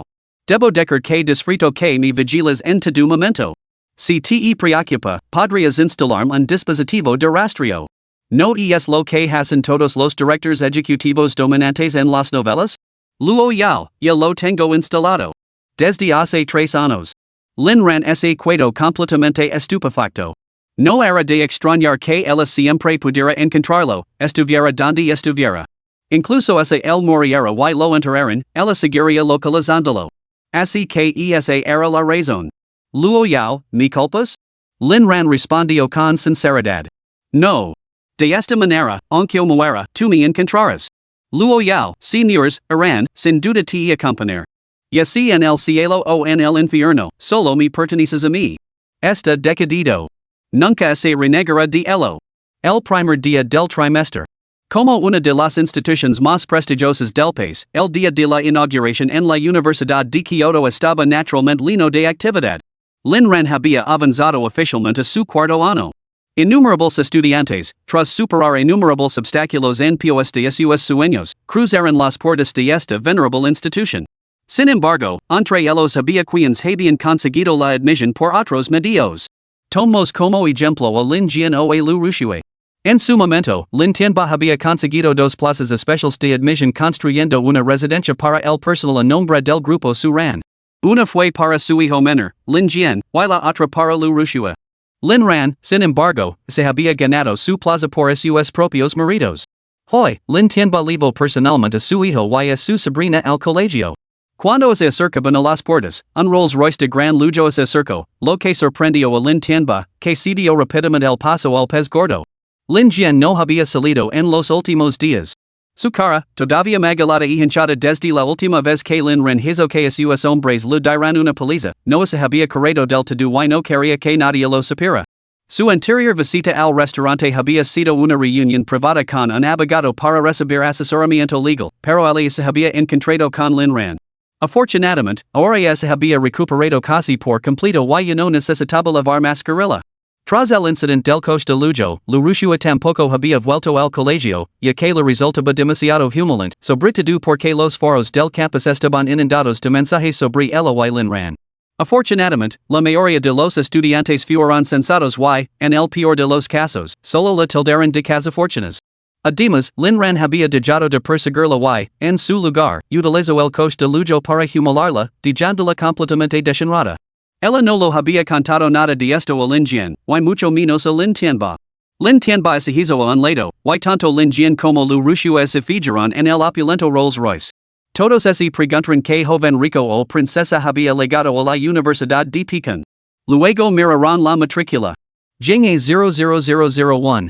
Lin Tianba, ¿qué es esto? ¿El coche de la familia Luo? Puede que otros no lo supieran, pero Lin Tianba, que había alcanzado cierta posición, estaba bien informado.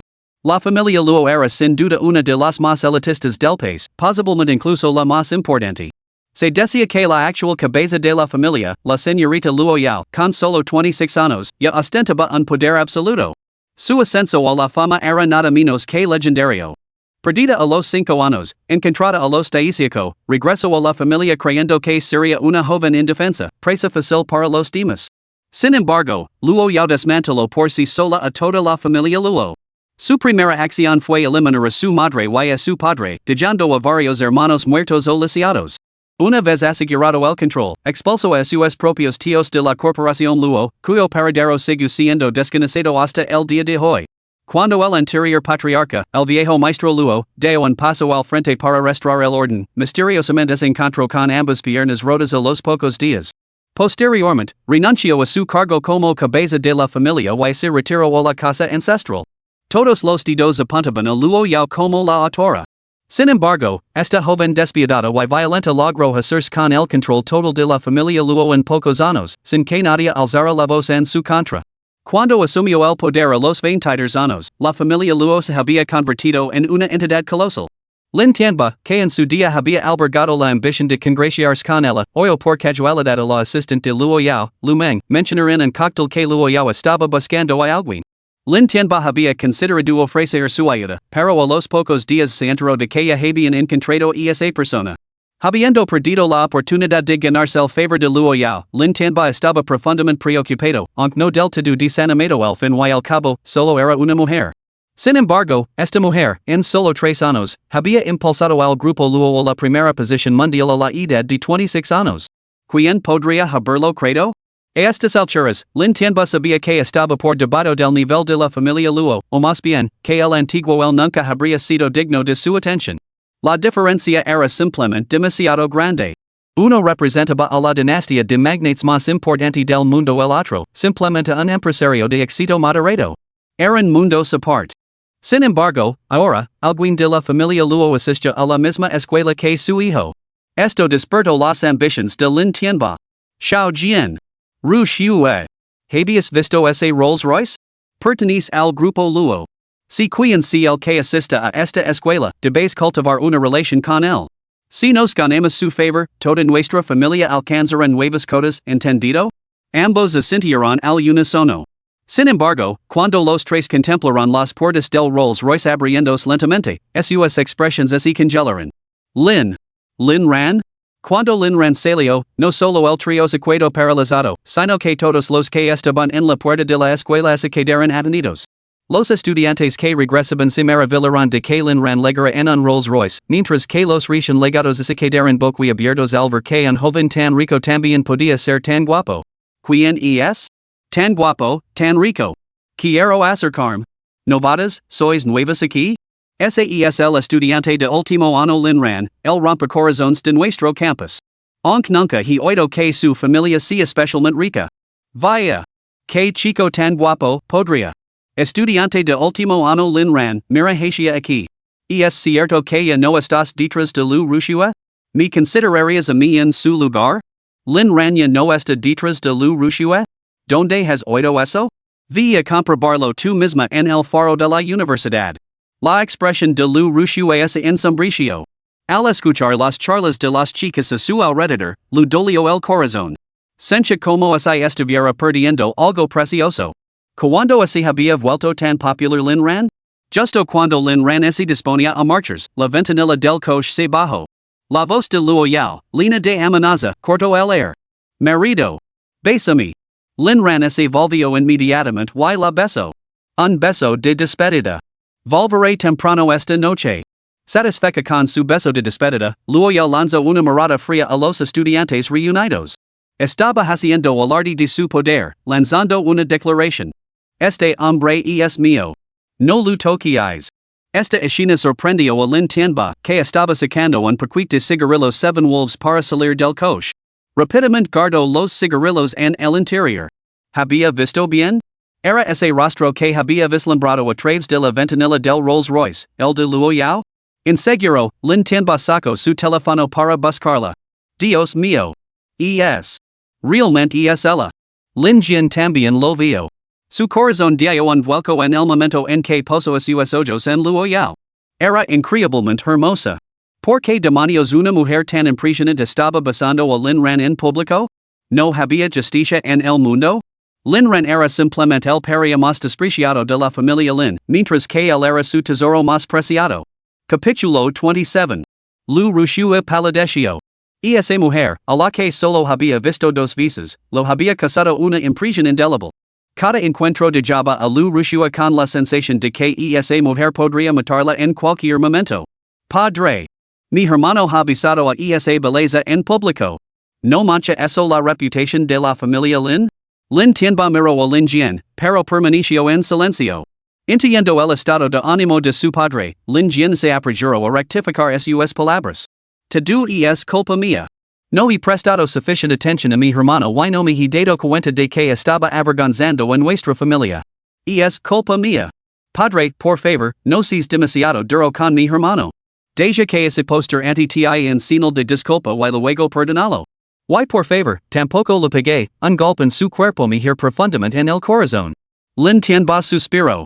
Xiao Jian, es precisamente tu bondad lo que lo hace aprovecharse de ti. Ahora me está presionando para que lo entregue los dividendos. Es un hijo tan desobediente que, aunque se heredó y se poster en señal de disculpa, nunca podré perdonarlo. Me ha perdido como padre para siempre. Lin Jian, padre, no culpes a mi hermano. Me pregunto quién era esa mujer del coche. De repente, Lin Tianba tuvo una inspiración. Xiao Jian, padre tiene algo que decir. Se inclinó hacia el oído de Lin Jian y le susurró algo. Los ojos de Lin Jian se abrieron con sorpresa y luego se llenaron lentamente de emoción. Naturalmente, Lin Tianba pretendía que Lin Jian se acercara a Lin Ran y luego utilizara a Lin Ran para acercarse a Luo Yao. Lo ideal sería que pudiera llamar la atención de Luo Yao, o incluso asegurarse un lugar a su lado. Lin Ran no era más que un chico guapo con un poco de encanto. Incluso si Luo Yao tenía algo con él, seguramente era solo por su aspecto.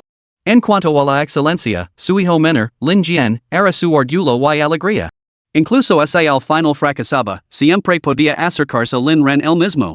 Conseguir algún beneficio a través de Lin Ran era perfectamente factible, ¿no?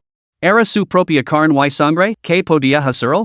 Era lógico que los beneficios obtenidos dentro de la familia Luo llegaran al padre, ¿no? Yo te traje a este mundo deberías estar eternamente agradecido. Este principio, que incluso los perros entienden, no se lo escapaba a Lin Tianba. Después de recibir sus órdenes, Lin Jian pareció recordar algo.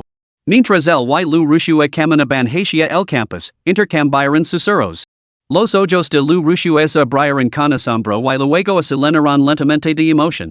Lin Jian le dio un discreto pellizco en el trasero. Oh, no está mal. Le diré a mi primo que te haga un chequeo completo algún día. Liu Ruxue se sonrojó tímidamente. Lin Jian, que travieso eres. Hasarm buscar a Lin Ran. ¿No estás celosa? Lin Jian, adelante. Confío en que te protegerás. Mientras Lin Ran es equid contigo, estoy seguro de que ese joven tampoco lo dejará escapar. Liu Ruxue, entonces? ¿No estás celosa? Sabía muy bien que su relación nunca podría hacerse pública. Lin Ran era, sin duda, una cortina de humo perfecta. Además, se había vuelto más guapo y más rico, así que, aunque acabaran juntos, no sería imposible. La idea de manjar a los dos hermanos a la vez era emocionante. No era tanto que Lin Jian lo hubiera dicho que sedujera a Lin Ran, ella siempre había querido acercarse a él. El primer día de clase, muchos estudiantes que regresaban se ofrecieron como voluntarios para la orientación, ocupados con el reclutamiento de clubes y cosas por el estilo. Pero Lin Ran no tenía ningún deseo de perder el tiempo en eso. Se dirigió directamente a su mejor amigo. Al abrir la puerta del dormitorio después de tanto tiempo, encontró a Wu Zhishang todavía dormido. Los otros dos compañeros de cuarto tampoco habían regresado. Viejo Wu. Viejo Wu.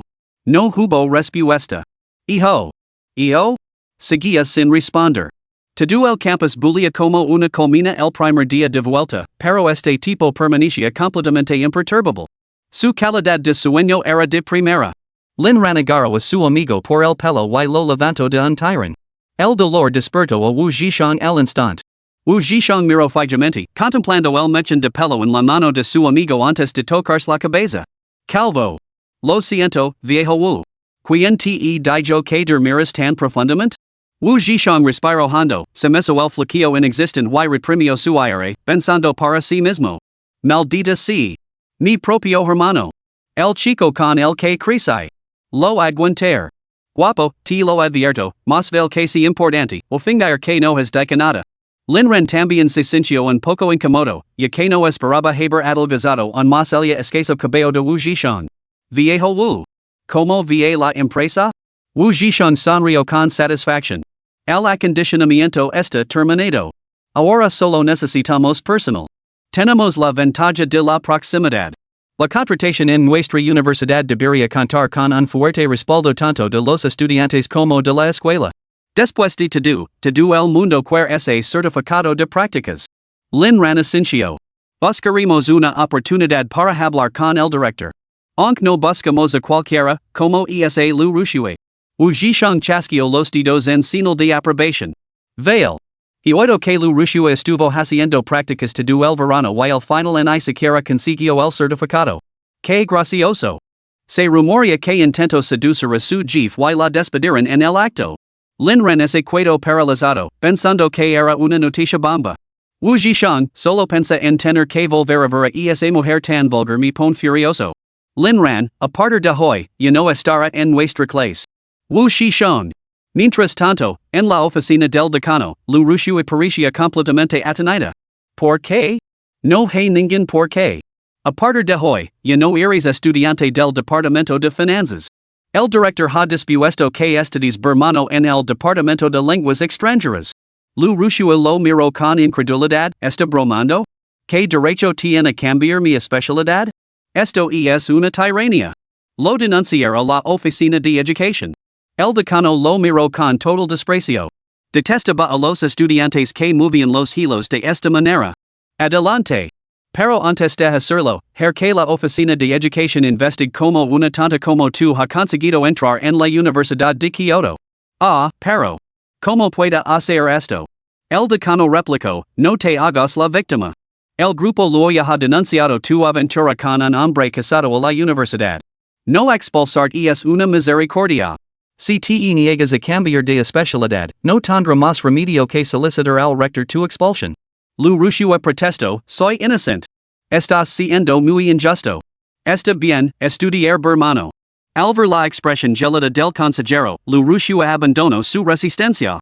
Salió aturdida de la oficina de orientación, pero inmediatamente después su teléfono vibró.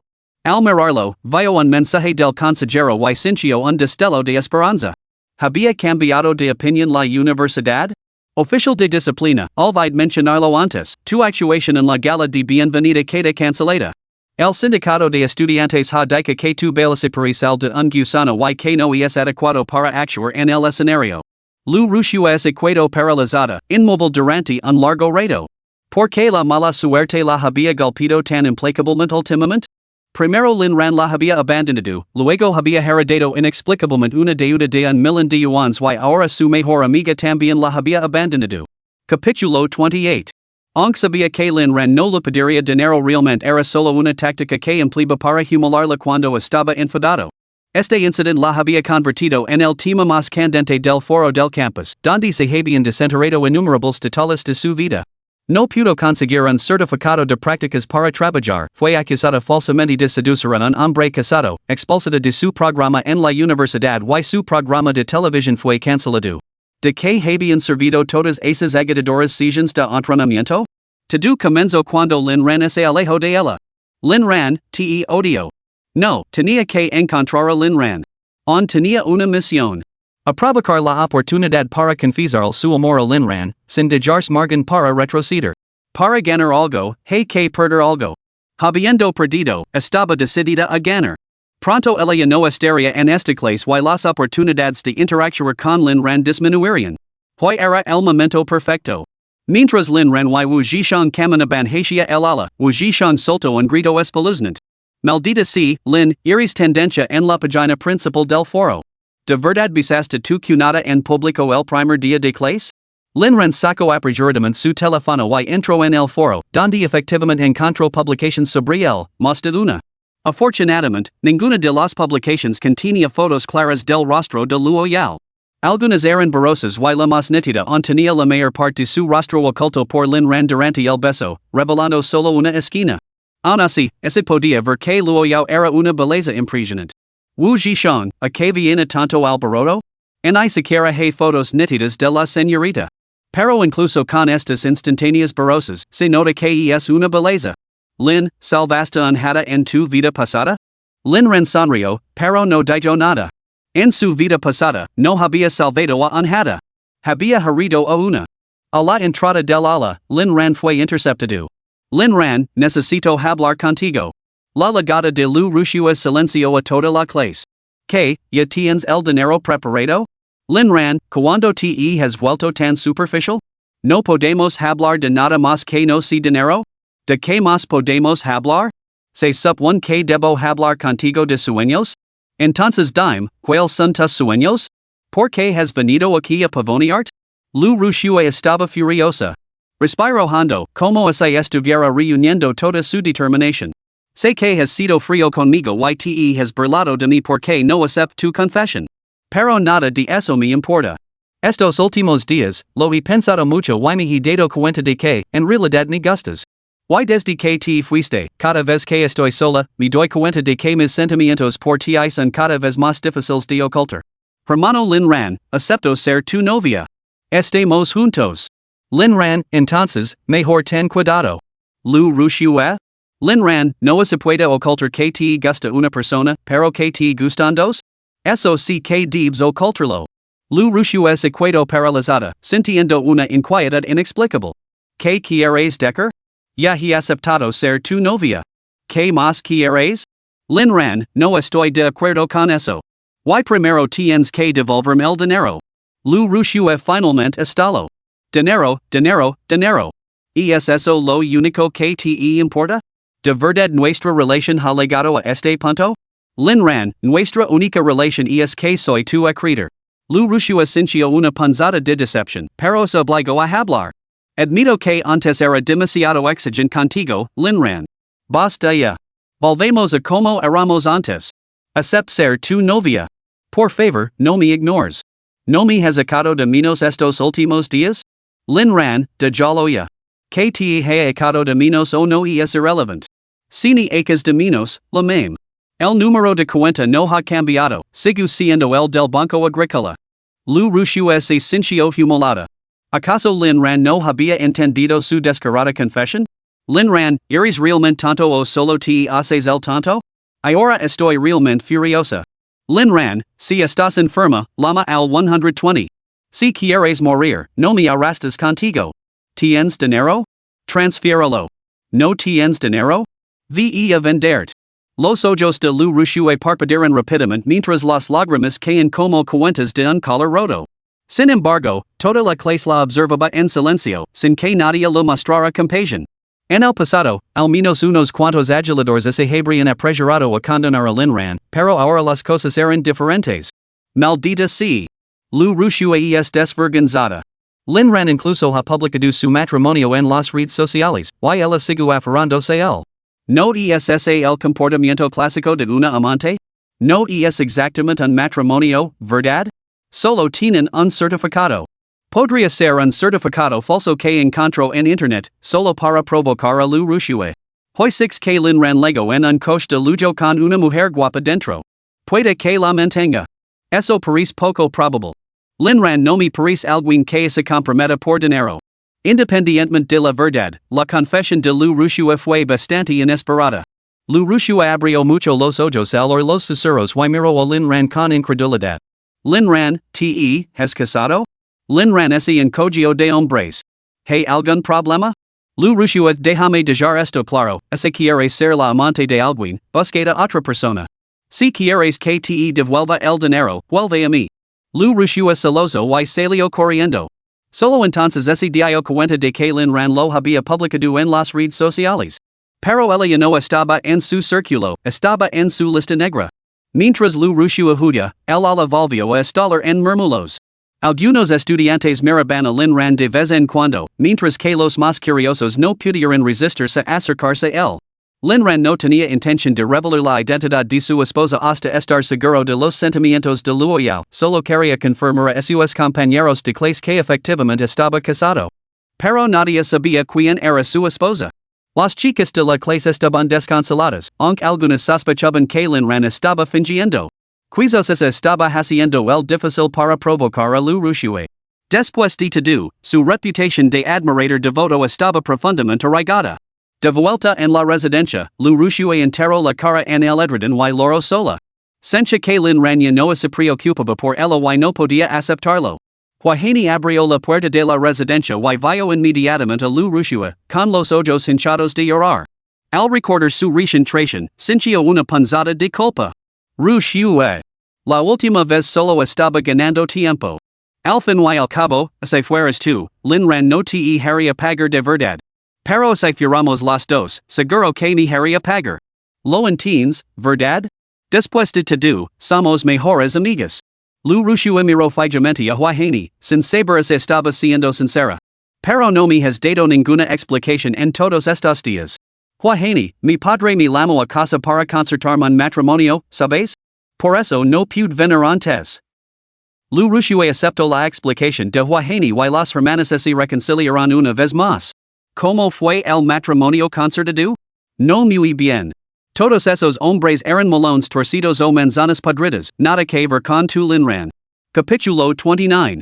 Al mencionar a Lin Ran, los ojos de Liu Ruxue se enrojecen una vez más. Ruxue, ¿qué pasa? Lin Ran te ha vuelto a maltratar? Liu Ruxue comenzó a celosar aún más fuerte. Lin Ran, parece que se ha casado con otra persona. Ya no me quiere. Huajani abrió mucho los ojos. ¿Qué? Después de que Liu Ruxue se lo explicara, Huajani se echó a reír. Ruxue, no te preocupes. Apostaría mi vida a que Lin Ran te está mintiendo. Liu Ruxue? Huajani, piénsalo. Lin Ran siempre ha estado locamente enamorado de ti. ¿Cómo podría dejar ir así sin más? Ahora solo está llegando a sus cartas, intentando hacerse el difícil. Con tus cachas de lujo, finge ser rico, aunque sabe de dónde saca el dinero. Pero todo esto es seguramente para provocarte, para que te de cuenta de lo bueno que es. Además, siempre has gastado su dinero sin comprometer con él. Este resentido, por eso te ha rechazado hoy. Liu Ruxue lo entendió de repente. Levantó la cabeza y recordó a la mujer que había secuestrado a Lin Ran. ¿Podría ser por culpa de esa mujer que Lin Ran no se atrevía a acercarse demasiado a ella? Tenía que ser eso. Era imposible que el hermano Lin Ran no la quisiera debía de estar bajo coacción. Y estaba claro que no se casaría con nadie más que con ella. Vía, Lin Ran está recurriendo a mentiras solo para provocarme? Solo gasta su dinero para animarla mayor. ¿Qué tanto es? No entiendo nada. Huajani miró a Liu Ruxue como si fuera su pequeña querida. Si no fuera por acercarse a Lin Ran, nunca habría seguido siendo la mejor amiga de esta mujer tonta. En los últimos días, también había utilizado a su primo de la compañía de seguros para investigar. Lin Ran era, efectivamente, el propietario de ese Koenigsegg. No solo eso, sino que Lin Ran tenía docenas de coches de lujo registrados a su nombre, el más barato costaba millions. Huajani se sorprendió genuinamente por esta revelación. La frialdad que Lin Ran mostraba ahora hacia Liu Ruxue era innegable, realmente no lo gustaba. Lo que significaba que ella podía intentar ocupar ese lugar, ¿no? Lin Ran era tan guapo, tan rico, tan exitoso. Cumplía todos los requisitos para ser rico, guapo y exitoso. Si tú, Liu Ruxue, no lo aprecias, yo sin duda lo haré. Llevamos años conociéndonos y nunca me has cogido de la mano. Lo único que haces es gastar el dinero de los demás. ¿Cómo te atreves? Bah. Eres una mujer despreciable. No pasa nada, Ruxue. Eres la chica más pura que he conocido nunca. Seguro que conseguirás que Lin Ran vuelva a enamorarse locamente de ti. Gracias, Nini. Tienes razón. Lin Ran me quiere mucho, debe de estar mintiendo. ¿Por qué me das las gracias? Somos mejores amigas, ¿no? Tard, despacho del director. El director Tangas estaba poniendo en contacto con sus antiguos alumnos, con la esperanza de provocar sus contactos para conseguir prácticas en diversas empresas.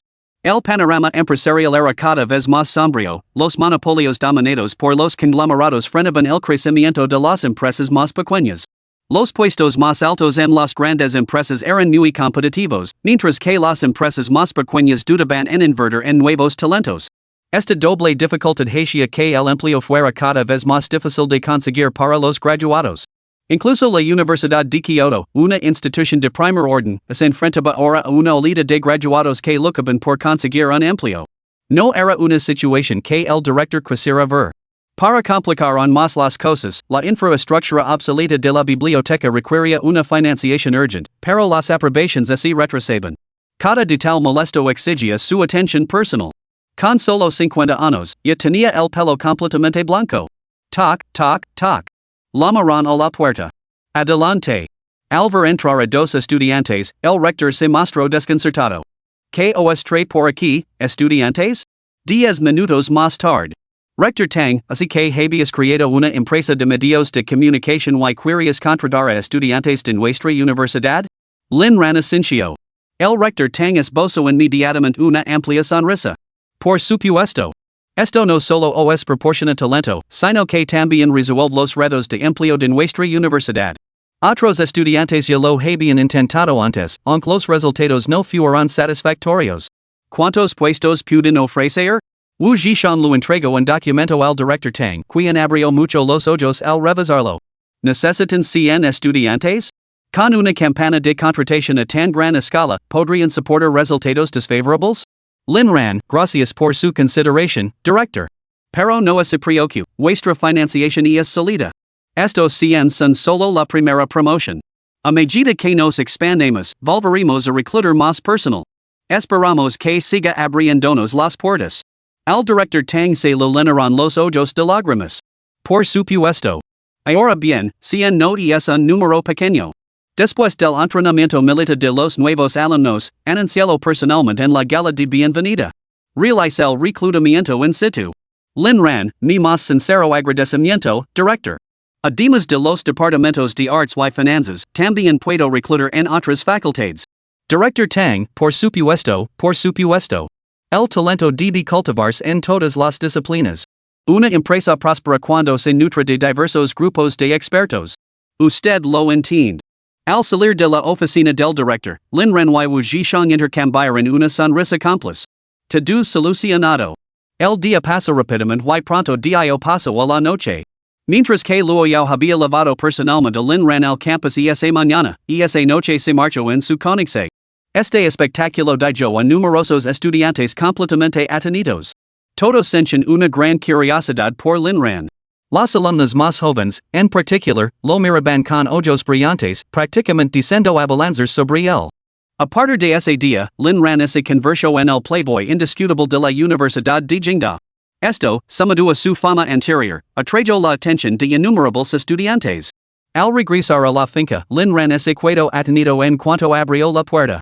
Bienvenido a casa, señor.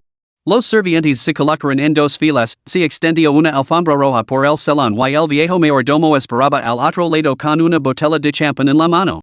Lin Ran estaba algo desconcertado. Joven maestro Lin, la señorita dijo que hoy era su primer día de vuelta a la universidad, así que nos ordenó preparar un banquete de bienvenida. El primer día de vuelta y un banquete. El dinero realmente lo compra todo en la vida. ¿Ha vuelto ya Luo Yao? En ese momento, Luo Yao entró por la puerta. Lin Ran se giró, la abrazó y la besó directamente. Luo Yao, eres puntual. Lin Ran, por supuesto. Prometí volver a casa temprano. Luo Yao levantó la vista y su mirada se volvió repentinamente aguda. ¿Has visto hoy a Liu Ruxue? La habitación se quedó en silencio ante sus palabras. Yao, no quiero mentirte. La six, pero sinceramente no siento nada por ella. Solo le pedí dinero, porque rayo el coche que me regalaste. Luo Yao lo sabía todo, por supuesto. Incluso sabía exactamente donde había estado Lin Ran ese día, lo que había dicho y cuántas palabras habían intercambiado. Afortunadamente, Lin Ran no había cruzado ninguna línea importante, aunque eso seguía molestando profundamente a Luo Yao. Tenía la intención de castigarlo, de hacerle sentir el dolor, para que aprendiera a controlarse.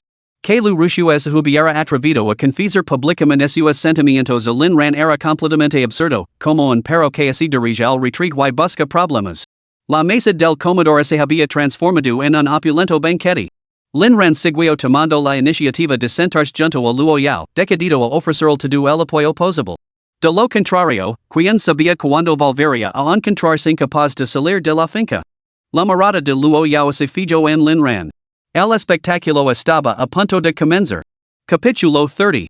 Para celebrar el regreso de Lin Ran a la escuela, Luo Yao abrió una botella de vino tinto.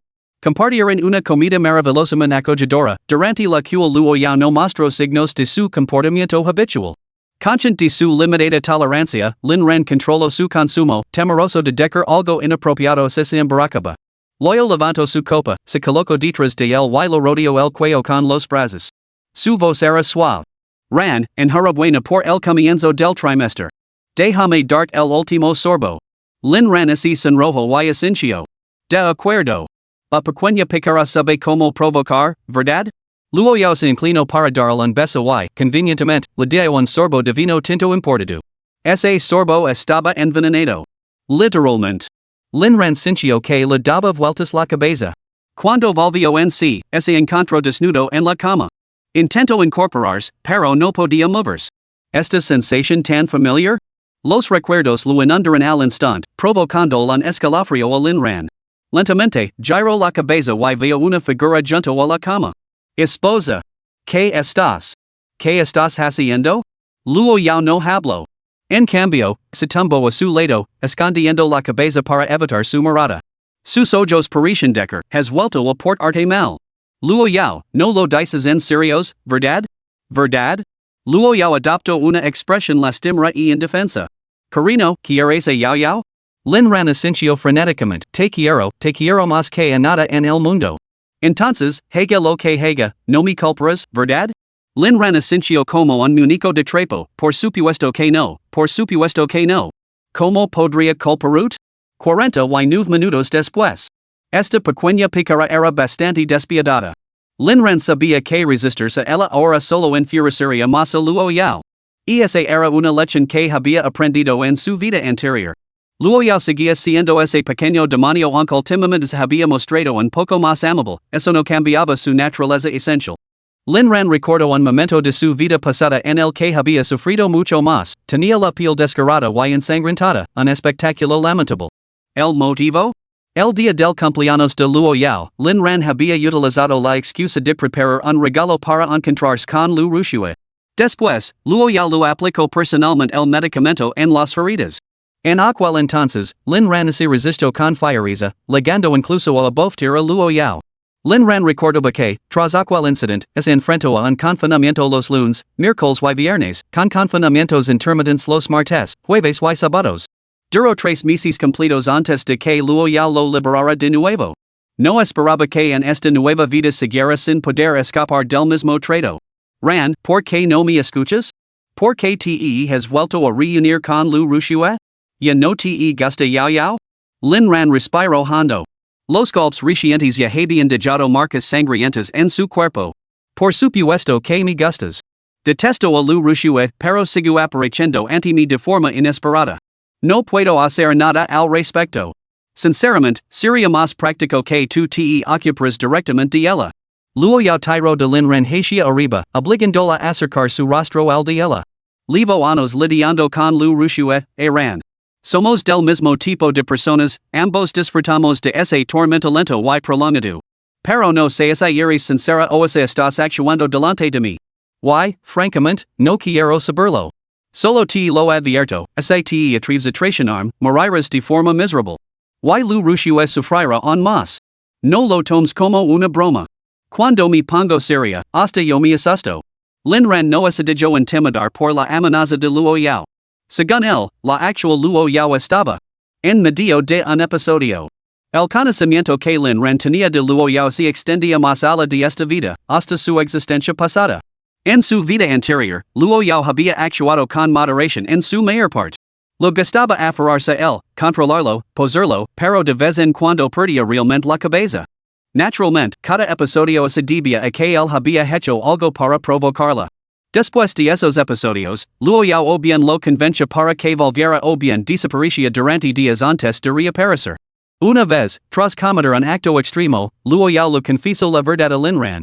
Simplemente no podía controlarse, especialmente después de que él huyera cada vez se vea abrumado por el impulso de cometer esos actos horribles.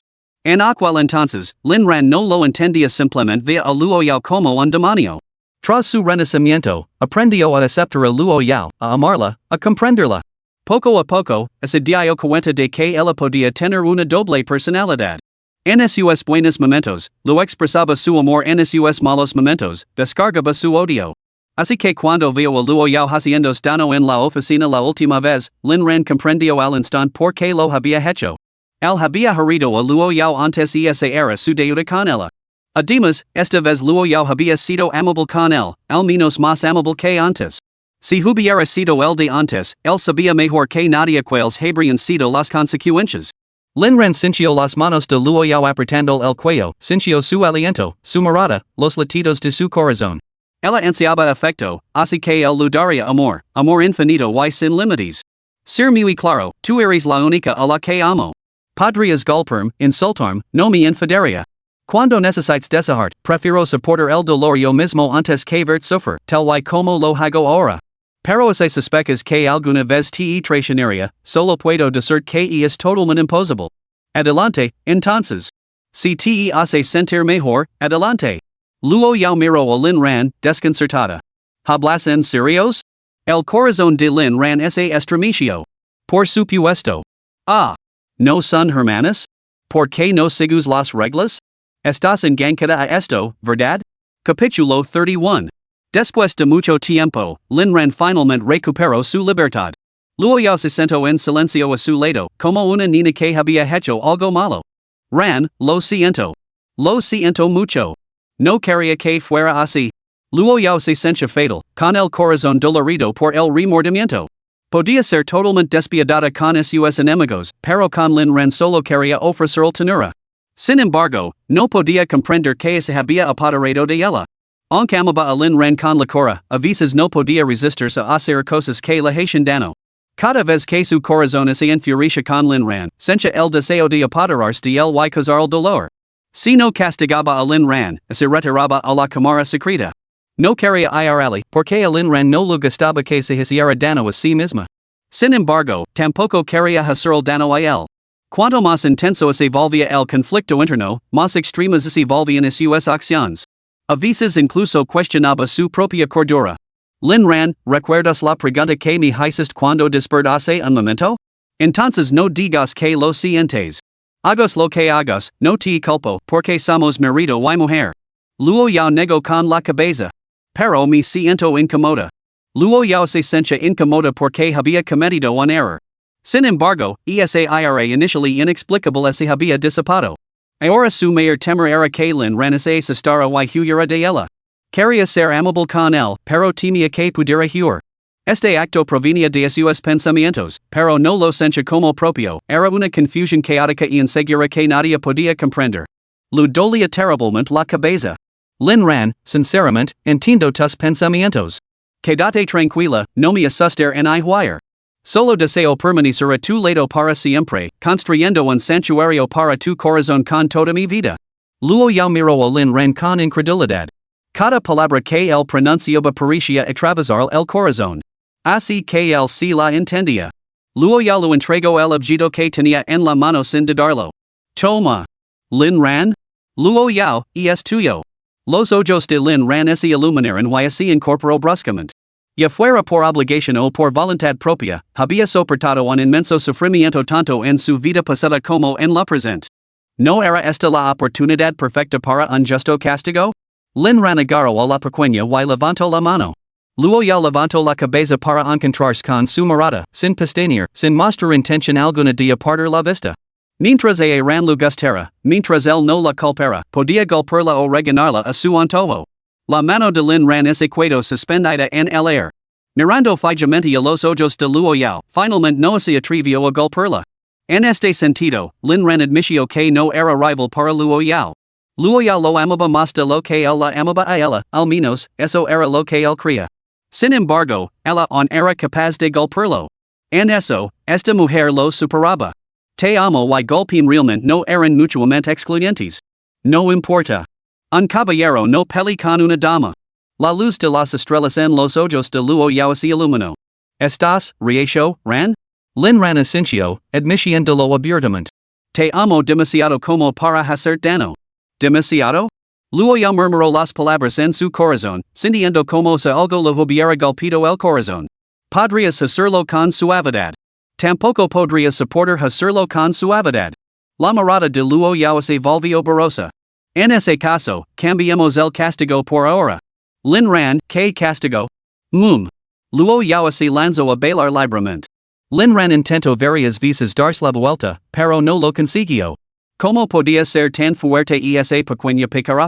Aquí estaba él, un muchacho fornido de 185 centímetros, completamente inmovilizado por una mujer de apenas 170 centímetros de altura. Era completamente absurdo.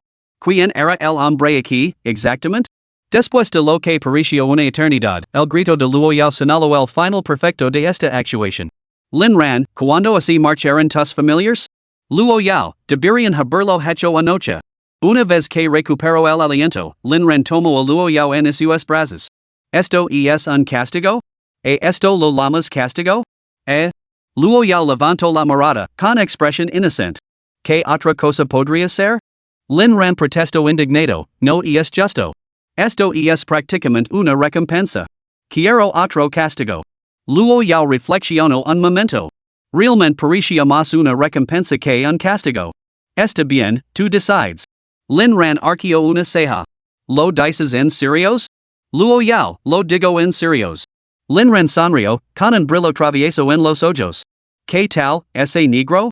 Para mi disfrute personal? Luo Yao negó con la cabeza. Justo cuando Lin Ran ponía cara de decepción, ella sacó su teléfono. Las pupilas de Lu Meng se dilataron por la sorpresa al recibir la llamada. Lin Ran miró a Luo Yao completamente desconcertado. Hermana, no sueles ser tan atrevida, ¿verdad? Despertada en plena noche, Lu Meng sentía una mezcla de confusión, asombro y euforia, y todo rastro de sueño había desaparecido. Así es como le gusta jugar al señor Lin? Sin decir una palabra, ordeno que comenzaran los preparativos. Al poco tiempo, Lu Meng condujo personalmente hasta la finca y le entregó los artículos a Luo Yao. Se trataba de la privacidad del señor Luo, no podía permitir que otros lo supieran. Detestaba los chismes. Señor Luo, ¿qué es lo que necesita con tanta urgencia a estas horas? Luo Yao lanzó una mirada fría a Lu Meng. Sí. Ran está ansioso por verlos. Con eso, regresó a la villa, dejando a Lu Meng de pie en la puerta, completamente atenido. Parecía que realmente tenía prisa. El señor Luo estaba tan dedicado al joven maestro Lin? Para que el joven maestro Lin quisiera verlos, había enviado a ella, una simple empleada, en medio de la noche a procurar estas cosas. Tantos artículos, de todos los colores, era fácil adivinar por qué. El joven maestro Lin era verdaderamente afortunado. No poder compartirlo en hablar de ello, insoportable, completamente insoportable. En el dormitorio de la villa, Luo Yao se sentó en la cama. ¿Te gusta? Es precioso. Me encanta. Lin Ran suspiró para sus adentros. No era de extrañar que tantos la adoraran. Realmente no se trataba solo de belleza. Se trataba de esa sensación que te hace latir el corazón con fuerza. La propia Luo Yao era una formidable directora ejecutiva, lo que solo aumentaba la sensación de conquista de Lin Ran. Pronto, la habitación quedó en desorden. Yao, déjame encargarme. Luo Yao asintió obedientemente. Lo que mi marido decida. Capítulo 32. Unas pocas palabras conmovieron el corazón de Lin Ran. Sintió que, aunque muriera esa noche, habría valido la pena. Después, Luo Yao seguía sin tener sueño. Simplemente se aferró a Lin Ran, con su aliento fragante. ¿Te ha gustado, Ran? Él colocó un dedo sobre los labios de Luo Yao. Shu. Mujer, te advierto que no me tientas. Hace mucho que me gradué en el instituto y he olvidado por completo las penas líricas. Ahora soy terriblemente lujurioso. Luo Yao, ¿y qué? Lin Ran. Atenito. El carácter que significa lujuria eleva una espada sobre su cabeza bajo la falda de granada, el destino es ineludible. A primera hora de la mañana, al abrir la ventana, se sentía absolutamente espléndido. En la mesa del desayuno, Lin Ran susurró el oído de Luo Yao, cariño, sigo pensando que debemos actuar con moderación. Al fin y al cabo, soy humano. Luo Yao, entonces Lu diera a Lu Meng que se deshaga de los preparativos. Fuera de la villa, Lu Meng esperaba a Luo Yao con los ojos cerrados, descansando. Había dado vueltas en la cama toda la noche y ahora tenía ojeras marcadas bajo los ojos. Abrió los ojos para mirar la hora y se dio cuenta de que llegaba tarde. Llamó a la puerta y preguntó. Justo cuando seguía el mayordomo, el tío Fu, el comedor, oyó las palabras de Luo Yao. Su rostro se convirtió en un signo de interrogación. ¿Me pidió la jefa que preparara algo? Oh. ¿Seguro que no? Esa chispa traviesa en sus ojos volvió a brillar. Habiendo servido a Luo Yao durante años, pasando de ser una assistant junior a su mano derecha, conoce bien a su jefa. Pero precisamente porque la conoce, Luo Meng se quedó atenida ante esta transformación. Así que este es el verdadero señor Luo. El joven maestro Lin es un hombre afortunado. ¿De verdad te mereces a nuestra mundialmente famosa Esare Luo? Suspiro. Solo es guapo, no he notado nada más destacable en él. Lin Ran? ¿Algo más? Espera eso, desperdiciar es vergonzoso, y tirar basura es un peor. Luo Yao Sanrio, inclinandos hacia delante. Ran, creo que he descubierto una forma de controlarte. Lin Ran, hey que decker que lo hago por voluntad propia. Ah, sí? Sí. Pues entonces portate bien hoy. Lin Ran ascencio obedientemente. Sus pensamientos se centraban en lidiar con Liu Ruxue, ya que, de lo contrario, ella seguiría siendo una espina clavada para Luo Yao. Luo Yao se hizo la ropa y siguió a Lu Meng. En cuanto se subió el coche, dijo, no te olvides de preparar lo que te indica. Lu Meng, señora Luo, ¿lo dice en serios? Puede que sea su assistant, pero no puedo hacer ese tipo de cosas por usted. Entendido, señora Luo. ¿Qué galaxia salvo Lin Ran en su vida pasada? Luo Yao prepara mucho. Lu Meng. Luo Yao, si Ran no está satisfecho, no seguirás trabajando aquí. Las pupilas de Lu Meng se dilataron, ¿qué? Señora Luo, ¿tiene idea de lo que está diciendo? De vuelta en la villa, Lin Ran no tenía intención de asistir a la escuela. Llamó a Wu Zhishan para que se encargara de las cosas por él. Después de dormir hasta tarde, sus piernas finalmente se sienten menos como gelatina. Ahora descansado, Lin Ran decidió enfrentarse formalmente a los enemigos de su vida pasada. Primer paso, hacer saborear el verdadero tormento. Familia Lin, Liu Ruxue preparanse para enfrentarse al juicio del diablo. Después de concretar su plan, se puso en contacto con Wu Zhishan. ¿Conoces al hermano Cuchillo? Wu Zhishan dio un respingo, como lugarino, como no había a conocer al hermano Cuchillo? Un sudor frío broto al otro lado de la línea, por supuesto que lo conozco. ¿Qué quieres decir, hermano Lin? ¿Te has cruzado en su camino? Lin Ran, no. Wu Zhishan, bien. Cruzarse en el camino del hermano Cuchillo significaría problemas. Lin Ran, con confianza, no te preocupes. Incluso si me hubiera cruzado en su camino, él tendría que apartarse para dejarme pasar. ¿Quién puede resistirse a mi formidable esposa? Wu Zhishan, hermano Lin, he notado que últimamente has vuelto bastante fanfarrón. Lin Ran fue directo al grano, escucha, ponte en contacto con el hermano Knife. Dil que necesito hablar con él sobre un trato. Se hizo un silencio sepulcral en la línea antes de que Wu Zhishan finalmente hablara. ¿Hablas en serios, hermano? ¿Qué es lo que estás tramando exactamente? ¿Negociar un trato con el hermano Knife? Eso es prácticamente bailar al borde de la ley penal. Lin Ran, solo di si vas a ayudar o no. Si Wu Zhishan se negaba, Lin Ran pensaba pedir la ayuda a Luo Yao.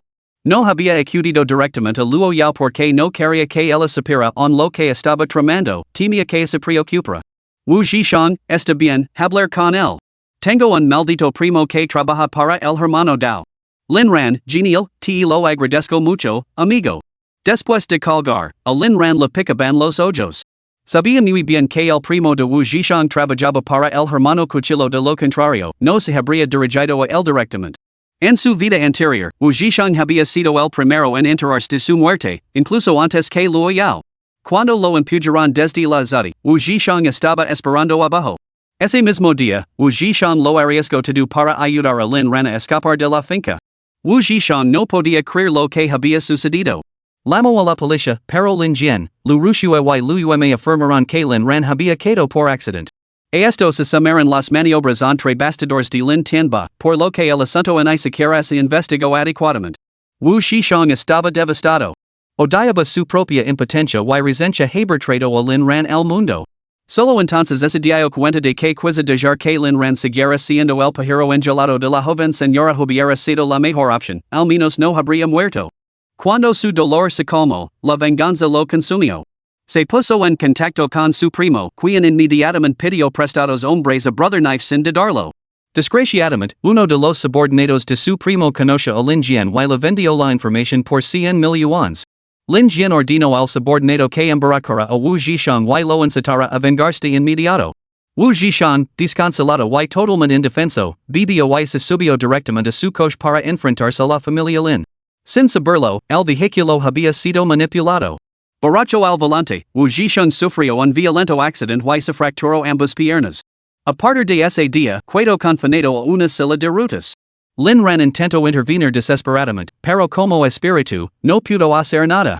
De hecho, menos de una hora después del accidente de Wu Zhishan, Luo Yao había hecho arrestar a la familia Lin. Todo parecía una intervención divina, en la que el destino siempre daba un giro a las cosas para que las personas equivocadas sufrieran las consecuencias. Wu Shishon, un hermano de toda la vida. Esa tarde, al recibir la noticia, Lin Ran finalmente se aventuró a salir. La capital era deslumbramiento próspera, pero bajo su brillante fachada se escondían industrias gris indescriptibles. Un grupo de edificios sin terminar podría no ser tan sencillo como parecía. ¿Iris Lin Ran?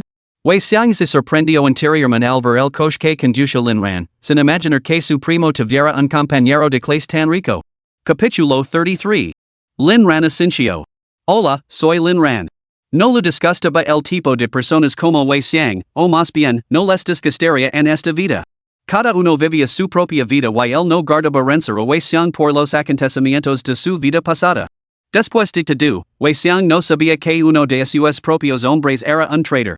Además, él tampoco era precisamente un santo ahora. La inocencia de su antiguo yo nunca volvería a aparecer en esta existencia. Wei Xiang no se atrevió a ser discords y lo estrecó la mano rápidamente. Hola, soy Wei Xiang, primo de Wu Zhishan. Te llevaré ante el hermano Dao.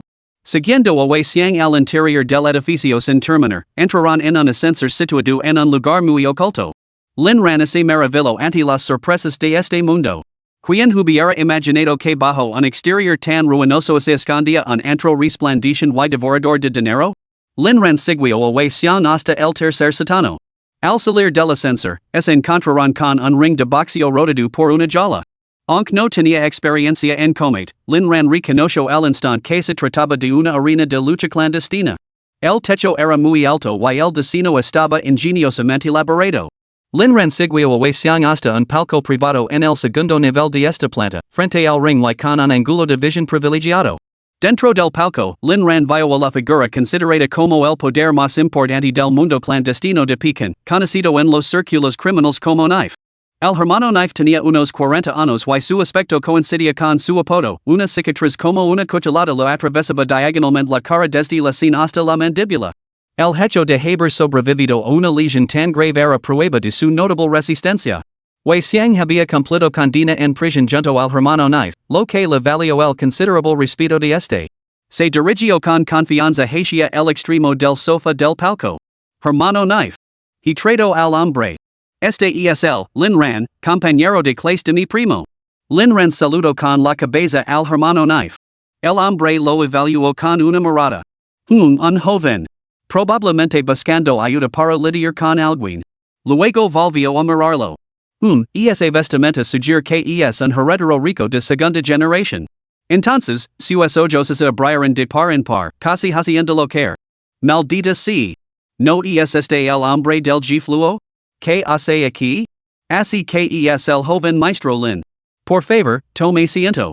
Lin Ran se sorprendió por el comportamiento del hermano Cuchillo y pensó para sí mismo, este pez gordo del mundo subterráneo de la capital tiene un temperamento sorprendentemente agradable.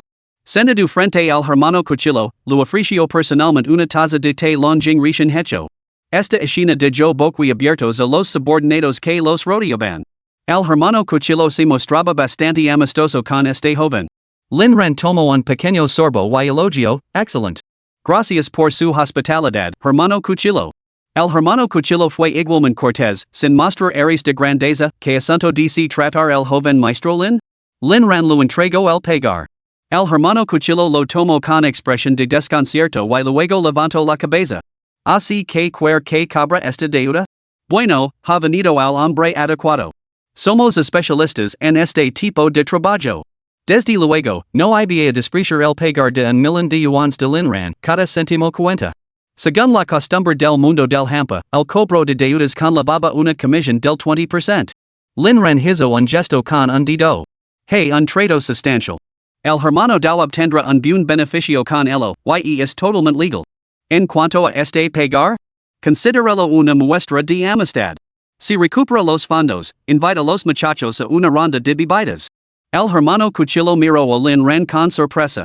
Por lo que él sabía, Lin Ran seguía siendo un estudiante. Sin embargo, él estaba, sin servilismo ni arrogancia, sin mostrar ninguna incomodidad. Era realmente inesperado. Lo más significativo era que estaba dispuesto a entregar este pagar. Aunque este trozo de papel podría no convertirse en dinero en efectivo en manos de otros, en las suyas sin duda se liquidaría. Este amigo estaba demostrando ser audaz y generoso. Y, como era uno de los hombres del hermano Luo, incluso sin el pegar, no podía rechazar esta amistad. Tras un momento de silencio, dijo, hermano Lin, acepto tu amistad y tu trabajo. En cuanto a si es legal o no, eso es asunto nuestro. Aunque más adelante surjan problemas, no te afectarán. Dicho esto, extendió la mano y estrechó la de Lin Ran. Lin Ran no esperaba que las cosas fueran tan bien. El hermano Cuchillo pensó para sí mismo, como no iban a ir bien? ¿Tú eres el auténtico, no? Si me atreviera a poner las cosas difíciles, mañana podría estar flotando en el mar. O tal vez esta noche, algún tiburón del océano estaría dando un festín conmigo. Lin Ran no confiaba plenamente en el hermano Cuchillo. Al fin y al cabo, ¿cuántos hombres buenos hay en las zonas gris? El término hermano era solo una formalidad cortés. Su único hermano verdadero era Wu Zhishan. Pero, por ahora, el hermano Cuchillo estaría dispuesto a cooperar. Después de todo, para ellos, nada era más atractivo que Mau. Lin Ran miró a los pocos subordinados que permanecían cerca del hermano Cuchillo. Un tipo inteligente, despejando la habitación, ahora solo quedaban ellos dos. Solo entonces Lin Ran mencionó los acontecimientos inminentes en la casa de los Lin. El hermano Cuchillo escuchó con atención. Bueno, ¿sabes qué? Caray, suena bastante legal. Y además es una buena fuente de ingresos. Pero no es el joven maestro Lin un miembro de la familia Lin? ¿Por qué es tan despiadado con ellos? Bueno, eso no era asunto suyo, en hay algo en lo que se atreviera a profundizar. Quizás todo fuera por orden del jefe Luo. Quizás incluso la aparición de Lin Ran hoy fuera una sonda del jefe Luo. Este pensamiento le hizo aún más reacio a retrasarse.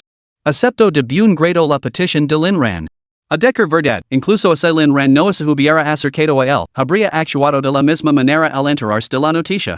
Pero como Lin Ran estaba orquestando todo esto entre bastidores, en última instancia era Lin Ran quien le había dado esta oportunidad.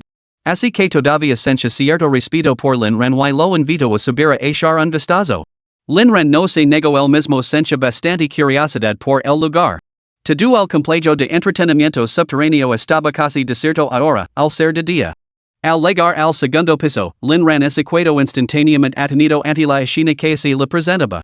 Era nada menos que una colosal guarida de iniquidad, un casino sacado directamente de las películas, que cobraba vida ante sus ojos. Solo una docena de personas se opinaban alrededor de una mesa de juego, jugando. Hermano Cuchillo, hermano Lin, ¿te apetes jugar unas manos? Si pierda, yo pago. Lin Ran negó con la cabeza. He dejado de jugar. Hermano Knife, así que ni siquiera vas a mencionar el amarillo, eh? Al ver que Lin Ran no tenía intención de unirse, el hermano Knife se limitó a reír sin insistir más. En ese momento, un hombre corpulento que estaba en la mesa de juego fue derribado de un puntapié. Maldita sea. Te he dicho que no toco esa mierda. ¿Por qué sigues preguntando? ¿Buscas problemas? Todo el grito se quedó en silencio ante este arrebato, y el rostro del hermano Cuchillo se oscureció hasta adquirir un tono inquietante. Todo el mundo sabía que el establecimiento del hermano Cuchillo toleraba el juego y la prostitución, pero las drogas estaban estrictamente prohibidas. Nadie entendía por qué un jefe mafioso imponía esa norma, pero era la ley de la casa. El hermano Cuchillo lanzó una mirada fría a Wei Xiang. Si no me equivoco, ese es tu hombre, ¿no? Wei Xiang se secó el sudor frío de la frente. Sí, hermano Dao. Se llama Zhang Dahai. Te dar una respuesta satisfactoria. Dicho esto, se acercó a zancadas y tiró de Zhang Dahai para que se pusiera de pie, arrebatando la mercancía de las manos. Maldita sea, ¿has perdido la cabeza? ¿Vendiendo esa mierda aquí? Capítulo 34. Lin Ran entrecerró los ojos. Si no se equivocaba, este hombre era el trader de su vida anterior, el que había vendido información a Lin Jian. Zhang Dahai conoció la crueldad de Wei Xiang. Aunque Wei Xiang solía parecer afable, cuando se enfadaba de verdad, era excepcionalmente brutal. También sabía que la debilidad de Wei Xiang residía en su lealtad hacia los amigos, por lo que inmediatamente comenzó a suplicar. Hermano Xiang, lo siento, hermano Xiang. Mi esposa está en el hospital, mi hijo se ha ido a algún lugar y nos ha abandonado. No tuve más remedio que tomar medidas desesperadas para reunir dinero rápido para sus facturas médicas. Mi hija acaba de empezar la universidad y aún no he podido pagar sus matrículas. Por favor, perdóneme esta vez.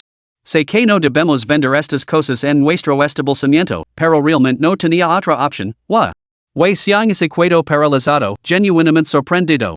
El hermano cuchillo, un veterano catido, vio a través del hambre. Xianzi, las reglas son las reglas. No voy a repetirlo.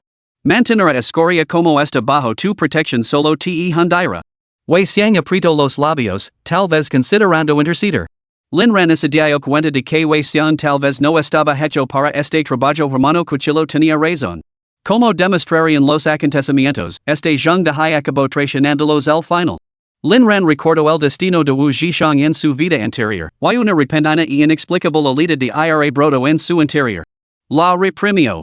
Mirando a su alrededor, Lin Ran cogió un palo y se lo entregó en silencio al hermano cuchillo. El hermano cuchillo se detuvo, luego lo tomó con una sonrisa. Camino paso a paso hacia Wei y lo entregó el palo. Xiao Xiang, hazlo. Wei Xiang cerró los ojos y luego los abrió de golpe, con una mirada ardiente como el oro. Agarró el palo y lo blandió directamente contra las piernas de Zheng Dehai, gritando mientras golpeaba, ¿cuántas veces te lo dije? No vendas esta mierda aquí. ¿Has ignorado mis órdenes, no es así? Los gritos agonizantes de Zheng Dehai resonaron en toda la casa de apuestas, pero en una sola alma mostró un atisbo de compasión. Este Zheng Dehai se entregaba a todos los vicios imaginables, la bebida, el juego, las prostitutas y las drogas y tenía la osadía de traficar con narcóticos en el territorio del hermano cuchillo. Si lo mataban a golpes, era por su propia culpa. Con ambas piernas destrozadas por Wei Xiang, Zheng Dehai se desmayó por el dolor. Wei Xiang hizo un gesto a sus hombres para que así lo levaran. El hermano cuchillo le dio una palmada en el hombro a Lin Ran. Perdona por el espectáculo, hermano. Lin Ran pensó que realmente se trataba del karma, en esta vida, era Zheng Dehai quien había terminado con las piernas rotas. Pero ¿por qué el hermano cuchillo se había encontrado con Zheng Dehai precisamente en ese momento? ¿Podría ser una reacción en cadena provocada por su propia presencia allí? En su vida anterior, él no había estado allí en ese momento y las piernas de Zheng Dehai habían permanecido intactas. Por primera vez, Lin Ran comenzó a reflexionar sobre los extraños designios del destino. Sacudiendo la cabeza, comentó, rompió las reglas del hermano cuchillo. Se lo merecía. El hermano cuchillo miró a Lin Ran con un interés inesperado. Reafirmó que este hombre no era un tipo cualquiera, de lo contrario, el jefe Luo no lo habría tomado sin pecha. Asintiendo con la cabeza en señal de aprobación, el hermano cuchillo se dirigió a los clientes del casino, disculpen las molestias. Cada uno de ustedes recibirá 10 fichas para calmar sus nervios. Pero permitan reiterar, las drogas están estrictamente prohibidas en mis instalaciones. Cualquiera que se sorprendido se enfrentará a graves consecuencias. A ninguno de los jugadores le importaba el destino de Zheng Dehai, aceptarán encantados la propuesta del hermano Knife, al fin y al cabo, 10 fichas eran dinero gratis. Cuando el hermano Knife regresó junto a Lin Ran tras resolver el asunto, este pronunció una frase que casi le hizo perder los nervios. Lin Ran, ¿qué hay en la primera planta? ¿Vamos a verlo? El hermano Knife se estremeció y negó con la cabeza, la primera planta aún no está abierta. Te llevará allí la próxima vez, hermano. No se atrevía a llevar a Lin Ran al primer nivel. Si Lin Ran comisa un error allí, sería su fin. Lin Ran solo sentía curiosidad. Como el hermano Knife no quería llevarlo, no insistió y se dispuso a marchas. A pesar de la cálida invitación del hermano Knife para cenar juntos esa noche, Lin Ran encontró una excusa para marchas. Al salir del complejo de ocio subterráneo, Lin Ran condujo de vuelta a la finca. Quería llegar antes de que Luo Yao regresara a casa, para que lo viera nada más llegar. Por el camino, llamó a su kai para informarle de que era hora de proctor. Al regresar a la villa, abrió lentamente la puerta y vio a Luo Yao sentada rígidamente en el sofá. ¿Hoy has llegado tan pronto a casa? En lugar de responder, Luo Yao replicó fríamente, ¿qué has estado haciendo hoy? Lin Ran se quedó paralizado, subsando su respuesta. No quería alarmarla, pero tampoco se atrevía a mentir. Estaba ocupándome de algunos asuntos. Luo Yao entrecerró los ojos. Ya sabía lo que Lin Ran había hecho esa tarde y podía adivinar vagamente cuál sería su siguiente movimiento. El hermano Dao acababa de informar a Luo Yao de los acontecimientos del día y él lo había ordenado fríamente, tienes prohibido llevar a Lin Ran a esos sitios otra vez. El hermano Dao se sentía amargado por dentro. Lin Ran había ido a buscar problemas por su cuenta. Pero ¿qué podía hacer? No se atrevió a decir nada y solo asintió obedientemente con la cabeza. Luo Yao, dime la verdad. Lin Ran, está bien. La verdad es que mi objetivo es Liu Ruxue y la familia Lin. Por eso salí hoy. Luo Yao, ¿de verdad estás dispuesto a sacrificarte? Lin Ran, querida, estoy totalmente dispuesto. Más que dispuesto. Me encantaría verlos sufrir todos los tormentos imaginables, sin un entierro digno. Los ojos de Luo Yao se volvieron profundos mientras estudiaba a Lin Ran durante un largo momento antes de hablar. Si necesitas ayuda, debes decírmelo. Lin Ran asintió. Por ahora, no quería la ayuda de Luo Yao, prefería encargarse personalmente de la venganza. Si me encuentro con algo que no puedo resolver, sin duda acudiré a ti para que arregles el desastre. Al fin y al cabo, tú eres quien accedió a mantenerme. Mantenerme significa que tienes que arreglar mis desastres. El viejo mayordomo fubo caraspio. Joven maestro Lin, ¿podría considerar lo que está diciendo? Luo Yao controló su intensidad y se levantó para situarse junto a Lin Ran. Es mejor que pienses así. Con mis habilidades, puedo convertirte en el playboy más famoso del país. Fubo pensó para sí mismo, señorita, ¿tien que estar tan enamorada? Durante la acogedora hora de la cena, Luo Yao miraba con frecuencia a Lin Ran, que la estaba alimentando. Lin Ran, al encontrarse con la mirada medio sonriente de Luo Yao, recordó el sorbo divino que ella lo había dado antes y todavía sentía una punzada de inquietud. Afortunadamente, la alimentación concluyó sin problemas y el propio Lin Ran comió hasta saciarse. Luo Yao se acercó a Lin Ran por detrás una vez más, rodeando el cuello con los brazos como una seductora serena. Este gesto familiar hizo que Lin Ran se tensara. Susurrando suavemente en su oído, Luo Yao murmuró, Ran, ven conmigo. Lin Ran exhaló aliviado y la siguió al dormitorio con una mirada de total desconcierto. Ali se quedó paralizado. ¿Qué demonios había esparcido por la cama? ¿En serios? Has preparado 7 colores rojo, naranja, amarillo, verde, azul, índigo y violeta solo para esto? ¿Y qué era eso? ¿Una correa de perro? Un escalofrío recorrió a Lin Ran. La idea de que le utilizaran esas cosas le resultaba totalmente humillante. Giró la cabeza con rigidez. Carino, no he hecho nada malo hoy, ¿verdad? Luo Yao lo miró con ojos inocentes. Por supuesto que no. Lo preparé todo para ti, Ran. Como a Ran le gustan estas cosas, las compré todas. ¿No te gustan? Lin Ran, je. Me, gustan. Capítulo 35. Maldita sea, las cosas han legado tan lejos? Luo Yao empujó a Lin Ran al baño, pero él seguía sumido en sus pensamientos. De vuelta en la habitación. La mirada de Lin Ran comenzó a moverse nerviosamente. Sin embargo, lo que sucedió superó sus peores imaginaciones. Así que eso es lo que pasa? Mirando fijamente a la impecable Luo Yao, Lin Ran se quedó paralizado por la estupefacción. De repente, una cálida sensación invadió sus fosas nasales. La sangre le goteaba constantemente por la nariz hasta el suelo. Lin Ran se tapó apresuradamente la nariz con la mano y se precipitó al cuarto de baño. Maldita sea, ¿dónde ha aprendido esta chica estos trucos? ¿No es esto una pura tentación al pecado? Después de enjuagarse, Lin Ran se volvió y encontró a Luo Yao detrás de él, con una mirada lastimera y vulnerable. Ran, ¿ya no te gusta Yao Yao? La nariz de Lin Ran comenzó a sangrar de nuevo. Esa noche. Después de lo absurdo. Lin Ran se volvió para mirar a este pequeño diablo enérgico. Yao Yao, ¿nunca descansas? Luo Yao se levantaba temprano todos los días y a menudo no se dormía hasta altas horas de la madrugada. Aunque tenía muchas oportunidades de recuperar el sueño durante el día, Luo Yao parecía estar trabajando todo el día. Lin Ran sentía que Luo Yao era una máquina de movimiento perpetuo que nunca descansaba, y no tenía una idea de cómo lo conseguía. Luo Yao pareció ligeramente sorprendida, pero respondió inmediatamente, por supuesto que descanso. Ahora mismo estoy descansando. Con eso, se enroscó alrededor de Lin Ran como un perezoso. Al día siguiente, como era de esperar, Lin Ran volvió a faltar a clase, dejando a Wu Zhishang furioso de frustración. Sin que Lin Ran lo supiera, alguien lo había estado buscando frenéticamente ese mismo día. Lin Tinba había estado retrasando la vista judicial con el pretexto de estar enfermo, con la esperanza de encontrar a Lin Ran en privado antes de que comenzara el juicio. Aunque lo llamaba un acuerdo privado, su verdadera intención era hacer que Lin Ran se arrodillara y se postrara, se disculpara y, luego, en un gesto magnánimo, le permitiera reanudar su papel como su hijo. El primer día del trimestre, había planeado simplemente sacar a Lin Ran de la escuela. Pero no había previsto que Lin Ran hubiera venido con Luo Yao, lo que le hizo dar marca atrás y decidir ir a buscar a Lin Ran el día siguiente. Sin embargo, al preguntar en la escuela al día siguiente, descubrió que Lin Ran no había asistido a clase.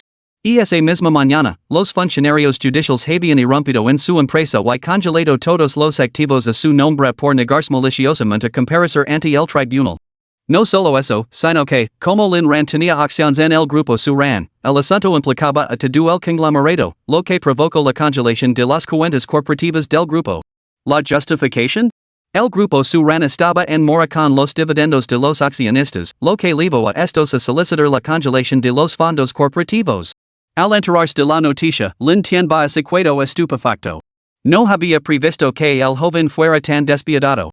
En ese momento, se apresuró a ir a la escuela presa del pánico, solo para descubrir que Lin Ran no había asistido a clase ese día.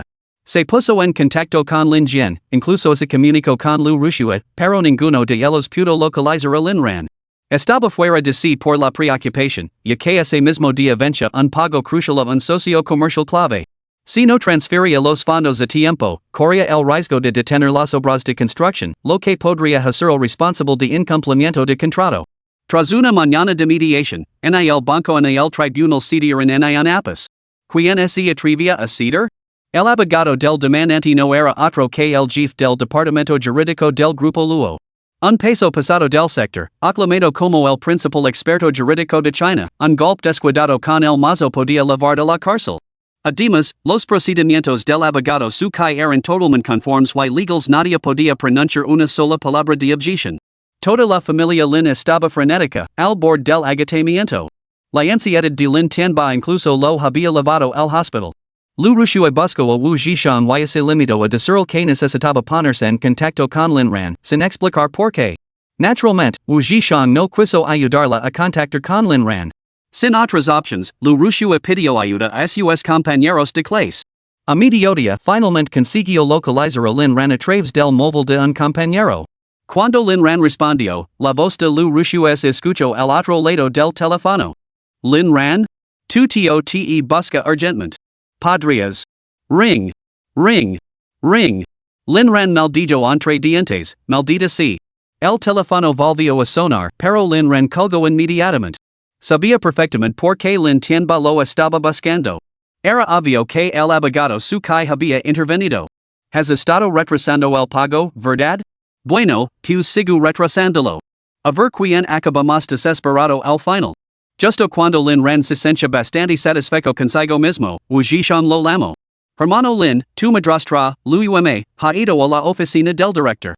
Está amenazando con revelar a toda la escuela que llevaste tu padre al hospital si no sales. El director dice que Liu está montando un escándalo terrible. Te llama desagradecido, diciendo que la familia Lin te ha criado todos estos años y que no muestras gratitud, llevándolos al límite. El director me ha enviado a ver cómo estás. Por ahora, está manteniendo a Liu a raya. Oír esto me repugnó. ¿Cómo puede toda esta familia ser tan repulsiva? Hermano Lin, has soportado tantas penurias todos estos años. Lin Ran se quedó en silencio un momento, pensando para sí mismo que debían de estar realmente al límite. De lo contrario, una mujer tan preocupada por su reputación como Liu no habría mandado semejante escándalo en la escuela. No pasa nada. Ir a ver que decir realmente. Adiós a la familia Lin. Lin Ran debía hacer una entrada triunfal. Esta vez, eligió un atuendo del vestuario que encajaba perfectamente con un hombre de alta posición, lujoso pero discreto, que irradiaba una profunda sofisticación a primera vista. Poco acostumbrado a lavar relojes, inesperadamente eligió un Patek Philippe 5208T para su muñeca y volvió a salir en su Koenigsegg. El coche representaba una inversión modesta, el reloj la mitad de una inversión modesta y el traje fácilmente superaba los cientos de miles. Lin Ran parecía un bolito andante cuando salió de la finca con descarada ostentación, dirigiéndose hacia la universidad. Como había acordado previamente el acceso para este vehículo, la barrera de la entrada del campus se levantó automáticamente. En cuanto entró en el recinto, se encontró con innumerables miradas llenas de envidia y resentimiento. Desde el edificio de ciencias hasta las aulas y las residencias, las cabezas se asomaban por las ventanas, el Koenigsegg era simplemente demasiado deslumbrante. Su última visita en este coche había sido durante las vacaciones de verano esta vez, era el comienzo del trimestre. Incluso los estudiantes de primer año que descansaban durante el entrenamiento militar en el campo de deportes levantaron la cabeza y lo miraron con envidia. Solo cuando el coche se detuvo en la zona de aparcamiento y Lin Ran salió lentamente, lo siguieron innumerables miradas cautevadas. Paso a paso, se acercó a la oficina del director. Al entrar, vio inmediatamente a Liu tirada en el suelo, haciendo una rabieta, mientras varios guardias de seguridad la miraban con exasperación. Capítulo 36. Director, ya estoy aquí.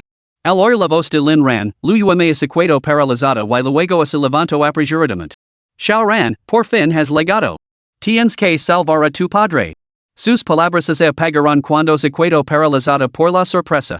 La vestimenta de Lin Ran irradiaba una opulencia inconfundible. Su traje parecía hecho a medida, cosido a mano a la perfección, mientras que el reloj que llevaba en la muñeca era claramente una pieza costosa. Habiendo abandonado la casa de los Lin, donde había conseguido los medios para adquirir tal conjunto?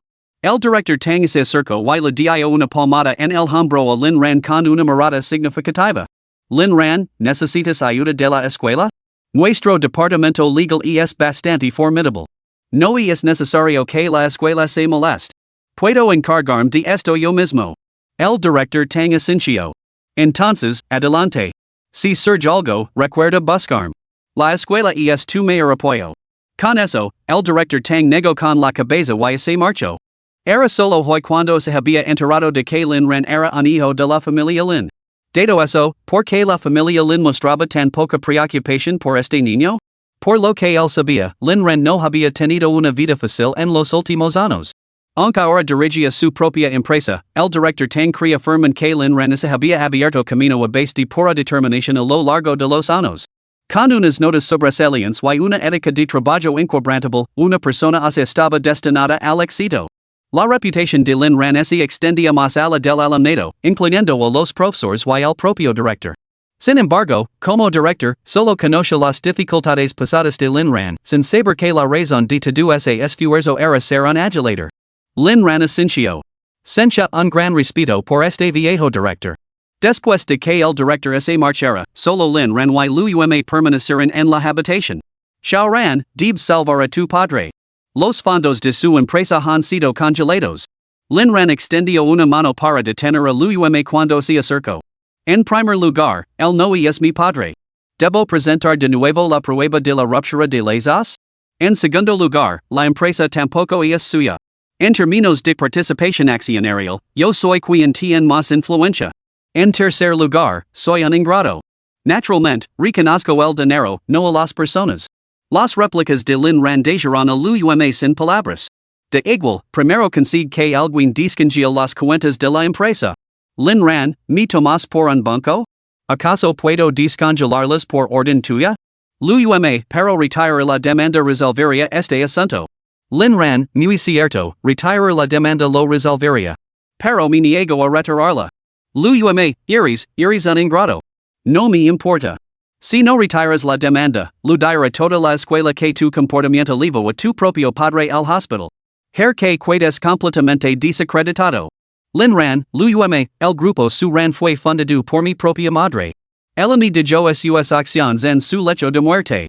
Durante todos estos años, no solo me has negado los dividendos, sino que me has sometido a todo tipo de abusos.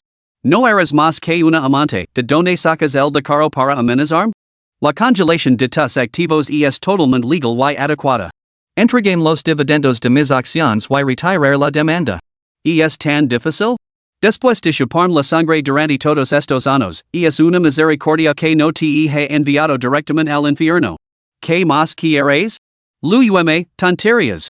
Cuando te hemos maltratado? Nunca te he puesto un dedo encima. Mirad ahora, vestida como una auténtica dama. ¿Te atreves a decir que no has conseguido todo lo que tienes gracias a la familia Lin? Lin Ran, si nunca me pusisteis la mano encima, pero dejasteis que Lin tienba mi pegara. Me matasteis de hambre, me obligasteis a hacer las tareas domésticas y a cocinar todos los días a pesar de tener una criada, y a servir a toda vuestra familia. Desde los 13 años, me pagabais unos miseros 300 yuans al mes, y ni siquiera una criada cuesta tan poco. Tenía que ganar yo mismo el dinero para pagar la escuela. ¿Cómo os atrevéis a criticar mi ropa? El dinero que gasto ahora no tiene nada que ver con vuestra familia Lin. O eskte niegas a reconocer estos hechos? Luo solo intentamos endurecer. Es bueno que un chico tenga disciplina. Lin Ran, ¿por qué no disciplinabas a tu propio hijo? ¿Acaso no es un chico? ¿Cuándo así fue a Tailandia? ¿Cómo es que yo no sabía nada? ¿Estás intentando cortar tu propio lineage, no? Luo tonterías. Mi hijo es un auténtico caballero. ¿Cómo te atreves a comparar con él? Es el joven maestro de la familia Lin. Lin Ran, un hijo nacido de una amante? ¿Cómo te atreves a llamarlo el joven maestro de la familia Lin? Luo yo soy la verdadera señora de la casa Lin. Tu padre nunca se preocupó por tu madre, y mucho menos por ti. Cada vez que había vacaciones, pasaba el tiempo conmigo y con Xiaojin. Lin Ran, entonces, admits que eres la amante? ¿O seduces deliberadamente a Lin Tianba para convertir en la amante de la familia Lin? ¿O fue amor verdadero? Las cejas de Luo se arquearon con furia. No podía entender por qué Lin Ran había cambiado tan drásticamente. Había sido dócil y sumiso todos estos años. Lin Ran, admítelo. Solo estamos tú y yo aquí. No hace falta que te hagos la santa. Ya que quieres hablar, seamos claros. Luo yo no sedujo tu padre. Él me sedujo a mí. Me dijo que se me conversa en su amante, se casaría conmigo tarde o temprano. El rostro de Lin Ran es ensombreció. ¿Podría estar relacionada la muerte de su propia madre con Lin Tianba? Lin Ran avanzó paso a paso hacia Luo así que tú mataste mi madre? Luo abrió mucho los ojos, no, yo no. No digas esas cosas. Lin Ran, entonces fue Lin Tianba. Luo miró a Lin Ran con incredulidad, sacudiendo la cabeza frenéticamente, no digas esas cosas. Nadie mató a esa zora. Lin Ran extendió la mano y le propinó una fuerte bofetada en la cara. Luo se quedó paralizada. Lin Ran se rió con frialdad. Una simple amante se atreve a hablar de mi madre? Sigo cenando si crees que voy a retirar los cargos. Tú y Lin Tianba sois el amor verdadero, ¿no? Bueno, parece que el dinero no es tan importante después de todo. Adelante, quédate con tu verdadero amor. Me asegurar de que la familia Lin quiebra. Luo celoso, no puedes hacer esto. Soy la señora Lin. No puedo quedarme sin dinero. Si te atreves, te convertir en el hazmarer de toda la escuela. Lin Ran ese encogio de hombres. No importa. De todos modos, he roto mi relación con Lin Tianba. Tengo su declaración escrita a mano, atestiguada por un abogado. Así que digas lo que digas, no retirar la demanda. Luo no tems que diga. Lin Ran sacó su teléfono y reprodujo la grabación de antes. #. Fue tu padre quien me sedujo. No puedes hacer esto, soy la señora Lin, no puedo quedarme sin dinero. Luo tú. Lin Ran se dio la vuelta y salió de la oficina. Di lo que quieras. No me importa hacer pública esta grabación. Luo se desplomó en el suelo. No había previsto que Lin Ran fuera tan calculadora. Si Lin Ran hacía pública la grabación, no solo la delataría como la otra mujer y revelaría que Lin Jian era fruto de una aventura amorosa. También provocaría que Lin Tianba la malinterpretara. Si Lin Tianba es enfurecido y el asunto iba más allá, un escalofrío recorrió el cuerpo de Luo. Capítulo 37. Lin Ran salió de la oficina y abandonó el campus inmediatamente, decidido a evitar cualquier encuentro fortuito con Liu Ruxue. Poco después, su Kai Lamo. Señor Lin Tianba ha aceptado entregar los dividendos. Su condición es que retiramos la demanda y él pagará. Lin Ran, no la retiraremos. La demanda solo se retirará una vez que el dinero esté disponible. Lin Ran sabía muy bien que, sin el desbloqueo de los fondos, Lin Tianba no podría conseguir el dinero. Su intención era hacerlo sudar. Si tienes un plan, hazlo. Si no, newer. De cualquier manera, tu vía de escape está bloqueada. En su rangroup, Lin Tianba, arrastrando su cuerpo enfermo de vuelta a la sede, se enfrentaba a una avalancha de críticas por parte de los accionistas, que la culpa de todo. Esas alturas, los accionistas entendían por qué se habían congelado los fondos de la empresa. Nunca imaginaron que la familia Lin quería tan bajo. Como accionistas, no tenían ningún deseo de entrometerse en las disputas familiares, ni querían detenerse en quien tenía razón o quien no. Su única preocupación eran las ganancias y el poder. Ahora que los errores de Lin Tianba habían causado pérdidas tan inmensas, los accionistas, naturalmente, se inquietaron. Convocaron una reunión conjunta para preparar su destitución como presidente, pero finalmente fracasaron. Poco podían hacer. Lin Tianba tenía una participación demasiado grande y, con partidarios entre las bases, la junta de accionistas terminó en acritud. Al final, solo pudieron emitir un ultimátum. Lin Tianba debía resolver el asunto en un día. De lo contrario, aunque eso significara perder sus acciones, lo querían hasta el final. Solo en la sala de conferencias, Lin Tianba se sentó taciturno, fumando un cigarrillo tras otro. No había otra alternativa que encontrar una forma de recaudar fondos para Lin Ran. De lo contrario, la empresa no sobreviviría mucho más tiempo, y esto podría muy bien ser la chispa que incendiara una crisis corporativa. Se oyó un live ding. Lin Tianba cogió su teléfono con desgana. La mayoría de los mensajes eran de accionistas que la culpaban. Sin embargo, cuando Lin Tianba vio el nombre del remitente, sus pupilas se dilataron ligeramente. Inmediatamente inició una llamada de voz, pero la pantalla mostró el mensaje este contacto no es tu amigo. Furioso, Lin Tianba estuvo a punto de lanzar su teléfono. Tras un momento de vacilación, abrió el archivo y escuchó un mensaje grabado. #. Fue tu padre quien me sedujo.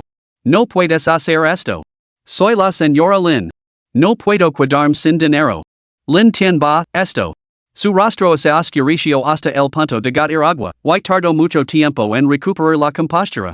Después de reflexionar, se puso en contacto con Luo Yao y Lin Jian, y convocó una reunión familiar. Este hijo desagradecido está decidido a humillarme. No hay otra opción, debemos reunir el dinero. Luo Yao inmediatamente puso una mirada de renuencia. ¿Cómo? Nuestra familia simplemente no puede reunir 300 millones. Lin Tianba se presionó las scenes con los dedos. Entonces liquidaremos nuestros activos, venderemos la casa, venderemos los coches. ¿Why no tienes muchas joyas? Vendelas todas de una vez. Cuando pase esta tormenta, recompraremos todo lo que hayamos perdido. Aunque Luo Yao protestó 1000 veces, fue en vano. Ella comprendía la gravedad de la situación. Al ver su renuencia, Lin Tianba habló lentamente. ¿Fuiste a ver hoy a ese hijo desagradecido tuyo, Lin Ran? Luo Yao se quedó paralizada, luego recordó algo y su cuerpo comenzó a temblar ligeramente. Esposo, solo quería ayudar a la empresa. Lin Tianba se rió secamente. Has sido de gran ayuda, sin duda. La próxima vez, abstente de ofrecer tal ayuda. Antes de que Luo Yao pudiera protestar, Lin Tianba continuó. Ella me entregó tu grabación. Un escalofrío recorrió a Luo Yao, aunque rápidamente recuperó la compostura. Marido, no es lo que piensas. Habla enfadada. Te quiero. Lin Tianba asintió. Lo sé.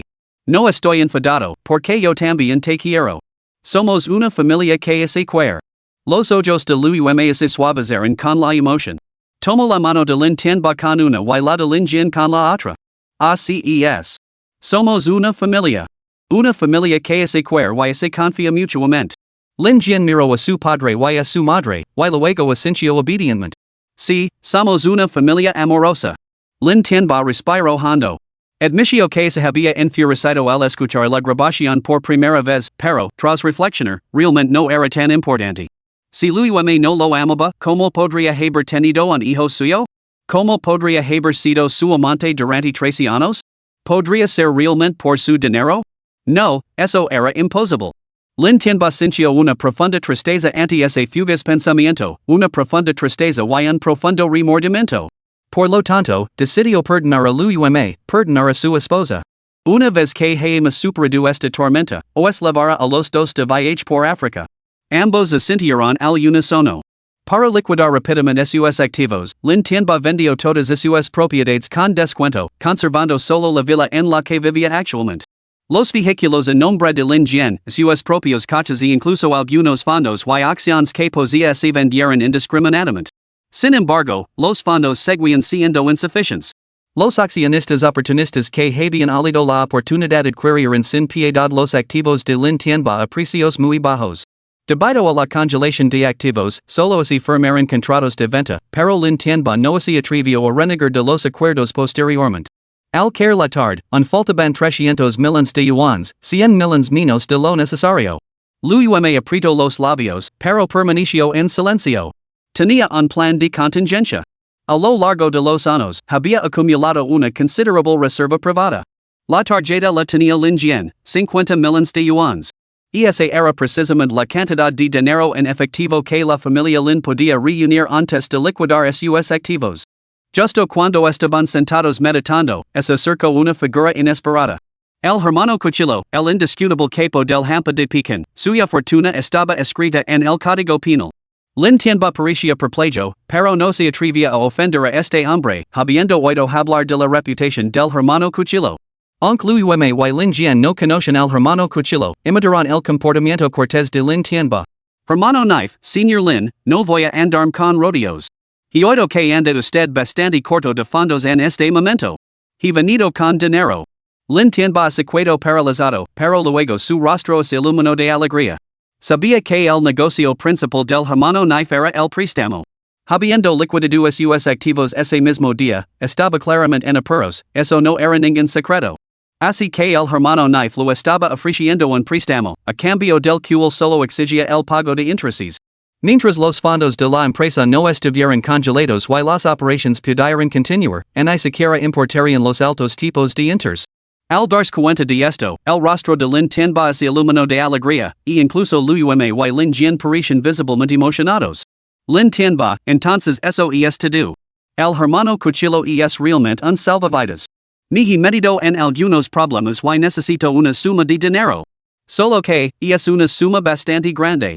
Me pregunto si el hermano Cuchillo podría conseguirla. Hermano Cuchillo, ¿cuánto? Lin Tianba levantó un dedo. El hermano Cuchillo se detuvo, notando interiormente lo acertada que había sido la estimación de Lin Ran. 100 millones. Sencillo. Podemos firmar aquí mismo. Lin Tianba se quedó desconcertado. No esperaba que alguien del mundo del hampa poseyera recursos tan sustanciales. Entonces te estoy profundamente agradecido, hermano Cuchillo. Te lo devolveré rápidamente. Capítulo 38. Lin Tianba no era tanto sabía que no debía involucrarse demasiado con ese tipo de personas. El hermano Cuchillo sonrió entre dientes, pero de repente su expresión se volvió gelada. Señor Lin, el plazo es de un mes. Usted pagará un 30% de interés y esta villa servirá como garantía. Si tiene alguna objeción, puede rechazar la oferta ahora mismo. Lin Tianba se quedó rígido. Admitió que estaba algo conmocionado, ese tipo de interés era excepcionalmente alto. Luo Yao y Lin Jian también parecían paralizados, frunciendo el seno repetidamente ante el asombroso tipo de interés. Apretando los dientes, Lin Tianba dijo, muy bien. Considéralo como hacer un amigo, hermano Knife. Después de firmar, el hermano Cuchillo guardó el pagar informal y miró a Lin Tianba con una sonrisa. Señor Lin, no voy a insistir en las consecuencias del impago. En todos mis años en la capital, mi Cuchillo no ha faltado a la hora de cobrar una deuda. Seguro que no quiere que su esposa enseñe idiomas extranjeros en el club de entretenimiento, ¿verdad? Ante esto, Luo Yao y Lin Jian se estremecieron, y una vaga sensación de aprensión se apoderó de sus corazones. Luo Yao tiró de la manga de Lin Tianba. Lin Tianba, secundos el sudor frío de la frente, asintió. Tenga la seguridad, tenga la seguridad. Lo garantizo el reembolso del principal y los intereses en el plazo de un mes. Él sabía muy bien las consecuencias de no pagar.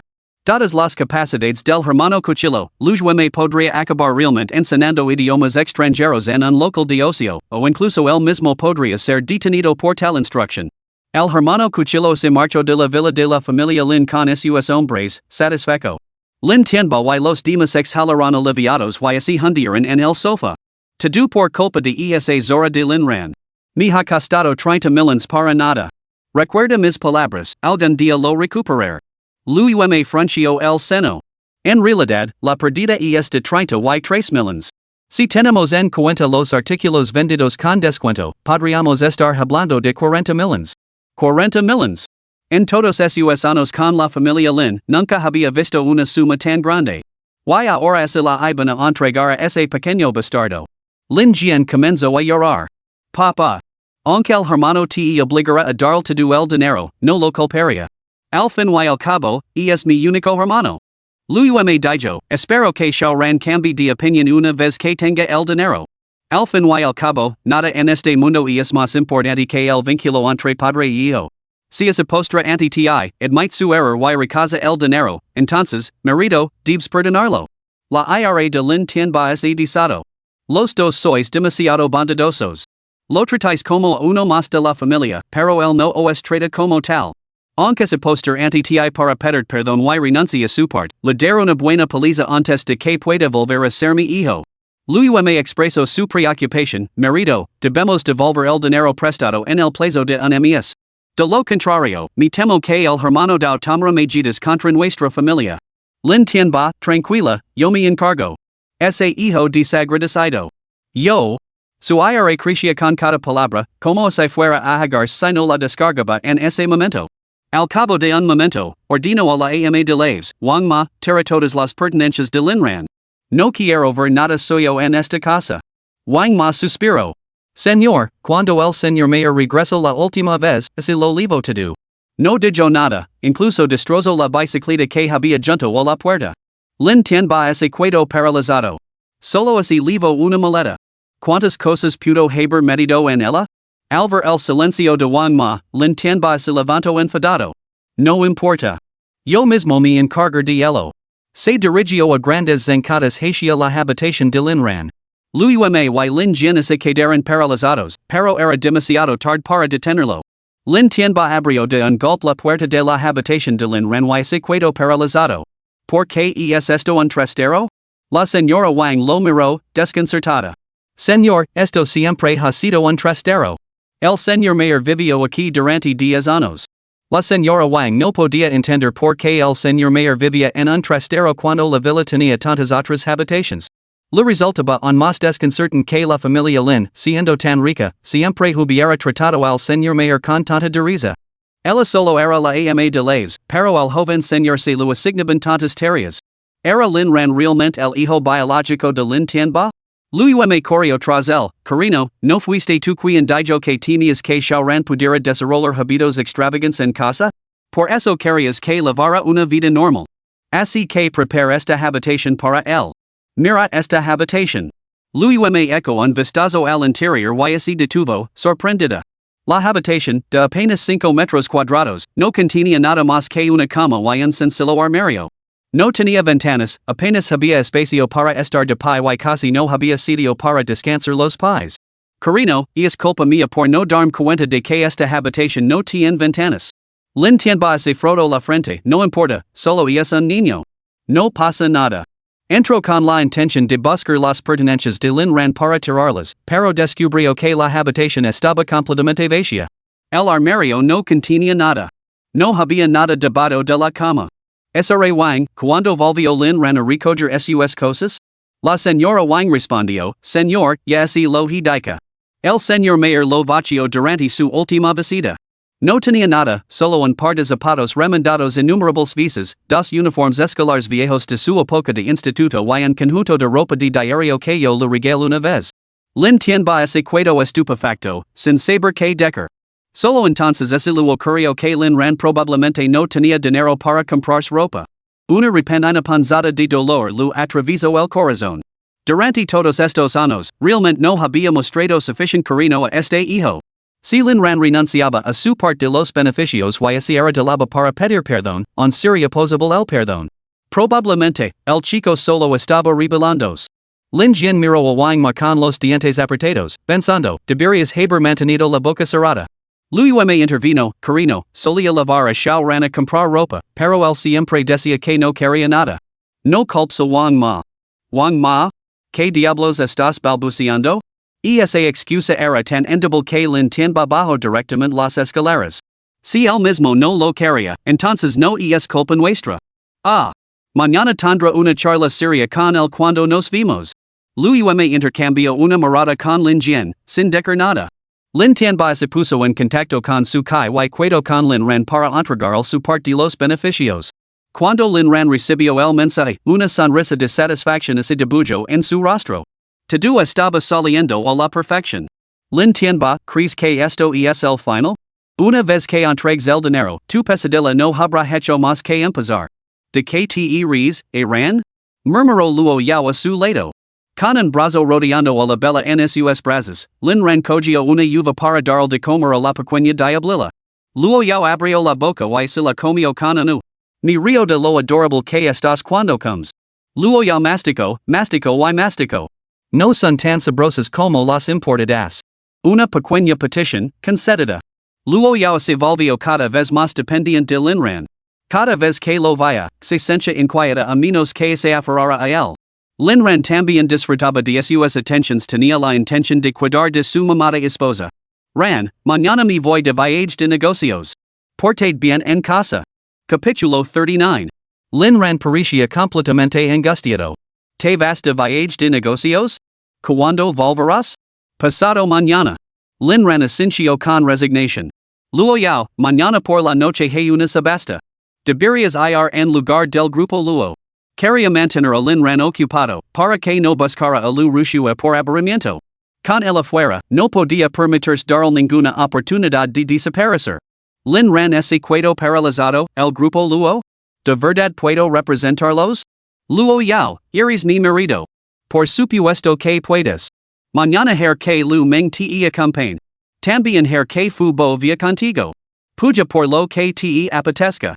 No te preocupes por el gasto. Lin Ran, claro. Je. Mañana me voy a for. Sabiendo que Lin tienda discutiría mañana con Lin Ran los dividendos de la familia Lin, Luo Yao hizo una pausa antes de añadir un recordatorio.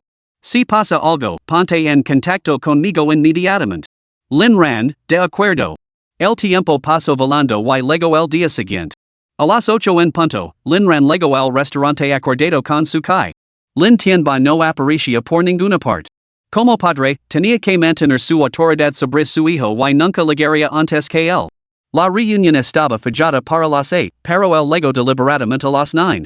Lin Ran esperó solo 5 minutos antes de decidir no esperar más.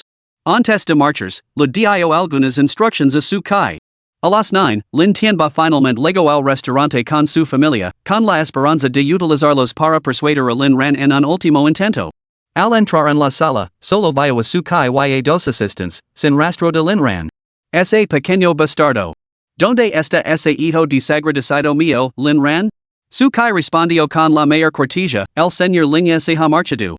Dijo que, dado que usted no está dispuesto a desprenderse del dinero fácilmente, él tampoco tiene prisa. Lin Tianba se quedó paralizado y luego respiró hondo. ¿Quién dice que no estoy dispuesto a pagar? Envíenlo aquí. Le dar el dinero ahora mismo. Su kai, lo siento, señor Lin. El señor Lin ha dicho que DC retirarse a descansar. Cualquier asunto puede tratarse más tarde. Lin Tianba casi se atraganta de rabia. Si este asunto no se resolvía hoy, los accionistas sin duda le harían la vida imposible. ¿Dormir a plena luz del día? ¿Qué clase de habito tan pésimo essa? Tráigalo aquí. Lo pagar ahora mismo. Su kai, lo siento, pero el señor Lin ha dicho que fue su impuntualidad la que provocó que se perdiera la reunión, no su culpa. Por lo tanto, para que vuelva, debe demostrar su sinceridad. Lin Tianba parecía perplejo, ¿qué quiere decir? Su kai respondió educadamente, si dice que el señor Lin vuelva, debe arrodillarse y suplicarle. Lin Tianba, ¿qué ha dicho? Arrodillarme y suplicarle. Eso es absurdo. Su kai sonrió, entonces, si arrodillara o no?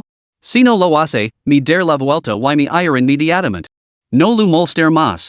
Lin Tianba, reprimiendo su ira, dijo que deje de sonar. No me arrodillar. Esta vez, su kai no dijo nada. Se levantó, dispuesto a marchar, y sus dos asistentes recayeron sus cosas para seguirlo.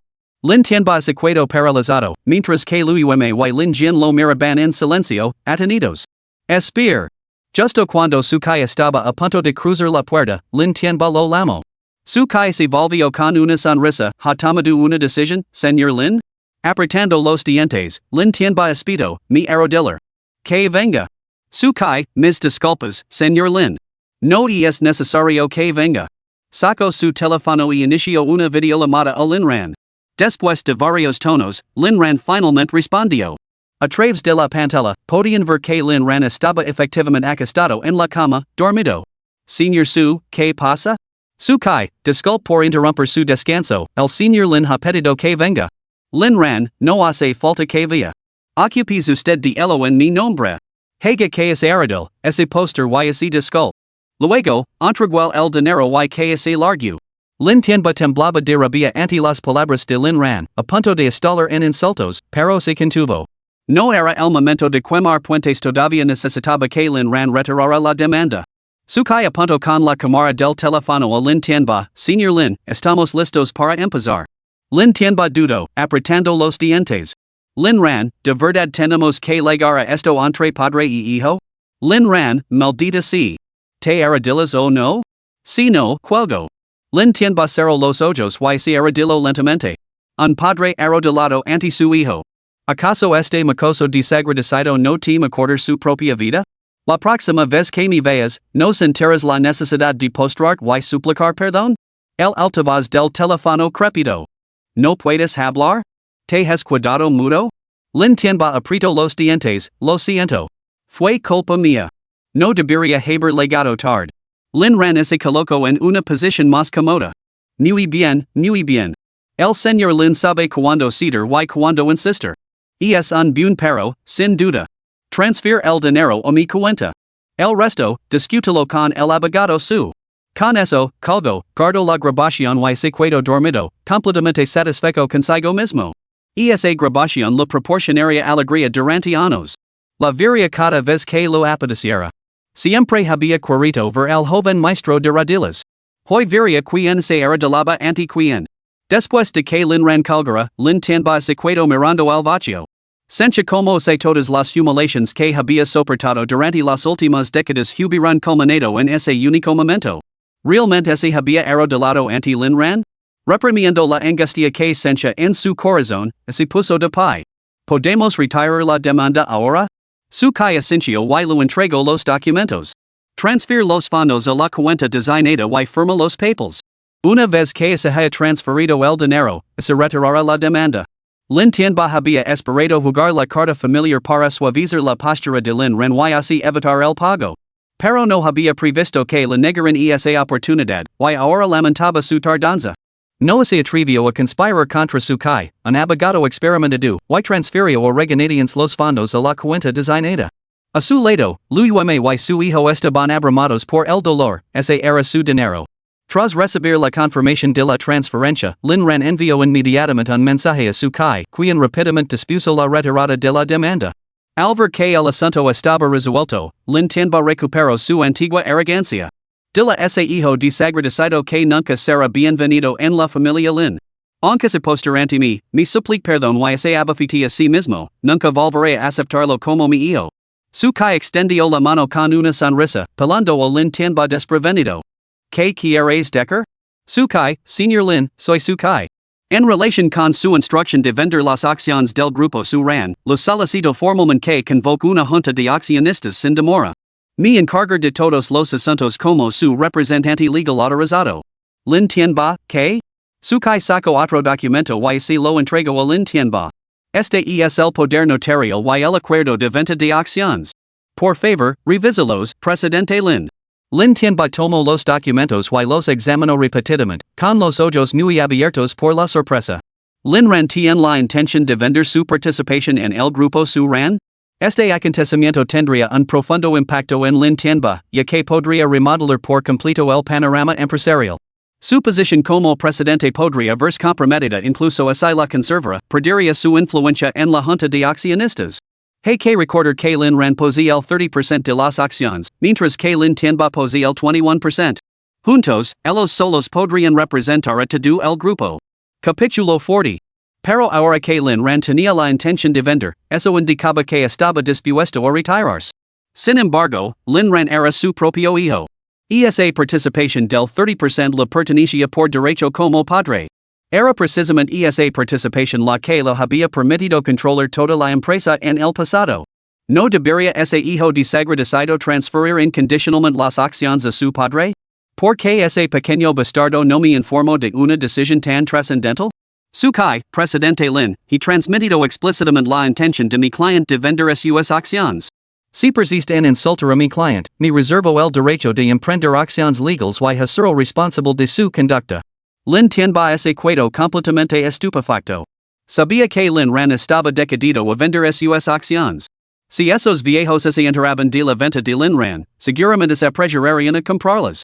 Entonces ella no sería el controlador de facto del grupo Su Ran. ¿Qué derecho tenía ese hijo desagradecido a vender sus acciones? Eran legítimamente suyas. Suyas. Pior Lin Ran tenía una participación del 30%, no era un accionista minoritario. Si vendía, dada la reputación del grupo su Ran, era muy probable que obtuviera una prima por la venta. Incluso sin prima, una estimación conservadora seguiría arrojando $800 de yuans. Simplemente carecía de los medios para adquirirla. Aunque gotera toda la fortuna de la familia Lin, no podría recuperarla. Esperar que Lin Ran la entregara voluntariamente era claramente imposible en las circunstancias actuales. ¿Qué diablos estaba tramando ese hijo desagradecido? ¿Acaso pretendía matar a su propio padre antes de quedar satisfecho? Put. Lin Tianbai escupió un bocado de sangre. Luo Yao y Lin Jian se sobresaltaron y se apresuraron a sostener a Lin Tianbai, que se había desplomado. Luo Yao, abogado despiadado. ¿Puede permitirse compensar a mi marido por esto? Su Kai miró a Luo Yao con severidad. Señora, hay que presentar pruebas cuando se hacen acusaciones de este tipo. De lo contrario, podría demandarla por difamación. No bromeo. Luo Yao se quedó paralizada. No era una experta en derecho, pero conoce la formidable reputación de su Kai. Al fin y al cabo, su Kai había conseguido el acuerdo de $300 de yuans para Lin Ran. Sin su intervención, ese inútil de Lin Ran nunca habría logrado tal hazaña. Sus manos temblorosas marcaron el 120. Pronto, Lin Tianbai fue trasladado en ambulancia.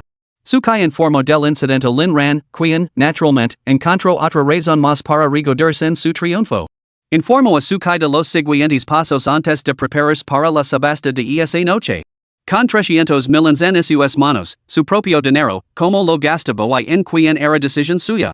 La sensación era profundamente estimulante. Anocheció. La residencia ancestral de la familia Luo se encontraba enclavada en un barranco montañoso a las afueras de la capital. Aunque no era muy grande, estaba orientada de norte a sur y construida contra la ladera de la colina. Varios arroyos serpenteaban por esos terrenos, encarnando el auspicioso feng shui de estar flanqueada por montañas y agua, con un sólido respaldo. Tras soportar siglos de viento y lluvia, la residencia había sido objeto de constantes reparaciones, pero aún conservaba su encanto antiguo. Una esbelta figura apareció en la entrada y los guardias de la puerta no hicieron ningún intento por detenerla. Al entrar en el patio, lo encontró inquietamente silencioso. Sin detenerse, la figura continuó adentrándose en él, levantando ligeramente la cabeza. Era Luo Yao, supuestamente de viaje por negocios. Después de salir de la oficina esa noche, había viajado sola hasta este lugar, recorriendo más de 2 horas en coche para volver al lugar donde él había vivido. No sabía cuánto tiempo le llevaría resolver los asuntos al ese día, en ese el derramamiento de sangre le volvería loca después.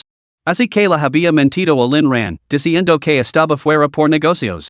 Pasando por una casa antigua tras otra, pronto llegó a la puerta principal del patio trasero. ¿Ya que has vuelto, por qué no entras? Luo Yao empujó suavemente la puerta y entró, mirando con curiosidad al anciano que se encontraba dentro. Sentado en su silla de ruedas, el anciano la miró con una expresión difícil de definir. Ante la repentina aparición de Luo Yao, el viejo maestro Luo no mostró signos de pánico. ¿Qué? ¿En siquiera un abuelo? Luo Yao avanzó paso a paso, el taconeo de sus zapatos de tacon alto contra el suelo sonaba como una campana fúnebre.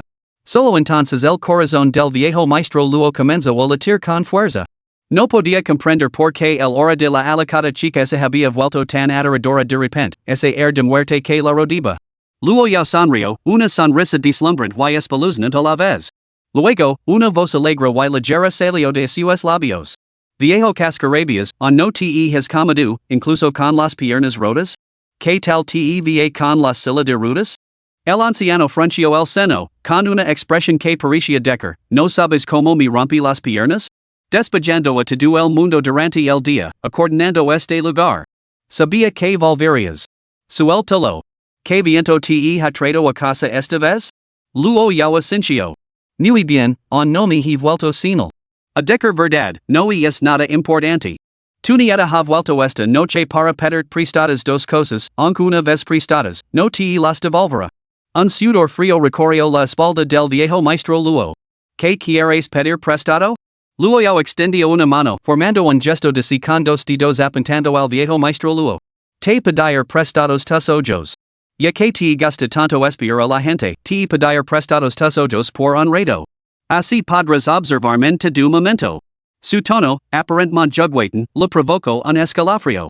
El viejo maestro Luo la miró con total incredulidad. 2. Nieta desagradecida.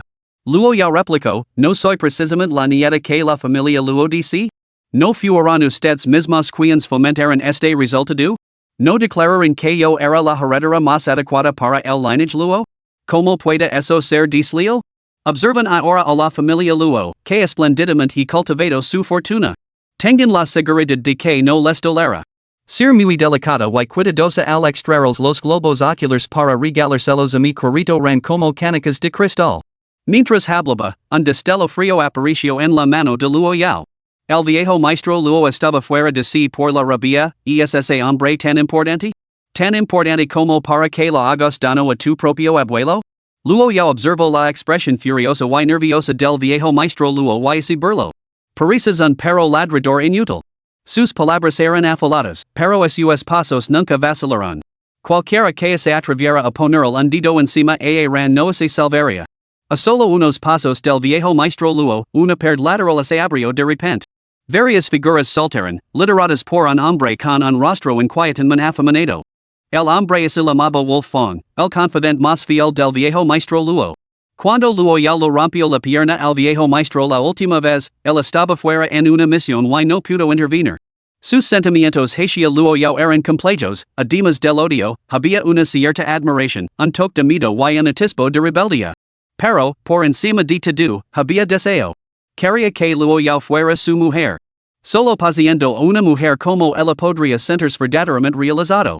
Su mirada hacia Luo Yao rebasaba de pura agresividad, desprovista de amor, nada más que pura posesividad. En los últimos años, especialmente, este angelo se había convertido en una presencia constante y implacable en su mente, llevándolo al borde de la locura. Anhelaba encerrarla, devastarla por completo, incluso devorarla. Capítulo 41. Pero nunca lo hizo. Estaba esperando el momento oportuno, pues sabía que la fuerza de Luo Yao era realmente formidable. Luo Yao no mostró ningún signo de pánico, pues hacía tiempo que sospechaba que el anciano no se limitaría a quedar sentado esperando su destino. Lo que no había previsto era que él hubiera logrado excavar una cámara secreta bajo su atenta mirada. Eso sí que era inesperado. Sintiendo la mirada de Wolfgang sobre ella, Luo Yao entrecerró los ojos. Una sola mirada bastó para discernir el problema de este hombre. Su mirada contenía más que simple hostilidad, había algo más en ella, totalmente indesfrazable.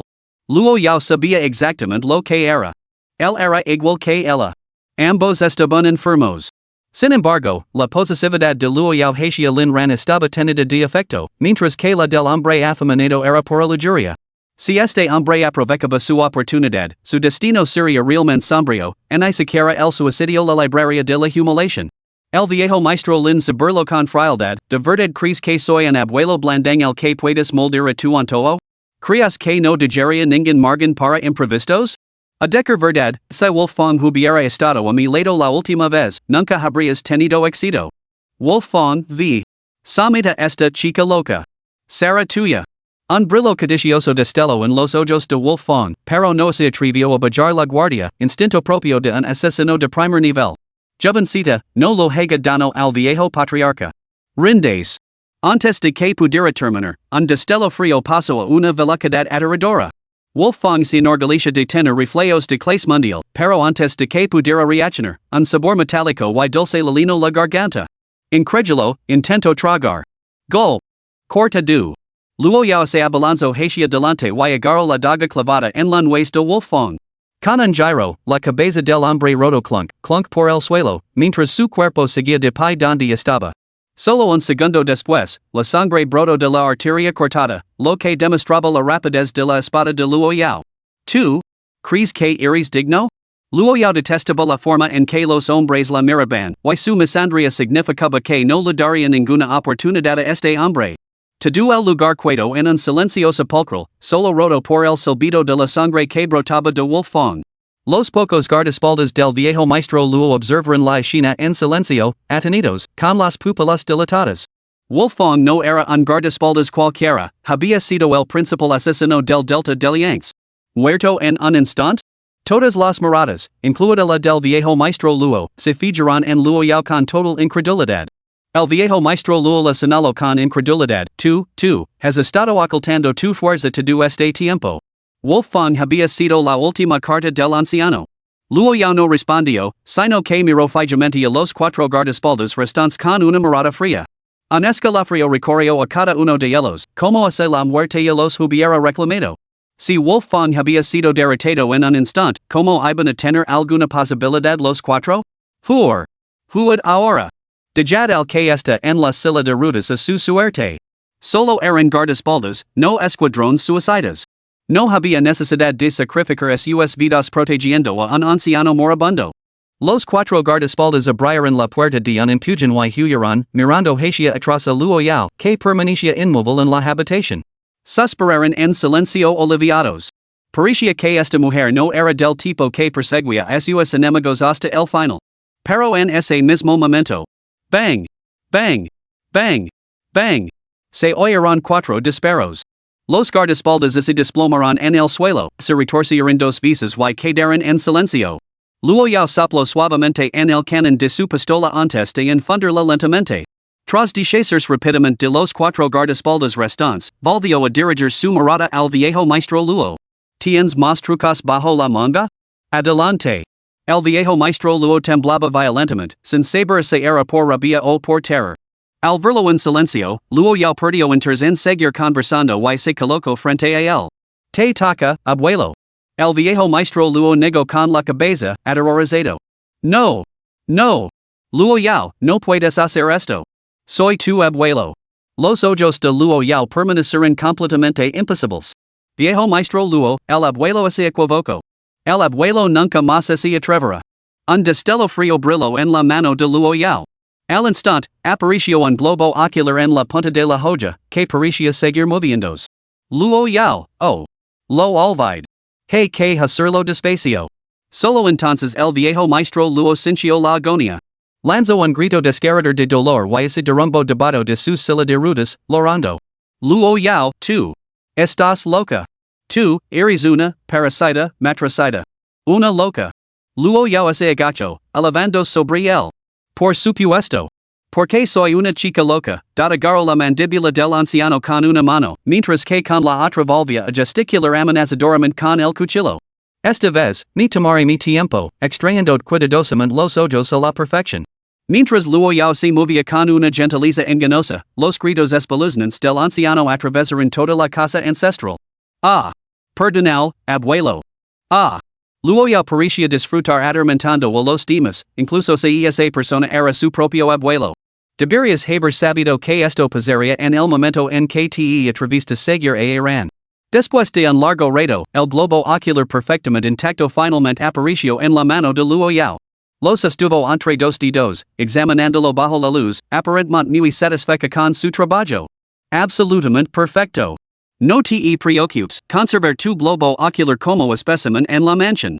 Así podrás observarnos en tu momento. El viejo maestro Luo se retorció de dolor en el suelo, agitando las manos como si buscara su ojo perdido. Luo Yao lo miró con desdén, con voz llena de fría burla. Que lamentable. Sin piernas, sin ojos. Será mejor que te comportes a partir de ahora. Quien sabe que podrías perder la próxima vez. Por supuesto, estás dispuesto a entregarme lo que deseo, podría considerar un final rápido. Apretando los dientes contra el dolor, el viejo maestro Luo escupió, tú, nunca, tendrás familia, ni amor. Luo Yao, Aaron es suficiente para mí. El viejo maestro Luo gimió de dolor, loca, completamente loca. Al salir de la vieja casa, Luo Yao contempló las estrellas dispersas en el cielo y luego miró su ropa empapada de sangre. Se sentía especialmente animada. Cerró los ojos y saboreó los aromas naturales que transportaba el aire, escuchando los gemidos que resonaban a sus espaldas. Parece que este mundo sigue siendo bastante hermoso. Quizás esta noche no vuelva a perder la cabeza. ¿Debería volver corriendo esta noche? Angelo veré Iran cuanto antes. ¿Él también me echa de menos? En ese momento, sonó su teléfono. Luo Yao abrió los ojos, miró el número y frunció ligeramente el seno. Volvió a la habitación, dio una patada al viejo maestro Luo, que seguía gimiendo, hasta dejarlo inconsciente, y luego respondió a la llamada. Mientras escuchaba la voz al otro lado de la línea, su expresión se ensombreció. Colgó y dejó al descubierto su abrumadora furia. Aaron, tú has perdido tu libertad. Luo Yao, ahora mismo, inmediatamente, has clic en el botón de regalo que he debido para dar al autor una muestra gratuita de agradecimiento. De lo contrario, os convertirá todos en especímenes. Solo una nota rápida, as actuales en al menos 3 capítulos diarios a medianoche, con actualizaciones extra ocasionales. Calidad y cantidad garantizadas, así que has clic para animarme. Capítulo 42. El tiempo se rebobina hasta el atardecer, en el único hotel de 7 estrellas de la capital. Liu Ruxue, la subasta de esta noche es excepcionalmente importante. Tu tío no se encuentra bien, así que representaremos a su empresa. Sueda tus modelos en tu momento. Liu Ruxue sintió con elegancia, lanzando una mirada a Lin Ran, que estaba junto a Liu. El hermano Lin Ran parece bastante descontento. Liu nunca había imaginado que él mismo asistiría a una cena de subasta tan importante. Con Lin va hospitalizado y sin poder asistir personalmente, comprendía que precisamente en momentos como ese era crucial mantener el funcionamiento normal del grupo su ran apareciendo en eventos importantes. Por lo tanto, le confió la invitación a Liu, indicando que llevara a Lin como representante del grupo su ran, lo que también servía como representación de la familia Lin. Liu no solo llevó a Lin sino que también invitó a su propio hermano mayor. Liu Ruxue, por su parte, había sido llevada por Liu Ran. Y así, los cuatro, una verdadera comitiva, aparecieron en la entrada del Hotel Pangu. Liu resplandecen con joyas y galas, irradiaba su estatus de señora Lin. Lin por su parte, lucía elegante con su traje, con todo el aspecto de un caballero. Liu lucía un peinado liso y brillante, como se lo hubiera lamido un ternero, mientras que Liu Ruxue adoptaba un aspecto inocente, de chica de al lado. Justo cuando Liu Ruxue y Lin discutían sobre las diversas identidades de los ricos herederos de segunda generación, un Ferrari rojo increíblemente llamativo se detuvo frente al hotel con gran fanfarria. Vaya! Un Ferrari. ¿Sabías, Ruxue? Dejaron de fabricarlos hace mucho tiempo. Vale 25 millones de yuans. Ni pregunto qué tipo de persona conduce un coche deportivo como ese por ahí. Si fuera mío, te llevaría a dar una vuelta por la montaña. ¿Un paseo por la montaña? ¿Cómo se recordará algo? Liu Ruxue se sonrojó. Lin eres tan travieso. Aunque sus palabras iban dirigidas a Lin sus ojos permanecieron fijos en el superdeportivo Ferrari, con una mirada envidiosa imposible de ocultar. Liu Ruxue, en el futuro tienes que encontrar un novio de este calibre. Liu Ruxue, papa, ¿qué estás diciendo? El amor no se mide con los coches. Liu frunció el seno sin decir nada. Le parecía que la persona que había dentro del coche le resultaba vagamente familiar. Sin embargo, cuando vieron quien salía del vehículo, todos abrieron los ojos con asombro. Lin Ran llegó a la entrada del Hotel Pangu acompañado por el tío Fu y su amigo íntimo Wu Zhishang. Hoy, Lin Ran conduce un Ferrari la Ferrari Carmesí, y todo su conjunto irradiaba extravagancia. En el asiento del copiloto, Wu Zhishang se inquietaba y preguntaba, ¿debería haberme puesto medias negras? Lin Ran le lanzó una mirada de reojo. Deja de decir tonterías repugnantes. Tengo el estómago delicado, podría vomitar. Wu Zhishang replicó, un estómago delicado no solo es propenso a vomitar, sino que requiere una alimentación suave. Fuera del hotel, el elegante superdeportivo rojo se detuvo suavemente. El portero se apresuró a abrir la puerta. Lin Ran le lanzó las llaves y le entregó unos billetes, suelta el coche la próxima vez no te der propina. El portero asintió con entusiasmo, tenga la seguridad, señor. Wu Zhishang se quedó junto a él, completamente atenido. Lin Ran no pudo evitar sentir una olida de satisfacción, y esa era la confianza que daba la riqueza. Fubo también salió del coche detrás de ellos y flanqueó a Lin Ran a ambos lados mientras entraban en el hotel. Durante toda la escena, nadie prestó la más mínima atención a la atenida Liu Ruxue y sus acompañantes. Wu Zhishang preguntó, hermano Lin, ¿qué pasa con Liu Ruxue y los demás? ¿Qué hacemos? Lin Ran replicó, ¿qué tienen que ver conmigo? Si se atreve a meterse conmigo, me tiraré al suelo y lo exigiré un millón en concepto de gastos de reparación del coche. Wu Zhishang le dio un pulgar hacia arriba. Justo cuando Liu y Liu Ran se disponían a saludarlos, los guardaespaldas de Lin Ran les bloquearon el paso. Lin Ran y su seguido entraron en el hotel sin mirar atrás. Liu reprimiendo su furia, dijo, soy su madre. ¿Por qué me bloquean el paso? Los guardaespaldas intercambiaron miradas. El líder tomó la palabra. Le pedimos disculpas. El señor Lin ha declarado que su madre falleció hace mucho tiempo. Si persisten esta farsa irracional de hacerse pasar por la madre del señor Lin, no tendremos ningún reparo en llevarla a un lugar apartado para charlar. Luo Yao casi ese atraganta. Tras recuperar la compostura, levantó la cabeza para protestar, pero descubrió que los guardaespaldas habían desaparecido. Liu Ruxue, de verdad es ese pequeño bastardo Lin Ran? ¿Cómo es posible que pueda permitirse un Ferrari? ¿Why todos estos guardaespaldas? El rostro de Luo Yao se sonrojó de furia. Sabía que Lin Ran ahora tenía dinero. Después de todo, 300 millones de yuans. Gastar decenas de millones en un coche era totalmente plausible. Luego estaba el asunto de su última visita a su escuela. La vestimenta de Lin Ran había sido llamativamente extravagante. Claramente, había estado robando fondos de la casa Lin todos estos años. Ese dinero debería haber sido suyo, de Luo Yao. Cuanto más lo pensaba, más se enfadaba. Entre nos. Luo Yao se adelantó con paso firme, haciendo sonar ruidosamente sus accesorios.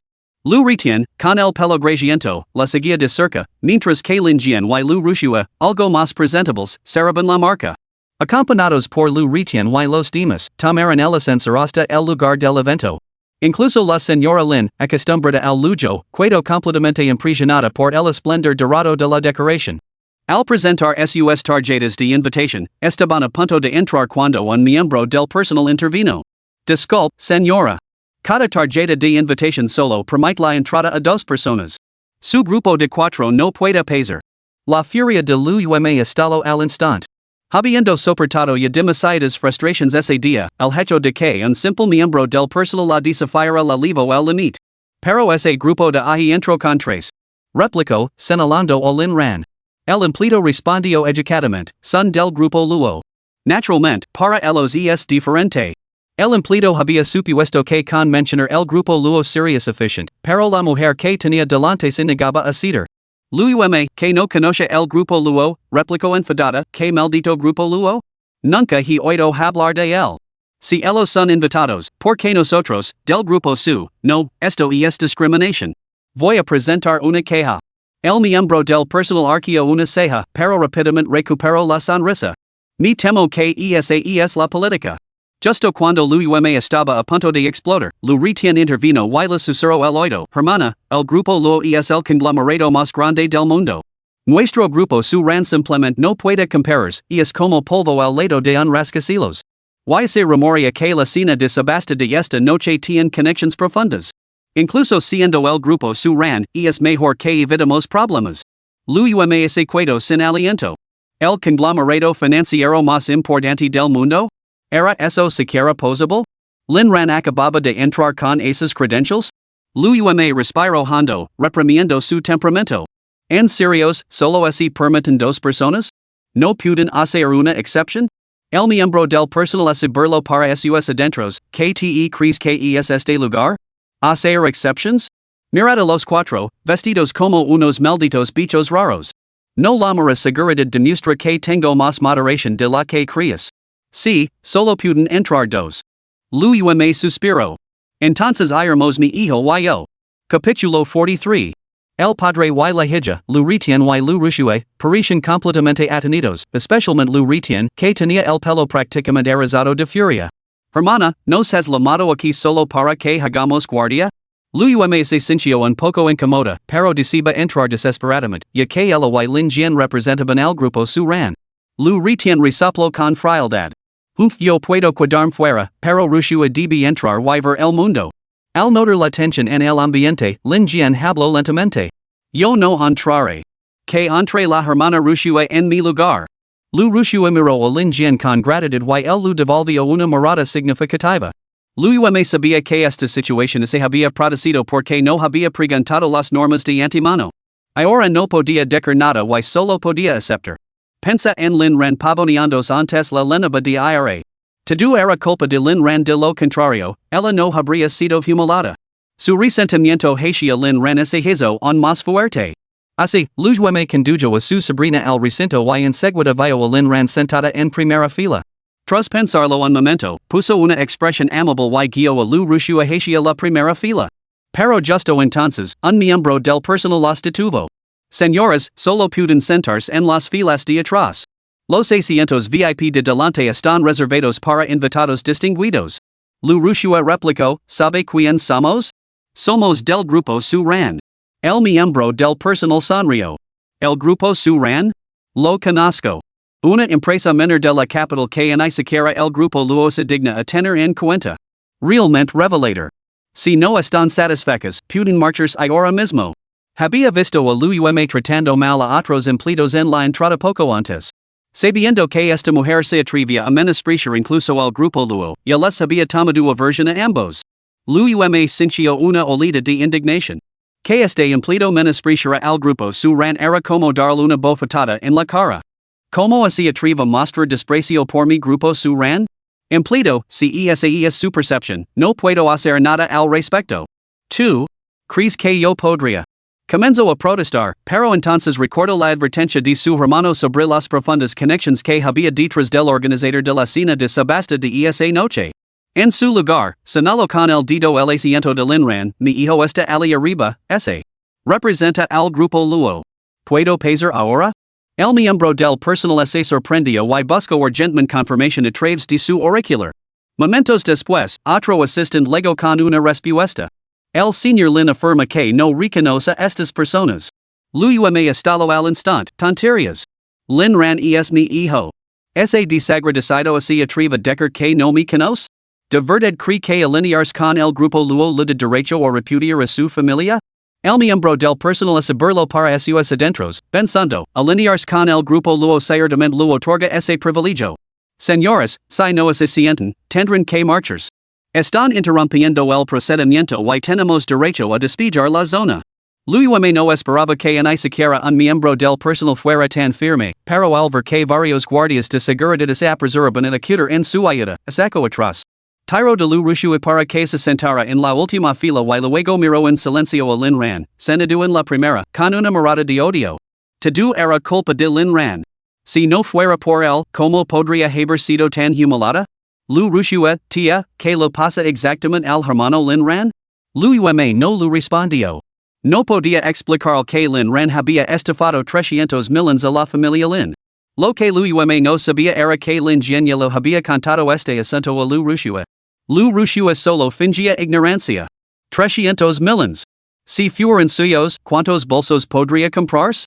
Su mirada fija en Lin Ran rebasaba de afecto. Si Lin Ran estuviera dispuesto a ofrecer 300 millones como dot, ella no se opondría a casarse con él. Aunque también amaba a Lin Jian, él era, al fin y al cabo, su propio primo, un vínculo que no era socialmente aceptado ni bendecido.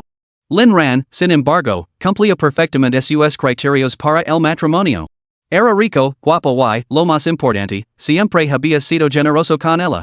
Si él pudiera romper los lazos con esa mujer de la familia Luo, y luego presentar el 300 millones con ambas manos y proponer matrimonio, ella probablemente aceptaría. Lin Ran, sentado en la primera fila, en la mejor posición, no miró atrás ni una sola vez. En cambio, Fubo, a su lado, no dejaba de girar la cabeza, con el rostro marcado por la tensión. Wu Zhishang, por su parte, se inclinó cerca del oído de Lin Ran y los susurró sin cesar. Hermano Lin. Este lugar es jodidamente lujoso. Mira ese escenario, mira esas chicas, mira esas piernas, mira. Lin Ran, mira el martillo de tu madre. ¿Estás tratando de que me maten, maldito idiota? Wu Zhishang. En ese momento, la iluminación cambió y una presentadora subió al escenario. Todo el local estalló en exclamations. Wu Zhishang abrió mucho los ojos, Joder, ¿no es Chun Qingtian, la protagonista de Donghai TV? Pensaba que la presentadora de la subasta sería una vieja coca, nunca imaginé que sería una famosa. Lin Ran asintió. Tampoco él esperaba que la presentadora fuera una celebridad. Lin Ran recordó que la carrera de Chun Qingtian había sido muy fluida hasta ese momento. Su único backligaría poco después, cuando surgieron rumores de que había estado discutiendo escenas a altas horas de la noche con un director en un hotel. Pero Chun Qingtian no era alguien con quien se pudiera jugar. En cuanto estalló el escándalo, aprovechó sus contactos en la alta sociedad. El director no solo se retractó, sino que los medios de comunicación se apresuraron a publicar disculpas. Con un respaldo tan formidable, nadie se atrevió a difamarla más. Sin embargo, nada de esto le importaba a Lin Ran. Simplemente la había visto en persona y había recordado algunos recuerdos. ¿Famosos? Ya. Para la gente común, parecias inalcanzables para los pex gordos, probablemente solo seas un jugit. Lo que realmente inspira temor es el poder que hay detrás. Tomos como ejemplo a chun ching tian, sin sus conexiones, seria difamada sin piedad y nunca volvería a levantar la cabeza. Pronto, chun ching tian tomo el micrófono. Estimados líderes, damas y caballeros, buenas noches. Gracias a todos por asistir a la cena benéfica de esta noche. Soy Chen Ching Tian. Luego hablo durante más de 10 minutos antes de pasar finalmente a la subasta benéfica. Señoras y señores, la subasta benéfica de esta noche ya ha comenzado oficialmente. Nos comprometemos solemnemente que todos los ingresos por comisiones de esta subasta se destinen a causas benéficas, y agradecemos su supervisión. Ahora, den la bienvenida al subastador de esta noche, el señor Yang Wei. Put. Lin Ran contuvo una risita el nombre tenía un toque de autodesprecio. Cuando Chun Ching Tian terminó de hablar, un hombre de unos 50 años, vestido con traje tradicional chino, subió lentamente al escenario. El personal mostró rápidamente el primer artículo de la noche. Cuando se desveló la paisa, se escucharon exclamaciones entre el público, acompañadas de una presentación en la pantalla. Señoras y señores, este es nuestro primer lot, Amor Eterno. Este color representa la última obra maestra del maestro Jack, artesano jefe de una famosa joyería. Elaborado con las técnicas más exquisitas del mundo, cuenta con un zafiro central excepcionalmente raro rodado de diamantes blancos. Al ser la única paisa de este tipo que existe en todo el mundo, actualmente ostenta el estatus de color más cotizado del mundo. Se dice que es el último homenaje del maestro Jack a su amor eterno por su difunta esposa. No solo simboliza el romanticismo, sino que es una obra monumental de profundo significado y un valor coleccionable sin igual. Solo el zafiro se subastó una vez en Estados Unidos por 100 millones de yuans. La puja inicial es de 130 millones de yuans, con incrementos de no menos de 10,000 yuans. Capítulo 44. Las palabras cayeron y toda la sala contuvo el aliento. Nadie había previsto que la subasta comenzara con una exhibición tan impresionante. Esperaban que empezara con artículos de menor valor, pero qué sorpresa. Nadie dudaba del valor del color, albergaba el zafiro más grande del mundo, un hecho que por sí solo despertaba innumerables deseos de poseerlo. Los auténticos y autoproclamados miembros de la alta sociedad ya no podían permanecer sentados. Dios mío. Es el amor eterno. Si alguien me comprara este color, lo daría ellos. Tonterías. ¿No te casarías sin un color? ¿De verdad piensas así? Cierra el pico, tanto sin un centavo. Sin dinero, ¿dónde está el romanticismo? Lin Ran frunció el seno el arresto y pensó para sí mismo, yo tampoco soy precisamente rico, pero Luo Yao me ame con todo su corazón.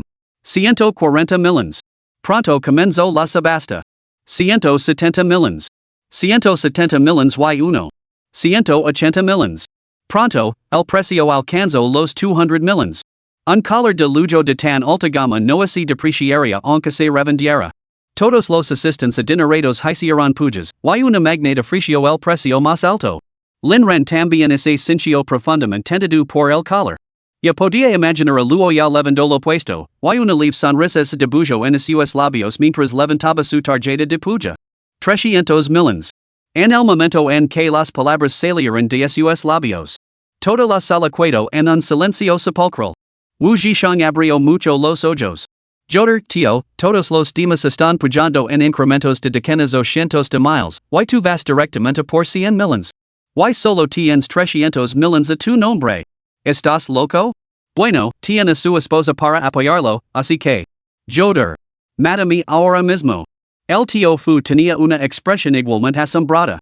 No esperaba que Lin Ran hiciera una puja, iba a gastar el dinero de la joven. Bueno, eso es algo bueno. El subastador también se sorprendió, con el martillo temblando en su mano. A ese precio, nadie pujaría contra él. Porque no valía la pena. Al menos no a ese precio. 300 millones, a la una. 300 millones, a las dos. 300 millones, a la una. El subastador bajo el martillo con decisión, vendido. Felicidades al caballero del lot número 1, que ha adquirido este color amor eterno por 300 millones. Que su carrera y su vida amorosa se acompañen para siempre. Conseguir este color por 300 millones fue un logro significativo para el subastador. A partir de ese día, amor eterno consolidó firmemente su posición como el color más importante. Toda la salas equado en silencio y todas las miradas así dirigieron hacia Lin Ran. Una sola mirada bastó para cautivar los corazones de innumerables miembros de la alta sociedad. No solo era rico, sino también guapo? ¿Qué tipo de divino descendiente aristocrático era este? A muchas demás casi se les salían los ojos de las órbitas, mirándolo como demonios contemplando a Tang Sanzang, con expresiones de pura codicia. Lin Ran se había asegurado el color que deseaba. Fubo quiso cerrar la transacción inmediatamente, pero Lin Ran lo detuvo. Yo mismo me encargo de esto. Un regalo para su esposa debía comprarlo personalmente. Aunque 300 millones era una suma enorme, el lugar que Luo Yao ocupaba en su corazón no tenía precio.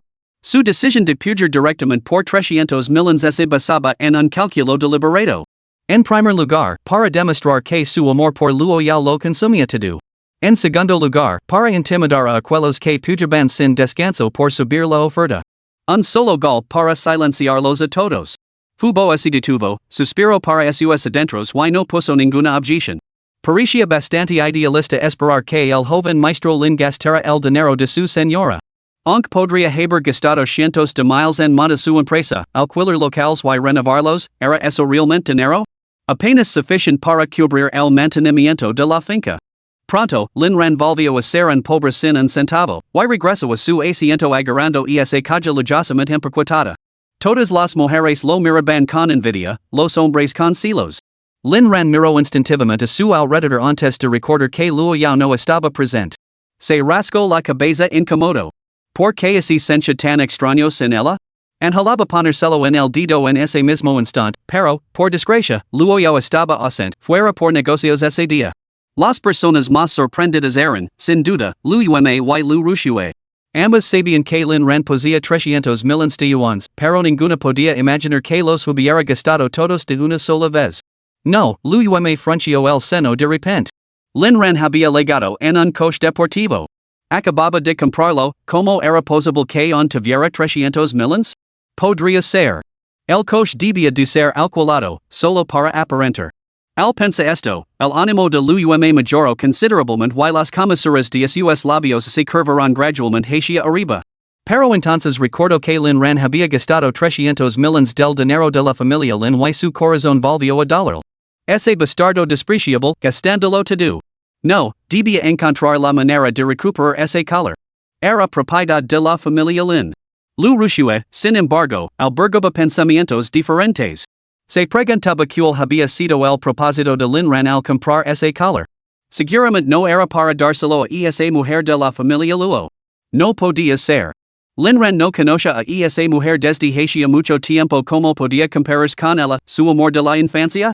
De repente, al ver a Lin Ran volver a su asiento y mirar a su alrededor, Liu Ruxue se quedó paralizada. ¿Podría ser que el hermano Lin Ran hubiera comprado el collar para ella? ¿La estaba buscando? Dios mío. Liu Ruxue se tapó la boca con la mano y se le llenaron los ojos de lágrimas. Lo admitió, estaba conmovida. La subasta continuó, con artículos que iban desde unos pocos miles hasta millones, pero Lin Ran no hizo más pujas. ¿Por qué se había quedado sin fondos? Por supuesto, si algo le llamaba la atención, podía gastar el dinero de Luo Yao al fin y al cabo, gastar el dinero de la novia no era precisamente vergonzoso. No fue hasta la fase final, con artículos inesperadamente sorprendentes, cuando el interés de Lin Ran sería vivo. Empresas, parcelas de tierra, propiedades, especialmente esa parcela en particular, por la que varios promotores lucaban con unas y dientes. A diferencia de los bienes físicos, las subastas de terrenos no requerían un pago inmediato. Los promotores podían pagar un depósito, asegurar un contrato previo a la subasta y utilizarlo para obtener préstamos. Una vez aprobado el préstamo, utilizaban el título de propiedad del terreno para garantizar una segunda hipoteca del banco para el desarrollo del proyecto. Tras construir algunas estructuras de edificios, podían comenzar las preventas para recuperar rápidamente el capital, aprovechando una inversión mínima para desbloquear un valor de mercado sustancial. Aunque el mercado inmobiliario se estaba volviendo más transparente, los beneficios seguían siendo considerables con una ejecución hábil. La principal actividad del grupo Su Ran era la promoción inmobiliaria. Aunque de escala modesta, era una empresa inmobiliaria legítima, por lo que Lin Ran tenía algunos conocimientos sobre el sector. Lo que despertó el interés de Lin Ran no fue el terreno en sí, sino varias propiedades que se subastaban. Entrecerrando los ojos, Lin Ran ese dio cuenta de que algunas de estas propiedades parecen proctor de la familia Lin. Capítulo 45.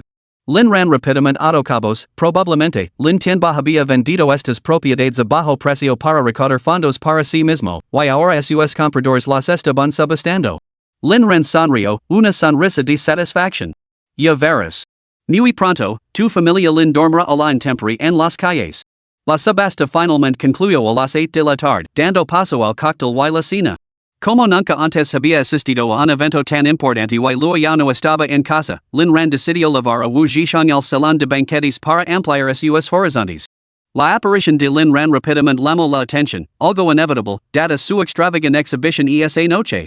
Innumerables miembros de la alta sociedad estaban ansiosos por conocerlo, mientras que numerosas familias adineradas buscaban establecer conexiones. Cuando uno puede sacar 300 millones en efectivo, hasta los perros te mueven la cola. Hay que entender que 300 millones en efectivo significan mucho más que un simple patrimonio neto de 300 millones de yuans. Las implicaciones que hay detrás son inmensas. Incluso una empresa con una capitalización bursátil de 100.000 millones de yuans necesitaría una preparación exhaustiva para sacar 300 millones, por no hablar de Lin Ran, que gastó esa suma solo para comprar un collar. Ninguna persona en su sano juicio liquidaría toda su fortuna por una sola pieza de joyería. Pero lo que no comprendían era que Lin Ran era precisamente esa persona que no estaba en su sano juicio. Los miembros de la alta sociedad se golpeaban a su alrededor, pero sus sutiles insinuations se veían constantemente frustradas por su mirada penetrante y su retirada decisiva. Incluso sus ofertas de bebidas y invitations a bailar se tapaban con su despiadado rechazo. Lin Ran estaba segura, si él bailaba con otra mujer hoy, tanto él como esa mujer sufrirían terriblemente mañana. La muerte o una lesión incapacitante serían los resultados más leves. Además, ¿cómo podían estas mujeres comunes compararse con su propia esposa? ¿No era Luo Yao adorable? ¿Hermosa? ¿Fragante? Bueno, aunque veces podía enfadarse, el actual Lin Ran adoraba cada aspecto de Luo Yao, incluida su locura. Al ver el comportamiento ascético de Lin Ran, las mujeres de la alta sociedad pisoteaban el suelo con frustración. Sin embargo, algunas desviaron la mirada hacia Wu Zhishang, que estaba a su lado. Cualquiera que pudiera relacionarse con un magnate así no podía ser una persona corriente, a pesar de las sencillez de la vestimenta de Wu Zhishang. Pero, ¿una vestimenta sencilla equivalía a sencillas? Al igual que el propio señor Ma, que leva esos viejos zapatos de tela de pecan a todas partes, ¿alguien podría afirmar que carece de riqueza? Todo el mundo sabe que es rico. Además, todos los presentes en esta reunión tienen cierto estatus. Por lo tanto, algunos comenzaron a coquetear con Wu Zhishang. Para sorpresa de todos, Wu Zhishang los rechazó a todos sin excepción. En pocas palabras, no podía traicionar a su novia. Maldita sea. Ahora lo entiendo, son pareja. Sabiendo que son hombres y aún así intentándolo. Ah, eso lo explica todo. Lo sabía. Con mi encanto, nadie me rechazaría. Pero si su orientación es questionable, eso lo explica todo. ¿Quién lo hubiera pensado? ¿Dos chicos tan guapos y les gusta el mismo? Lin Ran, naturalmente, había escuchado algunos de los chismes. Frotándose la frente pensativamente, consideró si debía ofrecer alguna explicación. Él había rechazado las insinuaciones de las mujeres porque tenía esposa, pero el rechazo de Wu Zhishang no tenía sentido. Su novia tampoco era ninguna santa. Tenía que encontrar la manera de que Wu Zhishang viera la realidad. A juzgar por la línea temporal actual, se avecinaban problemas en casa de Wu Zhishang. Era necesario resolver este asunto pronto. Justo cuando Lin Ran estaba sumido en sus pensamientos, Chen Qingtian se acercó a ellos y levantó su copa educadamente. ¿Sería un honor conocerlos? Los ojos de Wu Zhishang se iluminaron al ver acercarse Chen Qingtian, un detalle que Lin Ran notó de inmediato. Mi amigo está bastante interesado en usted y le gustaría invitarla a bailar, dijo, empujando a Wu Zhishang hacia adelante. Aunque interiormente perplejo, Wu Zhishang miró interrogativamente a Lin Ran, y sus ojos se encontraron. Wu Zhishang, ¿alguna vez dijo? Lin Ran, por el bien de nuestra reputación, haz el sacrificio. Mira lo encantador que es Chen Qingtian. Wu Zhishang, pero no sé bailar. Lin Ran, lo aprenderás sobre la marca. Chen Qingtian observó su intercambio de guiños y gestos con una sonrisa cortés. Entonces, sería un placer. Señor Wu, por favor, levinos. Chen Qingtian realmente desea conocer a Lin Ran. No es que lo que dijera, simplemente encontraba este apuesto joven bastante especial, con un encanto innado que atrae a los demás.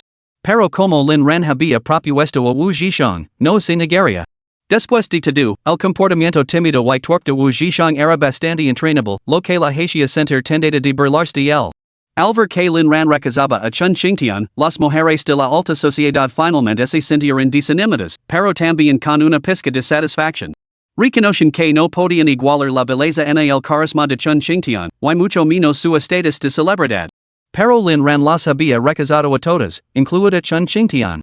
En resumen, ¿no significaba eso que yo equals Chun Xingtian? Esta idea reconfortó considerablemente a las mujeres de la alta sociedad. Naturalmente, el rechazo de Lin Ran a Chun Xingtian disuadió eficazmente a las mujeres que habían intentado acercarse a él. Wu Zhishang siguió a Chun Xingtian a la pista de baile, intentando torpemente bailar un baile de salón. Al ver sus movimientos torpes, su postura rígida y su vacilante negativa a tocar su mano, Chun Xingtian no pudo evitar reírse. Señor Wu, no pasa nada. Solo siga mi ritmo lentamente. No saber bailar no es vergonzoso. Ponga las manos aquí y sígame. Mayer. Wu Zhishang sintió que su corazón latía con fuerza.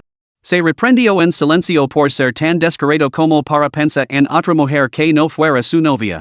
Sin embargo, su cuerpo se mantuvo fiel, siguiendo los movimientos de Chun Xingtian mientras bailaban. Poco a poco, no parecía tan difícil después de todo. Lin Ran observaba con una sonrisa encantada, como la de una tía.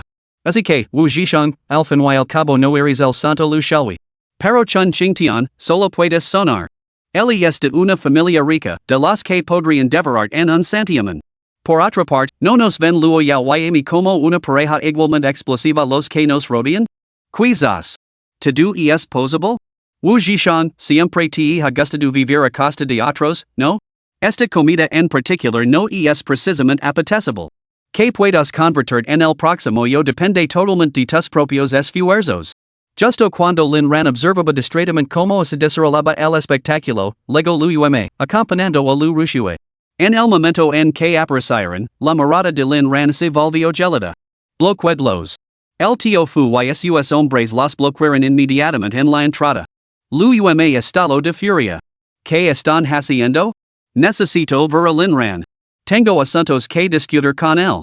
Guardaespaldas, lo siento, nuestro joven amo no dice hablar con usted. Liu Yue, su joven amo? ¿Me toma por una niña pequeña? ¿Acaso no sé qué tipo de persona es Lin Ran? Liu Ruxue estaba de pie junto a Liu Yue, mirando con ternura a Lin Ran, pero pronto lo bloquearon la vista. Liu Ruxue se movió hacia la izquierda, el hombre se movió hacia la izquierda, Liu Ruxue se movió hacia la derecha, el hombre se movió hacia la derecha. Al levantar la vista, vio a un anciano mirándola con una mezcla de calidez y enfado. Liu Ruxue frunció el seno, reprimiendo su irritación. Capítulo 46. No quería quedar mal delante de Lin Ran, así que mantuvo una sonrisa amable. De repente, un grito furioso hizo que Liu Ruxue diera un respingo. Liu Yue, Lin Ran, maldito desagradecido. ¿En siquiera reconoces a tu propia madre? Todo el lugar equado en silencio al instante. ¿Quién demonios era tan maleducado? Todas las miradas se volvieron hacia ellos con sorpresa. Incluso los bailarines en la pista detuvieron sus movimientos, dejando que solo la música continuara sonando suavemente. La voz de Liu Yue había sido tan fuerte que era imposible no notarla. Todas las miradas se volvieron hacia Lin Ran con incredulidad. Un joven tan guapo y rico, y además un hijo desagradecido. Lin Ran no podía permitirlo. Respondió inmediatamente. Maldita amante, ¿qué derecho tienes a llamar mi madre? Una frase, un golpe de gracia. ¿Crees que puedes gritar? Vimos quién acaba quedando como un tonto. Vamos, hagámonos daño mutuamente. Liu Yue se quedó paralizada, atonida. No podía creerlo. Después de un largo momento, no encontró ninguna réplica, porque se alguien realmente indagaba, ella era efectivamente una amante de nombre. El tío Fu frunció el seno y dijo, Icadla. Varios guardaespaldas se adelantaron inmediatamente para arrastrar a la pareja fuera. Liu Ruxue jadeó sorprendida. Hermano Lin Ran, soy yo, Ruxue. Has que me sueltan. Liu Yue salió de su aturdimiento y gritó con urgencia. Soy la esposa del presidente del grupo Su Ran. ¿Tu hotel deja que un lujoso se comporta así? ¿Quieres que deje de frecuentar tu establecimiento? Personal? ¿Alguna vez ha frecuentado este establecimiento? En ese momento, se acercó una impresionante mujer de unos 30 años. Era la directora del hotel. Al verla, todo el personal la saludó respetuosamente. Por su comportamiento, Liu Ruxue adivinó la posición de la mujer. Así es como trata su hotel a los clientes? Soy la señora Lin, del grupo Su Ran. ¿Cree que podría hacer que demolieran este hotel? Al oír estas palabras, toda la sala contuvo el aliento. Muchos de los presentes conocen el grupo Su Ran. Una pequeña empresa con un valor de apenas 2 o 3 mil millones de yuans amenazando con demoler el hotel Pango? ¿Por qué no volar a la luna? El valor estimado del hotel Pango superaba los 50 mil millones de yuans, y su propietario estaba envuelto en misterio y tenía amplias conexiones. ¿Demoler su hotel? Luego estaba el atuendo de Liu Ruxue y Liu Ruxue, cuanto más se miraba, más se parecía una matrona adinerada que exhibía a su inocente hija. Estaban completamente fuera de lugar en este entorno, ¿no? Fíjense esas mujeres de la alta sociedad, todas ellas eran seductoras, pero comedidas. Esas damas, cada una de ellas resumaba sofisticación y elegancia. Aquí están ustedes, una vestida con elegancia y la otra con cara de agravio, ¿qué tipo de telenovela están representando? Probablemente la amante haciendo alarde de su riqueza mientras la hija se hace la inocente. A estas alturas, la mayoría se había convencido de que Liu Ruxue era la otra mujer al fin y al cabo, los seres humanos son criaturas instintivas. El gerente levantó una ceja y miró a Liu Ruxue con sorpresa. ¿De dónde demonios había salido esa palita nueva rica y hortera? ¿El grupo Su Ran? No está nada mal. Al oír esto, Liu Ruxue se animó. Gritó a los guardaespaldas que la tiraban de ella. ¿Habías oído eso? Soltadme inmediatamente. El gerente ha hablado. ¿Guardaespaldas? ¿El gerente de quién? El gerente del hotel continuó. El nombre de su grupo es bastante grandilocuente, aunque nunca lo había oído.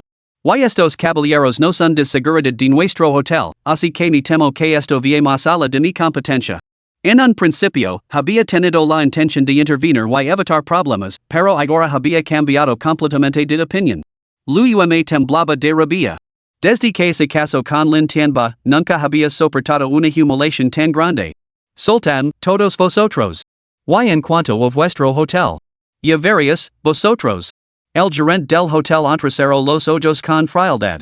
¿No ven lo duro que están trabajando nuestros señores de seguridad? ¿Por qué no les ayudan? El personal presente llevaba mucho tiempo descontento con Liu Ruxue y su acompañante. Desde el momento en que entraron hoy, habían sido objeto de desaprobación, lo que culminó en esta escena en el salón de banquetes. Ahora todos se apresurarán a ayudar, formando grupos de 4 para sacar literalmente a Liu Ruxue y Liu Ruxue. Nadie sentía simpatía por Liu Ruxue. Muchas mujeres tenían expresiones que decían así lo tienen merecido, mientras que otras parecían dispuestas a darle unas cuantas patadas. Al fin y al cabo, no era más que una amante. Las amantes eran criaturas desvergonzadas, lo que explicaba por qué carecía incluso de los modelos más básicos que se esperaban de una esposa rica.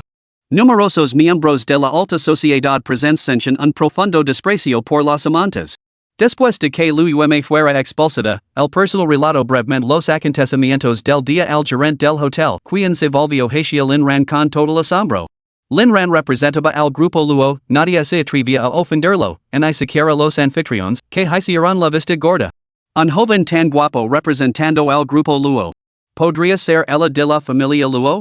¿Y este joven? ¿Por qué le resultaba cada vez más familiar? El gerente, astuto, se acercó rápidamente a Lin Ran.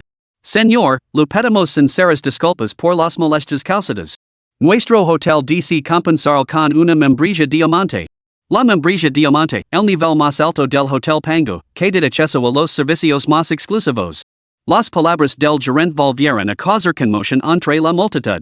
Estaba claro que el incidente de hoy no era culpa del hotel, pero aún así estaban dispuestos a disculparse y ofrecer una compensación tan sustancial.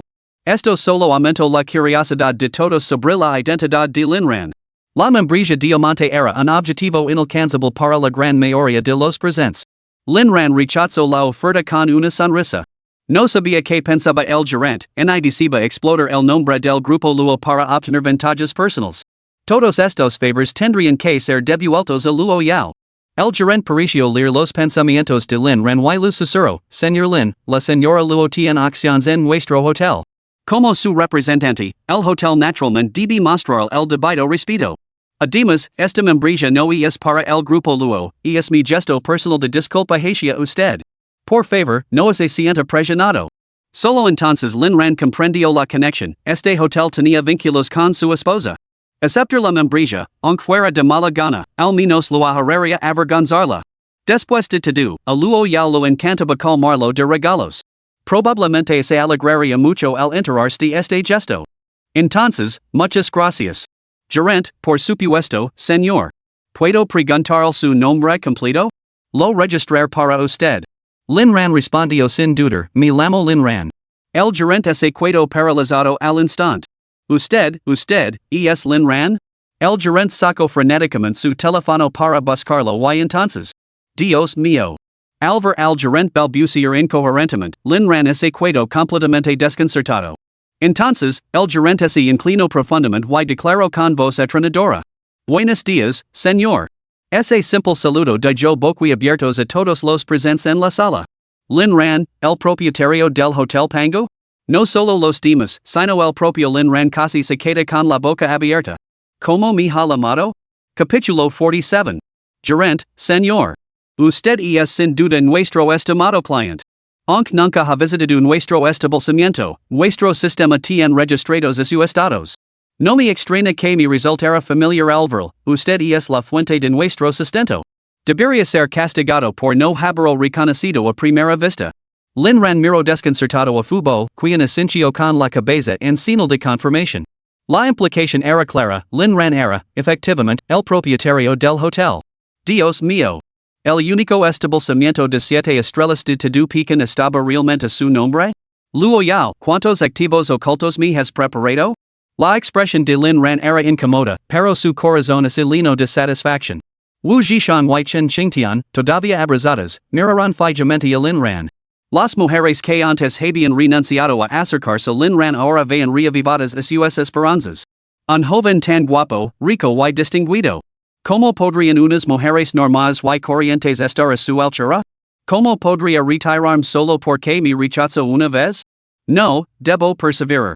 Aunque prefiera a los hombres, yo lo enderezar. Sintiendo las miradas extrañas a su alrededor, Lin Ran soltó una risa incómoda.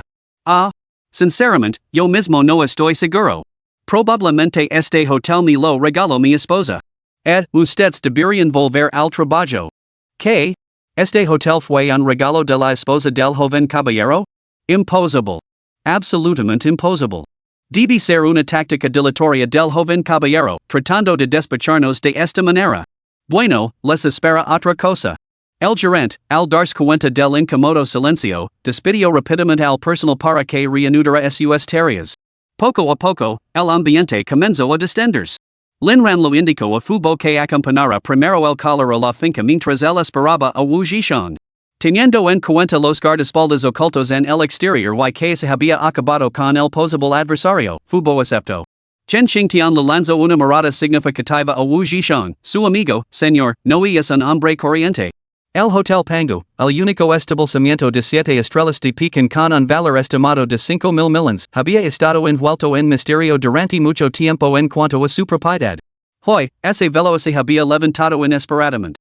Wu Zhishan permaneció en silencio, sin saber cómo responder. Él mismo acababa de enterarse de la verdad.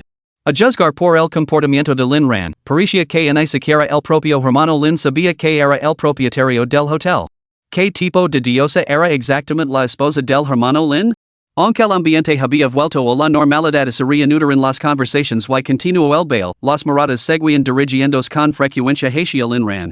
Wu Zhishan sabía que era hora de marcharse. Con el anciano acento del lado de Lin Ran, aquellas seductoras se acercaban cada vez más.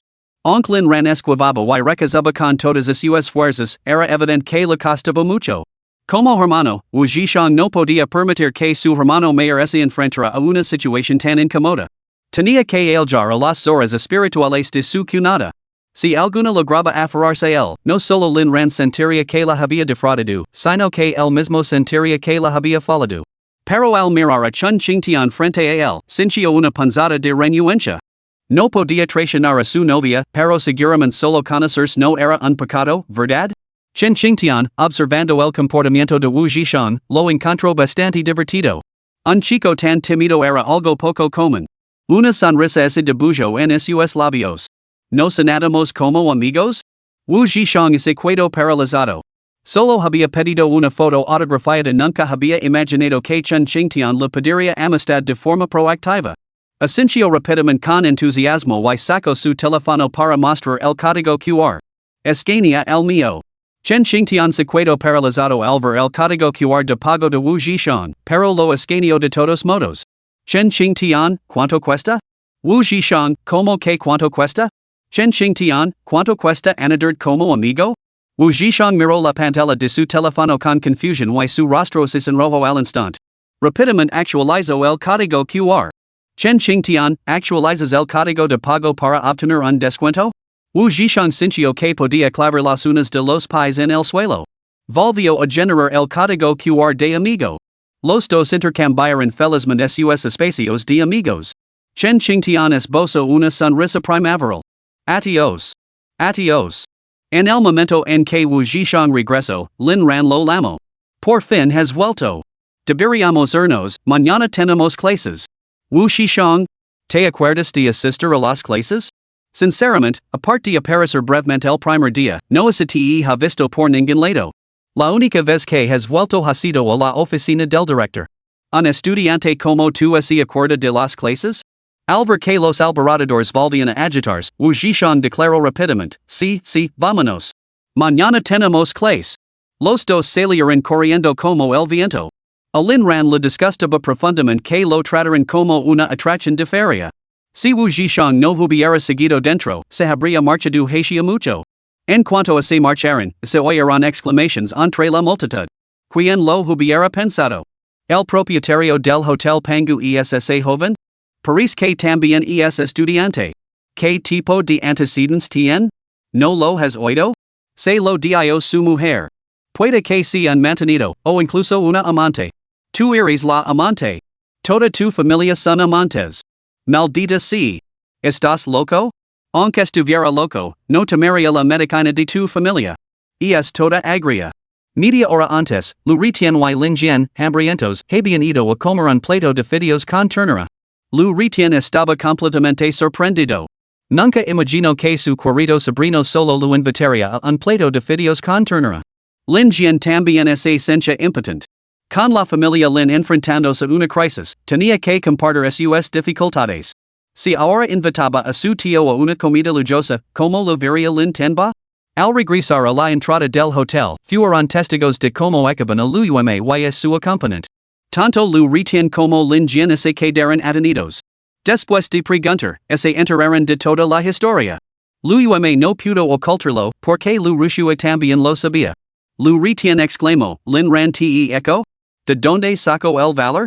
¿Y de dónde sacó los 300 millones para comprar ese collar? ¿Se los dio Lin Tianba?